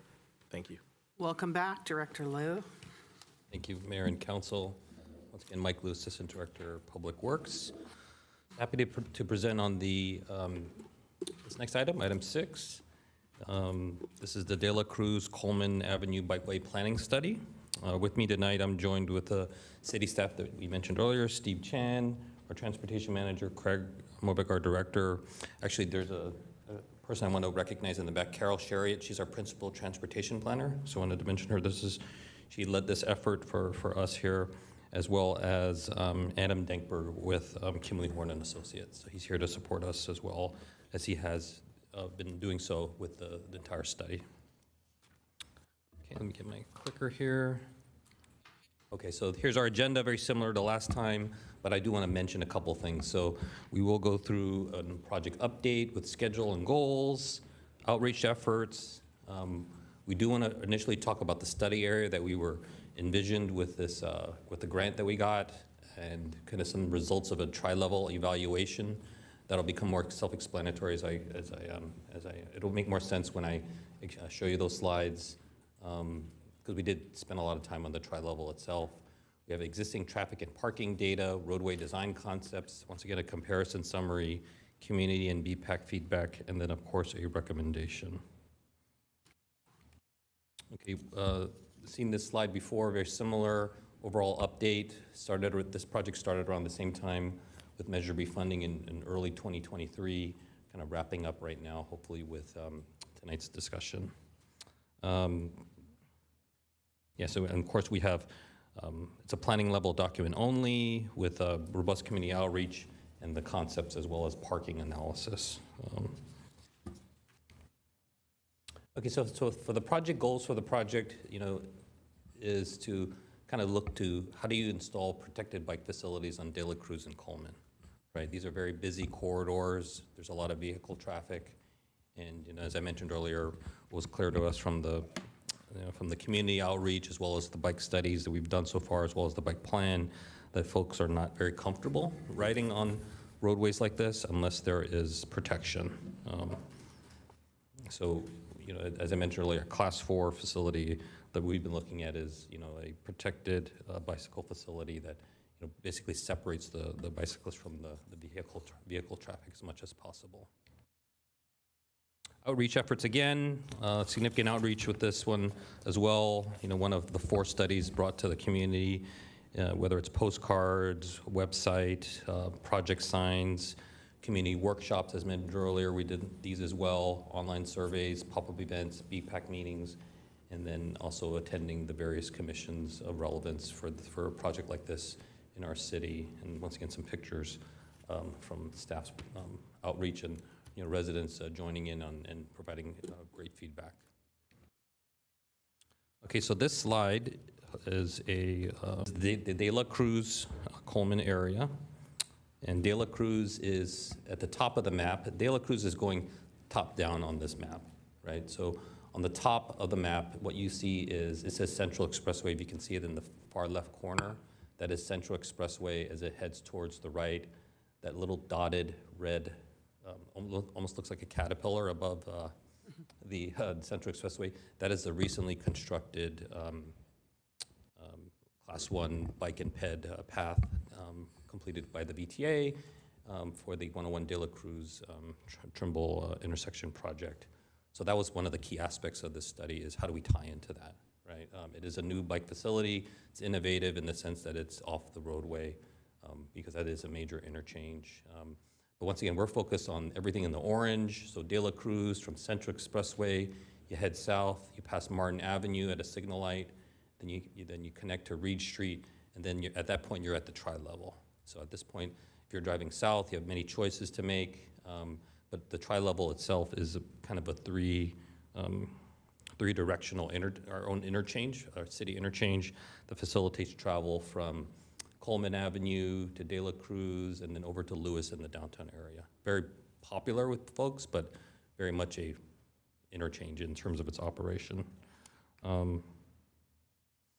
Yeah, so this is the study area. So I'll focus, I'll just read it one more time. De La Cruz, Central Expressway to Lafayette, Coleman, Brokaw to the tri-level that's heading in the opposite direction, and then the tri-level itself. I do want to mention, because of the level of vehicular traffic out here, we did not look at lane removals. We just didn't feel that that was going to be appropriate relative to kind of facilitating safe movement of folks through this area. It is a very busy corridor, as I mentioned earlier. Oh, actually, and what I failed to mention here, but I'll mention it now, is, this slide is great because, and the picture is great because what it does is it shows how this, if bike facilities are installed on De La Cruz, it'll connect to the Martin Avenue segment, which we just saw, that's the blue dotted line. Lafayette Street, that is a bike lane project that we got Measure B grant funding for construction and design. We're in the midst of designing that, and then it'll also connect to the Walsh segment that we just discussed. There's future bike lanes on El Camino that we're hopefully soon starting design on, and then there's some recently bike lanes built on Coleman with the Gateway Crossings project just south of, right near the the future BART station. Okay, oops, sorry, I went too fast here. Okay, so yeah, I was focused on this one. Let me just reorient myself. Okay, so the tri-level evaluation. So very ambitious goal with the study was to, how do you facilitate bicycle travel on the tri-level itself? As you can see from the graphic on the right, there's a lot of movements going on, a lot of crossing paths if you were to try to bicycle, right? There's clearly no bicycle facilities today. And one of the goals initially was, we looked at it with our consultant and said, is it possible? Can we facilitate something on here? So once again, there's no existing bike facilities. Some key findings: very high vehicle speeds on that roadway, a great amount of volume, very limited sight distance, because besides people trying to get to their destination, there's also elevation changes. So if you're driving it, if you've driven it recently, you'll note that you're one moment you're on at street level, then you're kind of going over different areas. So there are many convergence and divergent points, and those are basically conflict points. And then we have narrow roadway widths, and then there's multiple bridge structures. So, valiant effort, I believe, on our part to try to look at it. I think, the BPAC, there were some BPAC members that mentioned they have written on it. I don't know if they would do it again, but ultimately we didn't find it feasible or safe to construct any type of bike facility on the tri-level itself.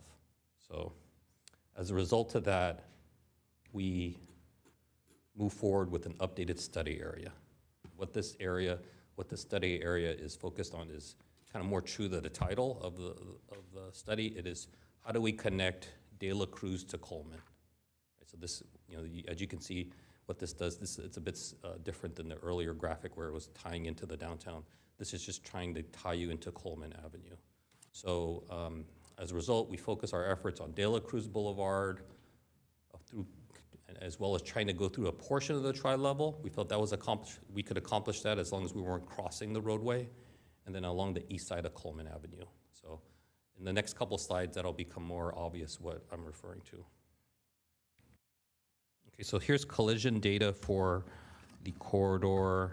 So De La Cruz, roughly 73 collisions, 10 resulting in injury, 1 pedestrian, 1 bicyclist. Tri-level, 6 collisions, no bicyclists or pedestrians. Coleman Avenue, 28 collisions, and 6 resulting in injury, 1 pedestrian, no collision with a bicyclist. So just kind of a snapshot of the 6-year period, kind of give you an indication of what the collision history is for these transportation corridors. Okay, so As mentioned earlier, this study does not look at lane removals, but it does look at parking removals in order to accomplish the goal of trying to install a bike facility on a roadway that doesn't have it today, right? And when I show you the slides in a minute, you'll see we are doing as much as we can with lane narrowing and things of that nature, but ultimately we do need more space. So we did collect parking availability data, and there is only parking on De La Cruz, so there's no parking on Coleman today. So De La Cruz on the west side of we have roughly 91% availability. On the east side, we have 80%, and then some side streets have a little bit less, 53%. Okay, but then I think what's key to recognize is De La Cruz is a pretty lengthy corridor with long segments, so yeah, that's just notable relative to parking. Okay, so here is a slide that the goal here is to kind of break the study area down by section. It's color coordinated. I'll start at the top with number 1.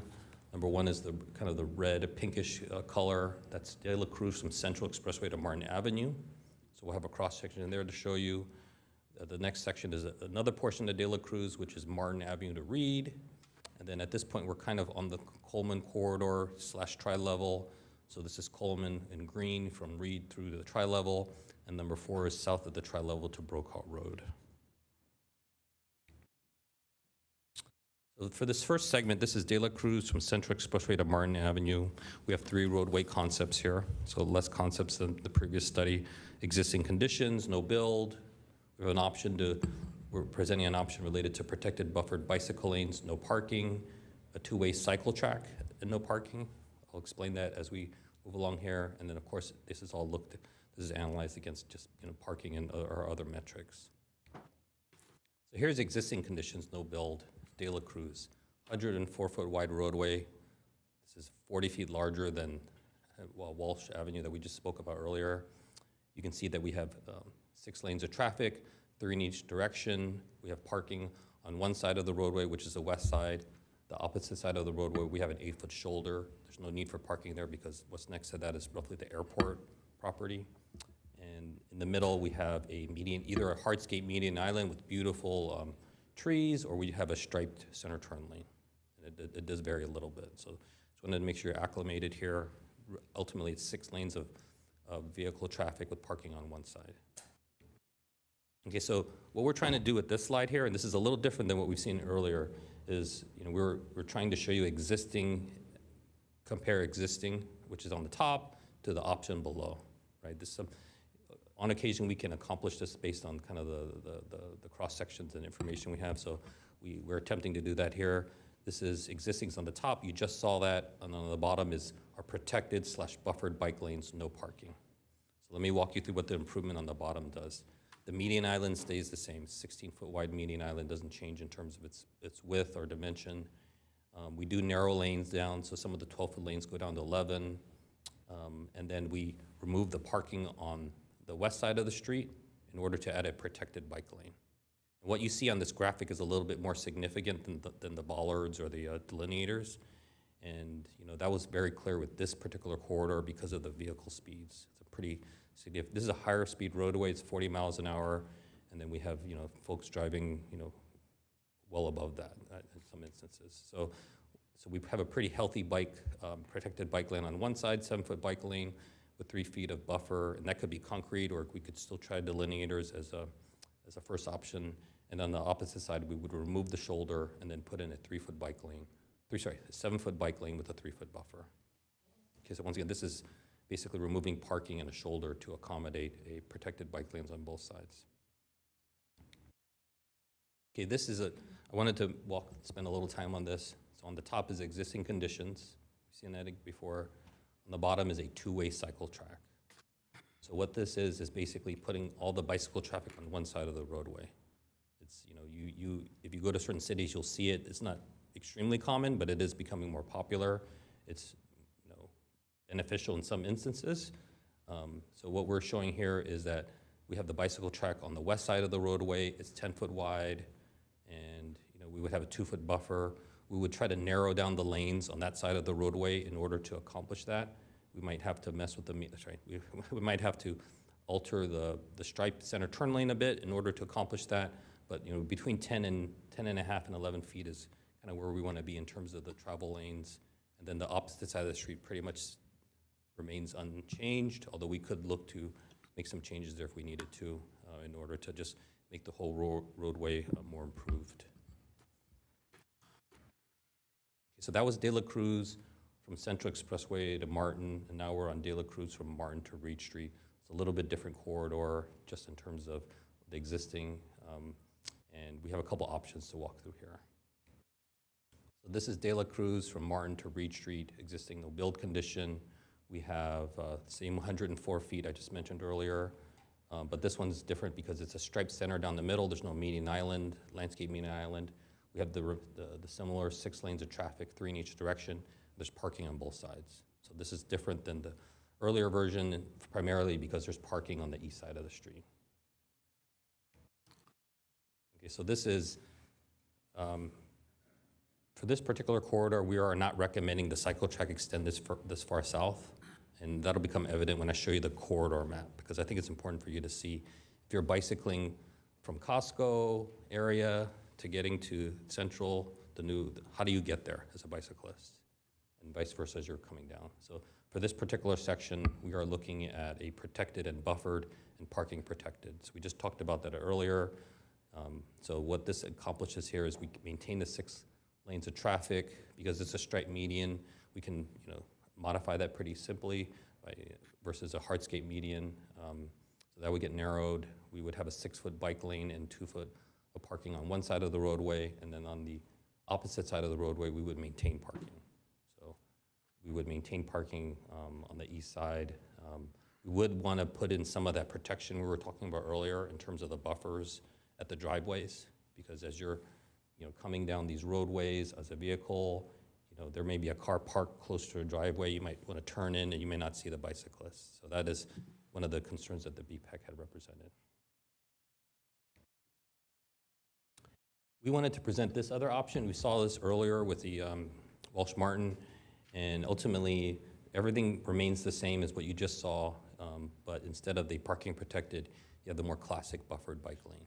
So just wanted to mention this is always an option, but it does not meet the goal of the bike plan. And of course, De La Cruz is a roadway that has more volume of traffic and higher speeds than the Walsh or Martin.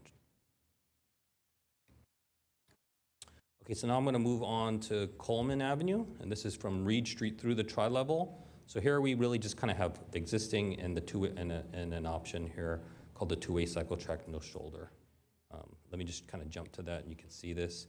So at this point, this is basically, you're on the east side of the roadway. This is northbound. And right now you have 2 travel lanes and then a shoulder, and then of course the sidewalk's 34 feet wide. Once again, we try to show the existing on top with the proposal on the bottom. What this would do is it would narrow the travel lanes a little bit and then install a cycle track. And this would connect to some of the bike facilities that we saw earlier. Okay, so that rounds off the proposals for Coleman. Oops, I keep struggling with this. For Coleman from Reed through the tri-level. And then last but not least, we have Coleman Avenue south of the tri-level to Brokaw Road. So this is the Costco section. If you're driving down Coleman, you'll see Costco here.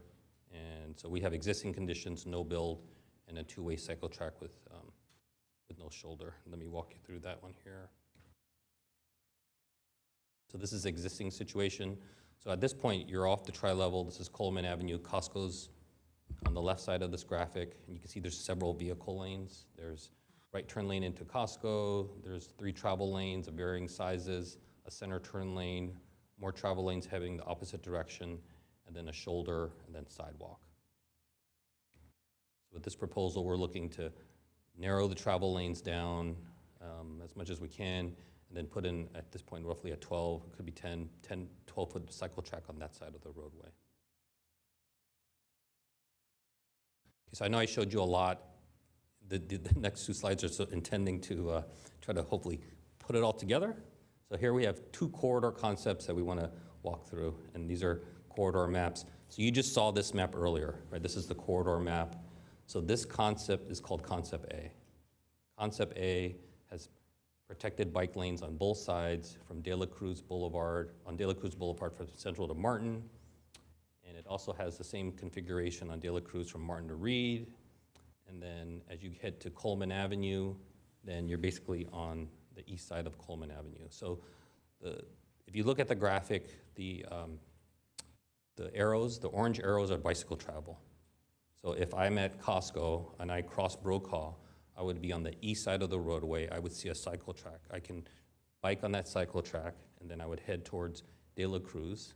I would be kind of going through the tri-level. I could stay on the right side of the roadway all the way to Central, and then I would cross at Central Expressway. And then the converse is the same. And it's very unique from the perspective of trying to get people to cross an intersection as a bicyclist. I do have a backup slide if you're interested in how we would try to accomplish that. But that is, kind of what we were faced with especially with the tri-level be at the bottom and the Class 1 facility being done by the BTA on the north side. But we do feel like this is one of the viable options here. Okay, so let me walk you through the next one, and this is Concept B. So Concept B, and I'll do the opposite direction now. So you're coming off the newly constructed 101 De La Cruz shared one bike path that's on the west side of the roadway. You're coming south, so you cross Central Expressway, you stay on the south side, and then you keep going down to Martin, and then at Martin is when you could still continue to go down, all the way down to Reed, and then at Reed is where you would cross over, and then the opposite is very, very much a similar pathway. The major difference between Concept B and Concept A is the section of De La Cruz between Martin and Central Expressway. In this situation, you're on one side of the roadway, and the previous one, you're on both sides. And I'll walk you through some of the benefits in a minute here. So here's a comparison summary of corridor Concept A and B versus existing conditions. So speed reduction, we do have some speed reduction potential because of the narrowing of lanes. Collision reduction, very negligible because we're not removing lanes. Parking availability, so we would be, for the section of De La Cruz where we have west side parking at 91% and 80% on the east side. For corridor Concept A, we would be removing parking on the west side, and then the resulting number on the east side would be 43%, knowing that there's also still some side street parking. And then very similar for corridor Concept B, and then there's some VMT reduction as well. These numbers do include some early estimates in terms of the parking removals due to the driveways that needed to be buffered in order to facilitate safe bicycle travel. Here's our community feedback. So not a lot of options for the community for this one. So so the voting was very simple, but ultimately we have existing conditions, had an 8% public support. Corridor Concept A was 58%. Corridor Concept B was 34%. Ultimately it's a vote, and then you get information through that vote, and then there's sometimes there's feedback, right? So we did get some feedback that people are not totally understanding the cycle track concept. It's not something that they've seen before, and as a result may or may not be comfortable with it. The other option's a little bit more traditional with the bike lanes just on both sides of the roadway. Okay. BPAC did obviously take a look at this at the June meeting of 2024. They recommended we accept the study, that the council accept the study, and that the council select Concept B. And the primary reason, if I recall correctly, is where a bicyclist would cross. Is it better for them to cross at Central Expressway, where it's extremely busy, or south at Reed? And once again, this is assuming that these routes make sense in general. But given that option, they chose keeping the cycle track on one side of the roadway kind of as an extension of the BTA's work on our portion of De La Cruz, then having folks cross at Reed where it was less congested. So our recommendation as staff, and it's listed on our report shown on the slide, is to adopt a resolution accepting the study, approve corridor Concept B.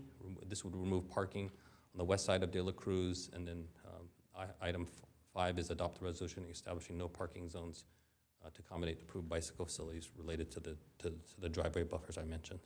So that concludes my presentation. Thank you. Thank you very much for that. Councilmember Hardy. Questions? Thank you. If I remember right, the concern was where there is a median is that could not be moved because there is infrastructure underneath there. I don't think that was mentioned in in your comments. If I remember right, that was the concern. Also, because we are looking at tying together two things that are already there or planned for. One is that the bicycle route comes off De La Cruz from 101, and it's on one side, and it's 2 lanes. And then we have to have it on the east side on Coleman because of the tri-level. And that was where all the discussion was about how is the best way to make that happen, because you're going to have to cross the road one way or another, if I'm remembering that right. And that we took the tri-level out because there was just no way, it was so dangerous.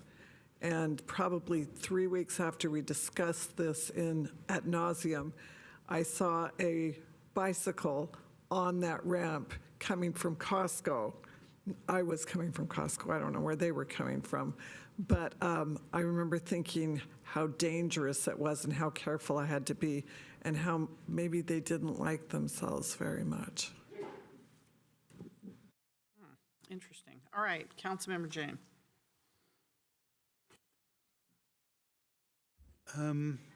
In one of the proposals, you talked about removing the shoulder. What is the... Excuse me, ladies, can I ask that you take your conversation out there, please? Thank you. Go ahead, please.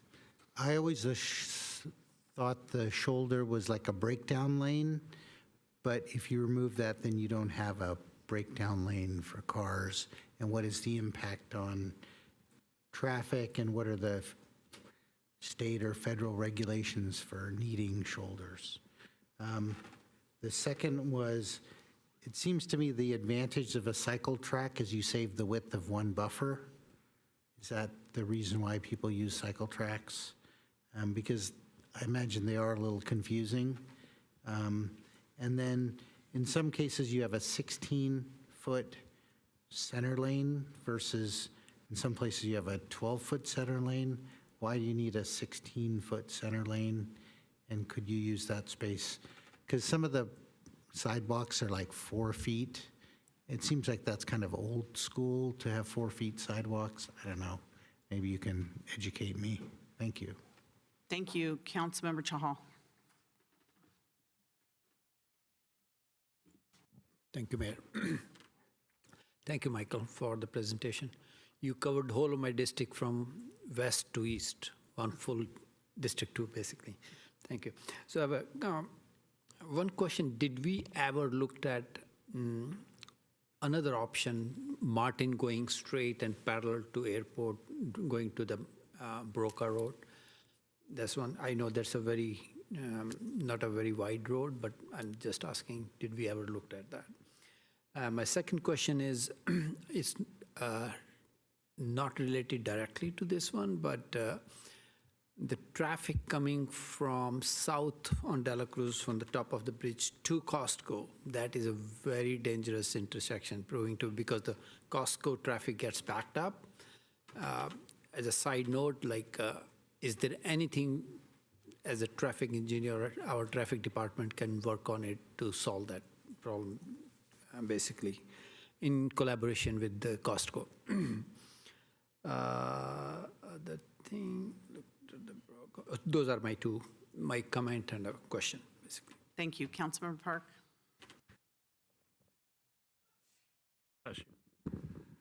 Thank you very much for the report.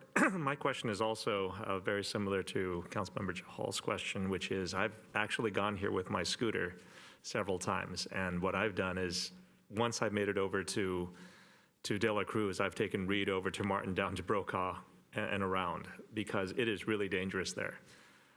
Even in a car, exactly what Councilmember Chahal is saying, traffic coming off of De La Cruz on off-ramp to Coleman South is crossing with traffic coming off of Coleman De La Cruz, the Coleman De La Cruz split, to get to Costco, and that backs up. And it backs up to the point where people going in don't realize, oh, the cars are backed up because they're trying to get into Costco, so they'll try to go in ahead, and now you're blocking 2 lanes.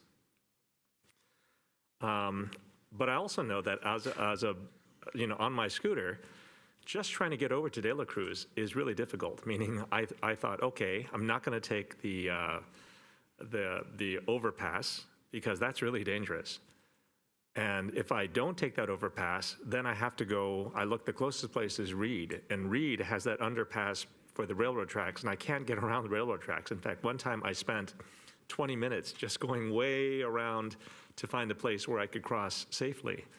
And I feel that by not thinking about how we get from one side of the railroad tracks to the other, we're actually missing something. I mean, this is something that causes me, I never go to this Costco with my scooter, ever, because of this. So, yeah, I mean, those are my I really like the fact that you, on the south part, you kept the traffic onto the east side on the northbound lane, because again, going on the southbound, I don't see how anyone would ride their bike there. That is so dangerous. You've got the curve, you've got the kind of constricted lanes, and then you've got immediately traffic coming together afterwards. There was actually a time, the first time I tried it, where I thought, oh, this was not a good idea.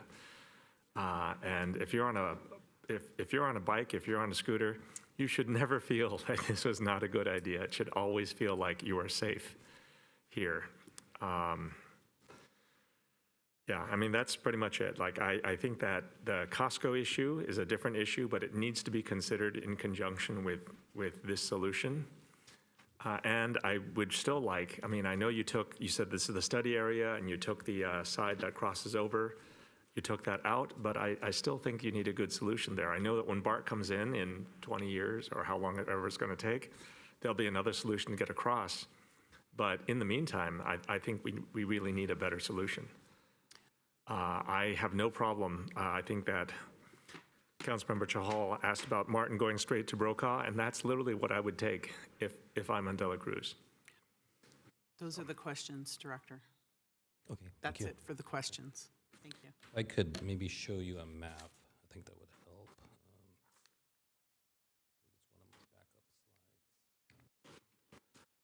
So this is a backup slide that we had. And what this is our bike plan. So what you can see is in the yellow is Martin Avenue. So Martin Avenue is a part of the bike plan to look at installing Class 2 buffered bike lanes. When we were dealing with the tri-level and that evaluation, there was a point when we were discussing, should we just focus on that versus even trying De La Cruz? And we realized we need to push forward with trying to do De La Cruz and Coleman, because that's the goal of the study. How do you connect people from Coleman to De La Cruz down those two major corridors? Right? We didn't just want to abandon it. So the section of Martin Avenue is still part of the bike plan. It is something that we would be pursuing. That does involve coordination with San Jose, because half of the roadway is in their jurisdiction. Yeah, when I worked in San Jose, I remember working on the airport stuff and saying, oh, I got to go deal with Santa Clara. So hopefully that addresses the question. Once again, Martin Avenue is part of the bike plan to look to install facilities, but right now the focus for us was the De La Cruz Coleman, and that's why we have that, what I would sort of consider somewhat of a innovative concept to try to get bicyclists from, basically the east side to the west side down a roadway that is, has 6 lanes of traffic. So that is the concept here. There was a question related to removing the shoulder as a part of one of these options. And let me get to that one here.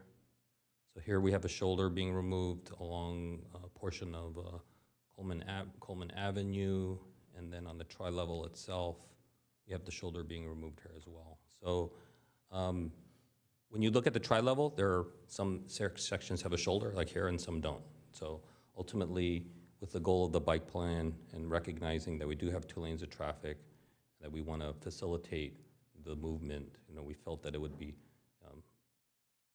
sufficient or prudent to move forward with this as an option. Right? If there's a concern regarding the shoulder and its use, that is, but that's not, I don't believe there's a requirement that you actually have to have one, because there are sections of this that don't have it today. I did want to mention that. There is also a shoulder, as I mentioned earlier, on the northern section of De La Cruz, as you can see here on the top with existing. Let me just show you here. That, once again, this shoulder is a little different because this shoulder is there because we don't want people parking there, right? Ultimately, it's not, there's no need to park on that side of De La Cruz. Councilmember Jane had questions regarding the median island. Some sections are 16 feet, some are narrower at 12 feet. You do want, for a roadway like De La Cruz, you would want something that's fairly decent size.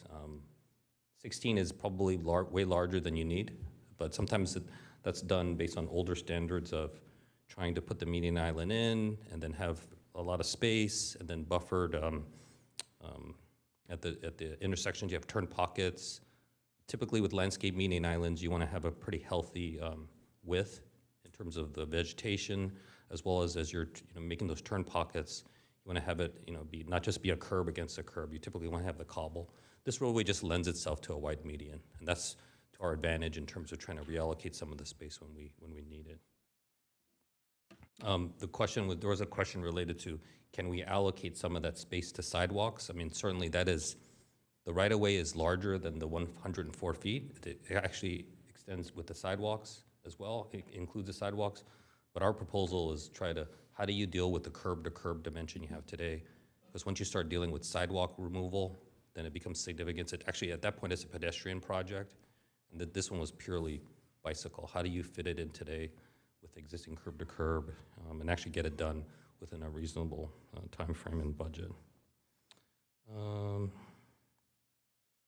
So yeah, Councilmember Hardy mentioned this one here, and I'll just go back to these graphics because I always find these very helpful.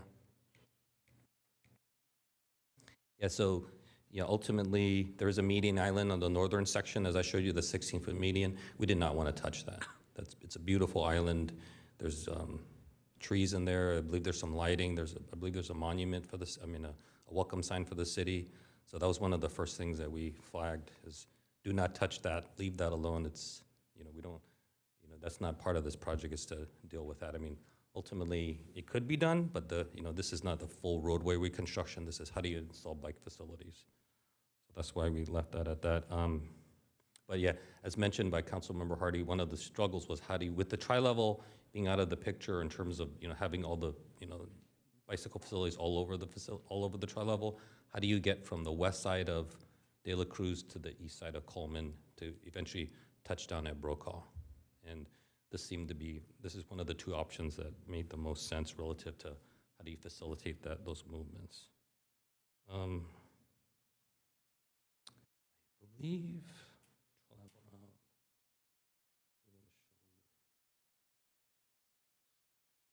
oh, and there was a question related to the cycle track, like why somebody would want to do one of these cycle tracks. I mean, it does save space. So that was part of our mindset is, okay, if we can't do much here, can we kind of look at this? And these were kind of developed along the way. It does save space a little bit because there's less of a buffer because there's only one buffer at this point.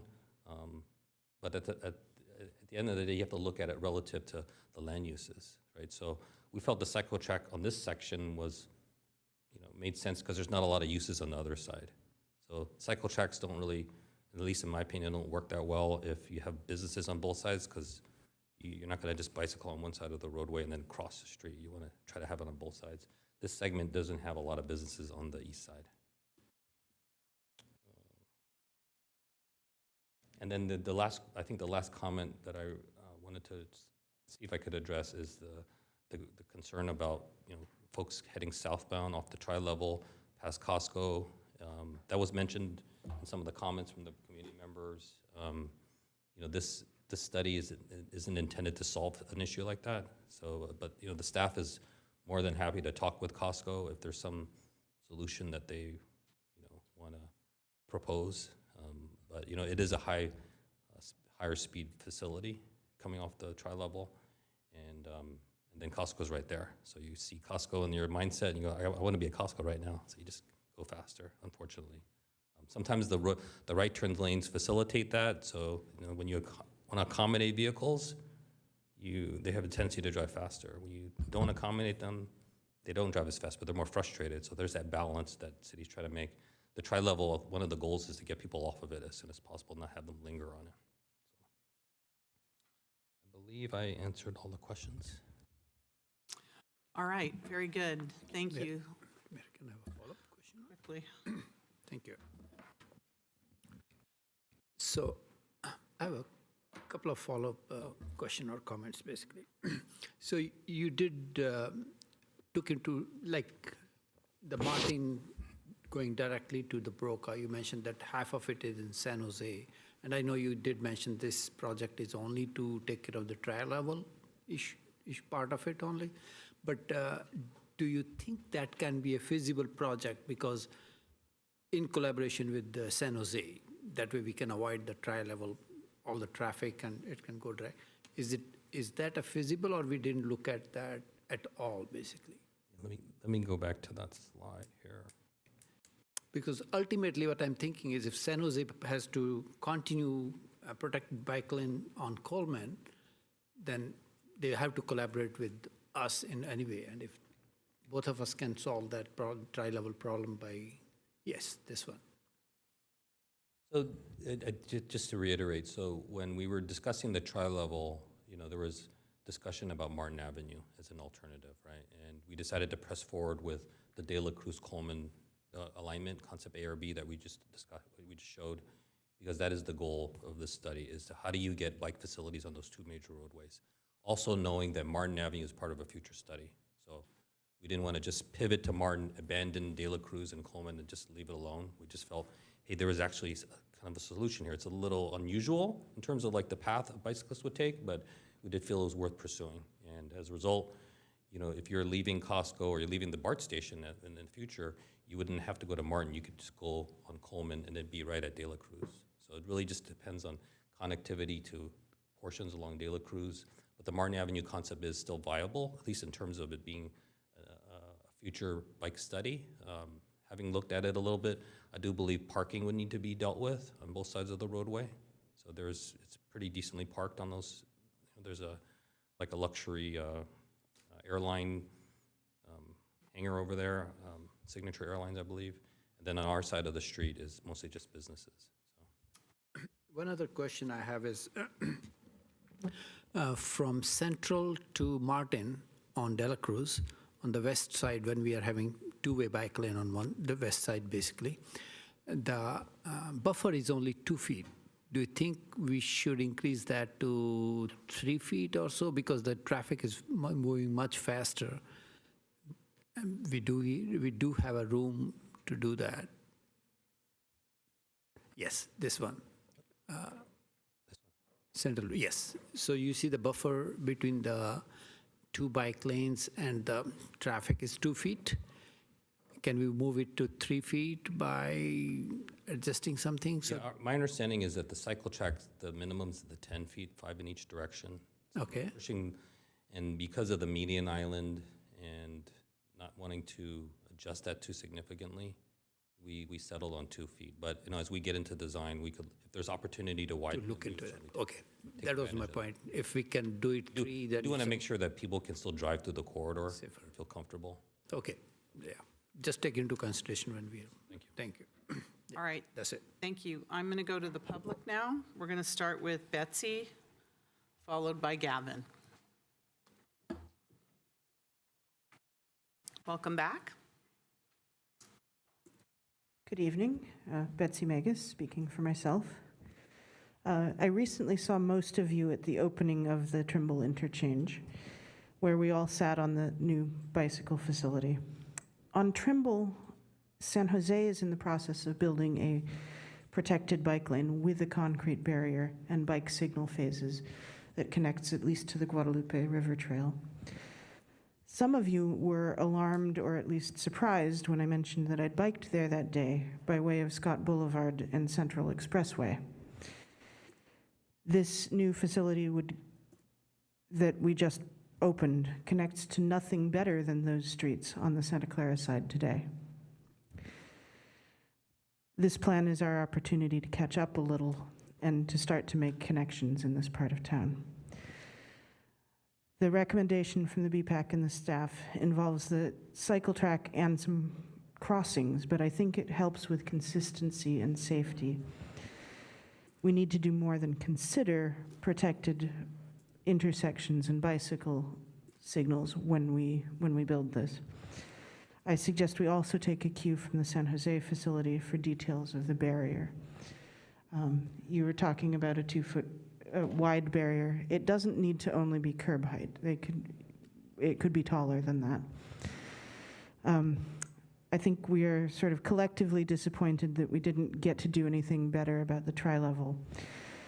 The existing pedestrian undercrossing at the Caltrain station isn't really built for bikes, and I hope there will be an opportunity to improve upon it as we proceed with the station area plan. There are relatively few places to cross the tracks at all, and even fewer to do so safely on a bicycle. Please adopt the plan with option B. Thank you. Thank you, Betsy. Gavin, go ahead, Gavin. Do we have Gavin on? You're muted. There you go. Hello. Hello. Gavin Ochtmeyer. I live in North Santa Clara, and right now it's very difficult to get to the rest of Santa Clara from by bike. This would be the fastest and most convenient route if it were provided. I've tried to bike this once. It's near my car mechanic, and naturally, when my car's at the shop, I don't have a car. I will not try that again. It's much too dangerous in its current state. And I will say I'm an avid cyclist. I tend to have a high risk tolerance. I'd like to thank the consultants and staff. This report was very detailed. All the questions that were asked in VPAC were able to be immediately referenced in the report. All the minutiae were already thought out. There's a lot of limitations that you've heard about on this road, and I think we've found the best solution for what we have. I urge you to adopt staff's recommendation. Thank you. Thank you, Gavin. Is there anybody else that would like to speak on this? All right, Vice Mayor Becker, with the motion. Thank you, Mayor. Some comments first. Glad a lot of you brought up a lot of these concerns. I know that when I was on the Planning Commission, I had a lot of concerns when the development of Gateway Crossings was happening and the non-widening of Brokaw, the traffic mess that there is consistently between the tri-level interchange all the way to Costco. And when we talked about putting a BART station development in there as well as Costco, I mean, we were talking about the perfect storm. And we talked about this in 2019. A lot of people said, oh, it's going to be okay, it'll be fine. Well, a lot of that's coming true now. If you see a lot of the stoplight issues, the roundabout issues at Costco, stuff like that, becomes a major issue. When I see the issues of traffic, I get really concerned for bikers. I'm really glad what Betsy brought up, which is about the connection between where you have to walk your bike from one side to the other at the train station. There is no real major connection. We don't have a major superhighway for biking. And that is something that I've advocated for a very long time, is a superhighway connection from Benton underneath the train tracks to Coleman, and also a safe connection from Coleman all the way up. We're on a start. I think we should go a little further, providing that quicker access. I know Betsy isn't the only one that's talked about that. I know there's many other people that complained about that connection. I think it did its purpose at that time, but I think times have changed. So I'm in support of this and moving forward and creating safer bikeways along this corridor. I think we could do a lot better, though, when it comes to the corridor between Costco, where the BART stations, all that's going to be.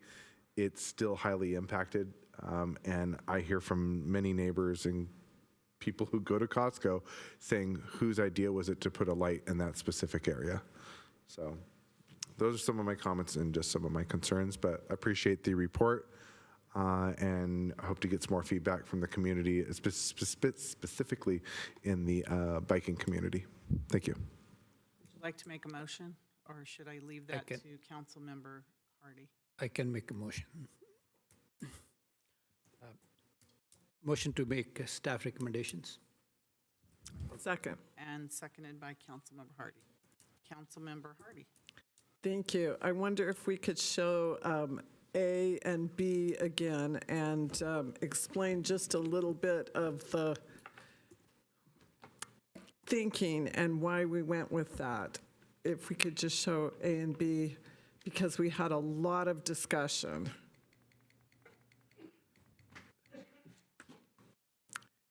Thank you. Recognizing if you're coming south, we're going to have some kind of crossing, and we knew that. And going north, you're going to have at least one cross. This concept A put the crossing at Reed Street if you're going south, but it put it at Central if you're going north.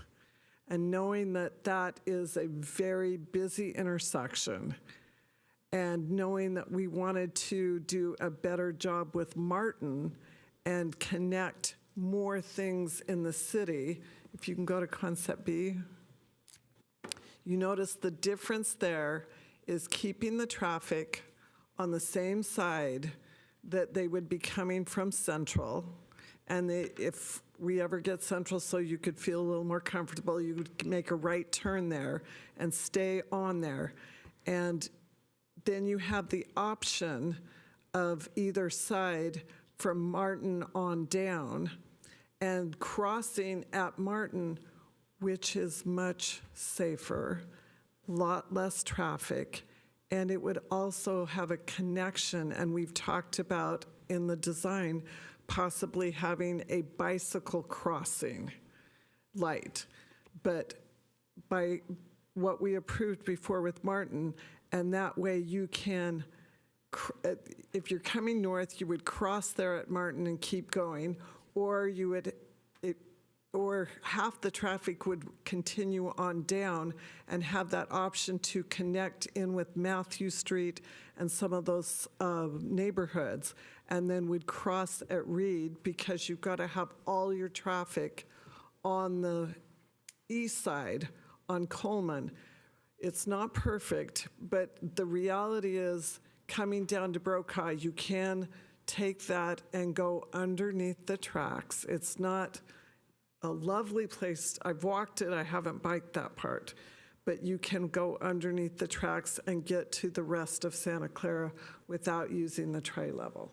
So this was the thinking, and this is why the BPAC felt very strongly that making it as simple as possible, but also making so much of the road accessible for neighbors and making it safe and clear when you're on the ground biking. Thank you. All right, City Clerk, so we have a motion and a second for our staff's recommendation.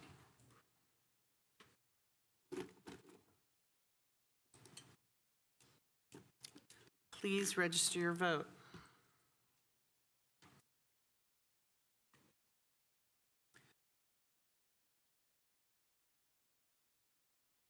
And that passes unanimously. Thank you so much. You did a tremendous amount of work this evening. We really appreciate it, and to all the consultants and staff and everybody involved. Very nice job. Thank you. All right, our next item we have, our last item on the agenda is item number 7, action on resolution for an exception to the 180-day waiting period to appoint Michael Morgan, a retired annuitant, to serve as temporary extra help, Government Code Section 7522.56 and 21224, in the Police Department to perform work as a senior public safety dispatcher. May I have a motion to approve this? Is there a second? Second. Motion second. Any discussion? Yes, thank you. Is there any member of the public that would like to speak on this? Anybody online, City Clerk? All right. When you're ready.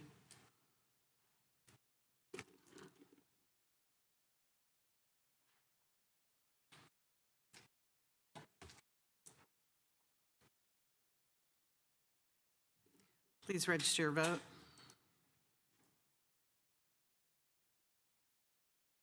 And that passes unanimously. Thank you. Next, we have reports of members' special committees. Do we have anybody? All right. Actually,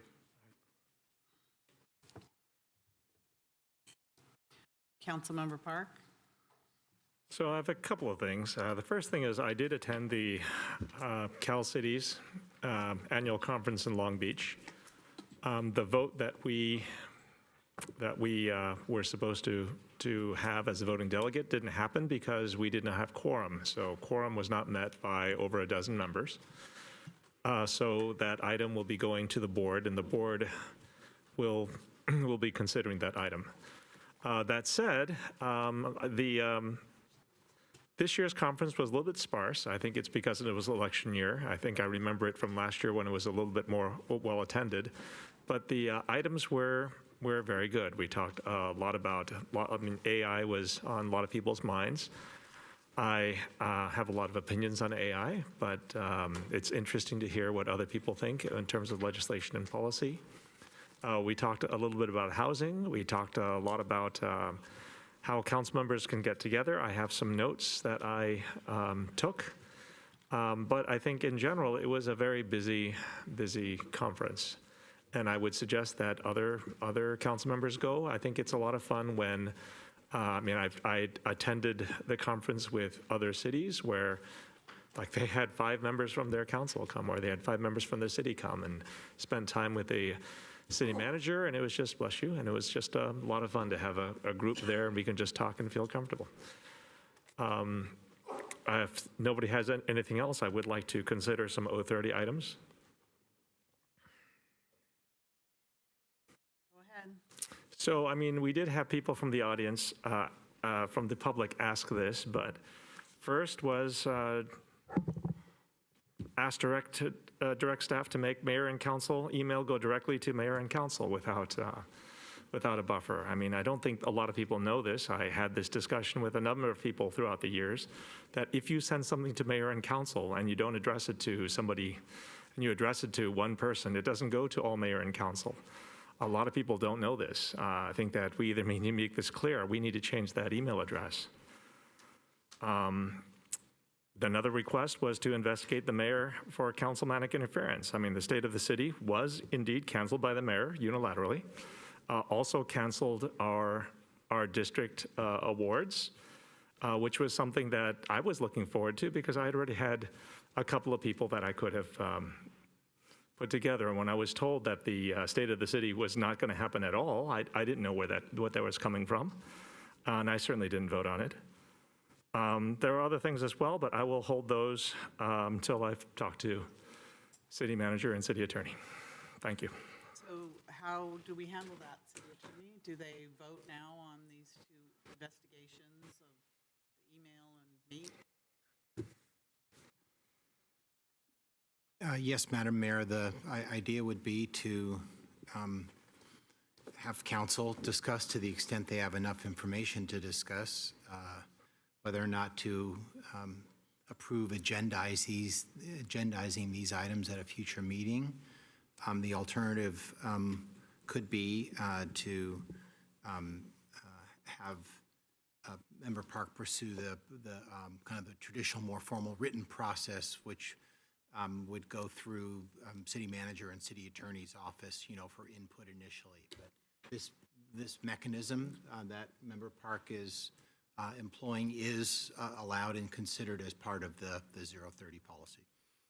Okay, so council, what is your pleasure? Let's just do it quickly, whatever it is. And Mayor, I might suggest taking them up one at a time as opposed First, to together. go ahead, Councilmember Park. Do you want to make a motion? What do you want to do? Well, I'd like to direct staff to, I don't know if it's to bring a report back, look into making the mayor and council email go directly to mayor and council and some of the issues around that. Hearing this for the first time tonight, coming up as a potential 030, I will say we have had discussions in your governance committee about various council policies and how constituent inquiries will be handled. It does seem like this matter may be more appropriate for the Governance and Ethics Committee to discuss, and potentially a council policy on council email addresses and how they're handled. I certainly know that there are some IT considerations and some operational considerations. And so hearing the issue, my recommendation would be if the city council is inclined to talk about it, it first happen at the committee, and then we bring forward something to council if the committee decides that a policy change is needed. I'm okay with referring this to the subcommittee or to the committee if we are also up to discussing how we do other aliases. I mean, in my mind, a mayor and council would just be an alias that would go to mayor and council. I don't know that it would be a very big issue, but if we're going to discuss something like that, then I would like to discuss other aliases, for example, e-notify aliases, where District 1 can go to, residents in District 1 for people who sign up. I mean, I think there should be some discussion of how we send emails and how emails are sent to us. I think that they're... Sorry, Mayor, if I can. That particular item is already on the governance work plan with regard to council district email addresses. I actually just coincidentally had a meeting with staff today on preparing to bring that to a future governance committee meeting. So I know that that particular issue is there. Certainly, there are operational and IT considerations with how the mayor and council email address is handled. So it's a real issue that deserves some discussion as well as some pre-work from staff should the council want to discuss a potential change to how it works now. Okay. And I would always recommend that you allow your staff to give you some information first on how it works before really deciding that a change is needed. And I understand the issues with the district emails and things like that, because I was one of the people that brought up that item to be discussed. But what I'm saying is that because if we can solve one, the other one would seem to be would have a similar solution. I'm suggesting we could discuss those together, but if you want to take those separately, we could. But I'd still like a formal, I guess, push to subcommittee. What does that mean? What are you trying to do? Are you going to take action now? Well, it sounds like what the city manager is asking is for this to be forwarded to governance. Not requesting that, but simply saying if there is a desire for it to be discussed, I believe the correct place would be governance before coming to the city council. And I'm okay with that. I mean, we can make that just a request to put it on the governance agenda. I mean, put it on a future governance agenda. Yes, it would really be a request for council to refer that matter to governance for further consideration. So we'd still vote on that? Yes, you would. Okay, then I would move to forward the issue of making mayor and council email go directly to mayor and council, separate emails to the governance committee. I'll second that.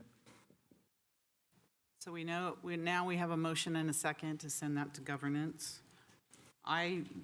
We get mayor and council emails. This is just another waste of time for our staff, so I won't be supporting that motion. I just want to be clear that I don't think a lot of people in the public understand that if you send something to mayor and council, it doesn't always go to mayor and all of council. So. All right, so we have a motion and a second. City Clerk?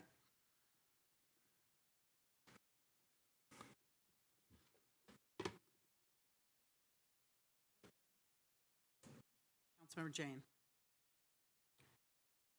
Please register your vote.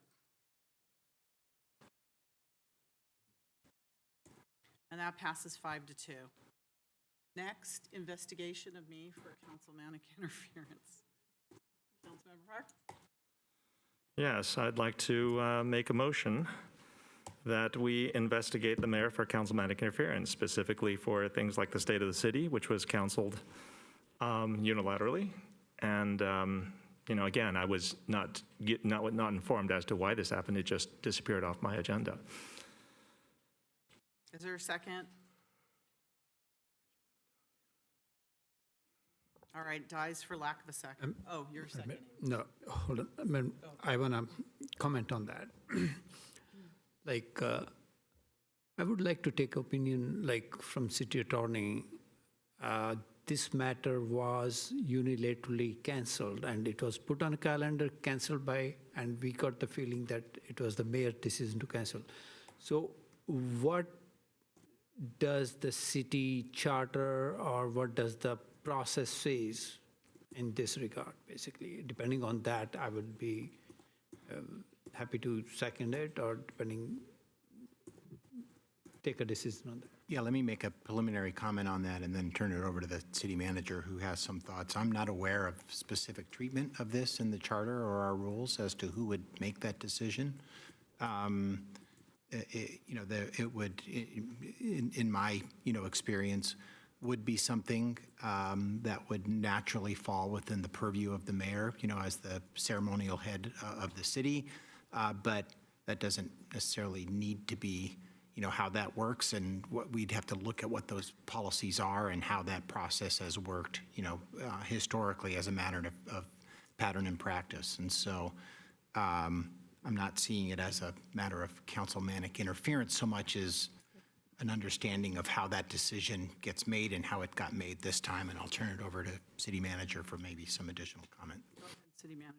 Sure. Thank you. I would just concur with what the city attorney said about the normal pattern and practice of state of the city addresses. But because this item isn't agendized, my recommendation hearing the issue is that you first be provided a little information on where we are with the state of the city. And so my recommendation would be at the next council meeting during city manager verbal report, I can provide a verbal report on where we are with state of the city planning. And then should the council like to direct staff to take another action at that time, we can address that. I think that's an appropriate pivot versus immediately beginning a councilmanic interference investigation. I think there's some general information on where we are with state of the city planning that the council should have. So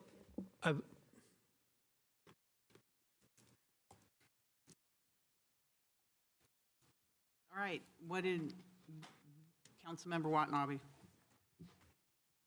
I was going to add that if you want to have a discussion and an investigation, maybe we should also add the fact that at the last, we should have an investigation regarding a blatant Brown Act violation that occurred at the last State of the City, in which 4 council members during the presentation during the Community Hero Awards, 4 council members went up to the mayor and asked if they could speak. And in a coordinated effort, were told no, but each one, as they approached, asked the mayor quietly if they could speak. After there had been a video presentation, an award presentation, they had the gall to ask the mayor if they could speak, and she told each one no. It was obviously coordinated, planned, a clear Brown Act violation. So we want to investigate the mayor and councilmanic interference, and let's investigate the Brown Act violation that occurred at the last State of the City. Thank you. Councilmember Hardy. So if I'm understanding the city manager correctly, there doesn't need to be any kind of a motion. It would just be your report from next week, and then we could make a decision. Thank you. Yeah, and I would concur with that. No formal action would be required. He's already indicated he'd be prepared to come forward and give you that report. Councilmember Park. So there's a couple of things. First of all, we did discuss the role of the mayor as ceremonial head in in some detail in governance, and I don't see anything in what we discussed that would allow the mayor as ceremonial head to do any of this, to have any decision over state of the city. The second thing is, if this is something that's a city event, and again, it may be presided over by the mayor, but I think that everyone is in attendance. And at some point, the state of the city is where we used to give district awards and we used to give city awards. And this is something that I had planned. I don't know how you're going to defend that the ceremonial head gives the mayor any of these kinds of powers. And as for the accusation by Councilmember Watanabe, I have no problem investigating that. I think that rather than being coordinated, I think it's pretty straightforward that you see somebody asking and you're like, oh yeah, I should be able to do this too. I don't know that that requires any coordination to do that, but I would love to have an investigation of this. Madam Mayor, we're starting to get into some deliberations on a variety of things. Just seem to want to go on. Yeah, so But I'm saying that I'm just I don't going know with that the I would flow here. withdraw my request. I would like to look into this because I don't know that your statement of ceremonial head, I don't know that that discussion would actually support. Madam Mayor, if I might, that wasn't an opinion on my part about the scope of mayor's powers specifically in that regard. It was really an indication that, and we could do that as part of the city manager's report, how that decision, is made and whose purview it is to make that decision. So that would be included as part of the presentation back when the city manager comes back. Councilmember Chao. Thank you, Mayor. So while you're coming back, city manager, on that, I would like to see, like, if we need to clean up the process, basically, do we need to make a council policy on that, like how to handle state of the city going forward, like whatever you want to present, every council member should know about it as a policy matter, basically, as a process matter. I would like to see that. Totally understand that the city council may elect to have a policy on how events like the State of the City occur. I think, again, we should begin with a general understanding of where we are with this year's planning for the State of the City and then take next steps from there. Okay, but with that, is that understanding that the decision was not the mayor's, it was another With that, we will come with a full discussion on the decisions, plural, and where we are with planning for the state of the city. I don't want to do that off the cuff. Issue came up tonight. It's not agendized. Certainly want to go back and have conversations with the various staff members that were involved and just inform council and take next steps from there. Wasn't a yes, wasn't a no, but I'm game to see what the report says. All right, any other comments from council members? City manager report. None tonight, but there'll be one next time. Very good. I do have an adjournment this evening. I'd like to ask the council to please adjourn in the memory of Robert Mazzetti. Robert Mazzetti passed away early this morning at the age of 100. Robert was born into an immigrant family in Muskegon, Michigan in 1924. Despite his dreams of a career in the military being cut short by injury, Robert persevered and used his veterans benefits to put himself through Georgetown University and Santa Clara University School of Law. A pioneer in real estate law, he opened his own firm in 1955 and played a crucial role in the development of Silicon Valley. Known for his fierce defense of the little guy in the courtroom, facing Robert Mazzetti was a daunting prospect for many. His reputation even attracted high-profile clients like Joe Montana, whom he fiercely protected. Robert lived in Santa Clara for over 70 years, and in his retirement, cherished time spent with his beloved children, grandchildren, and great-grandchildren.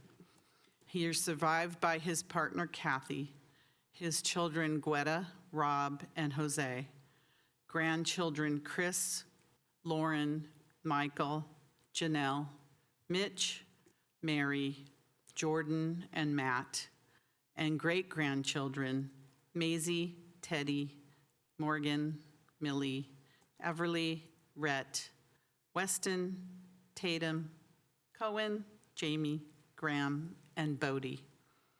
Robert Mazzetti will be remembered as a true legend in the legal world and beloved patriarch to his family and a highly esteemed Santa Claran. He will truly be missed.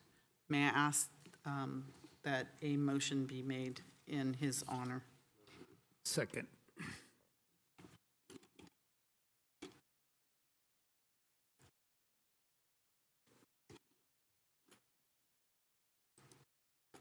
Please register your vote.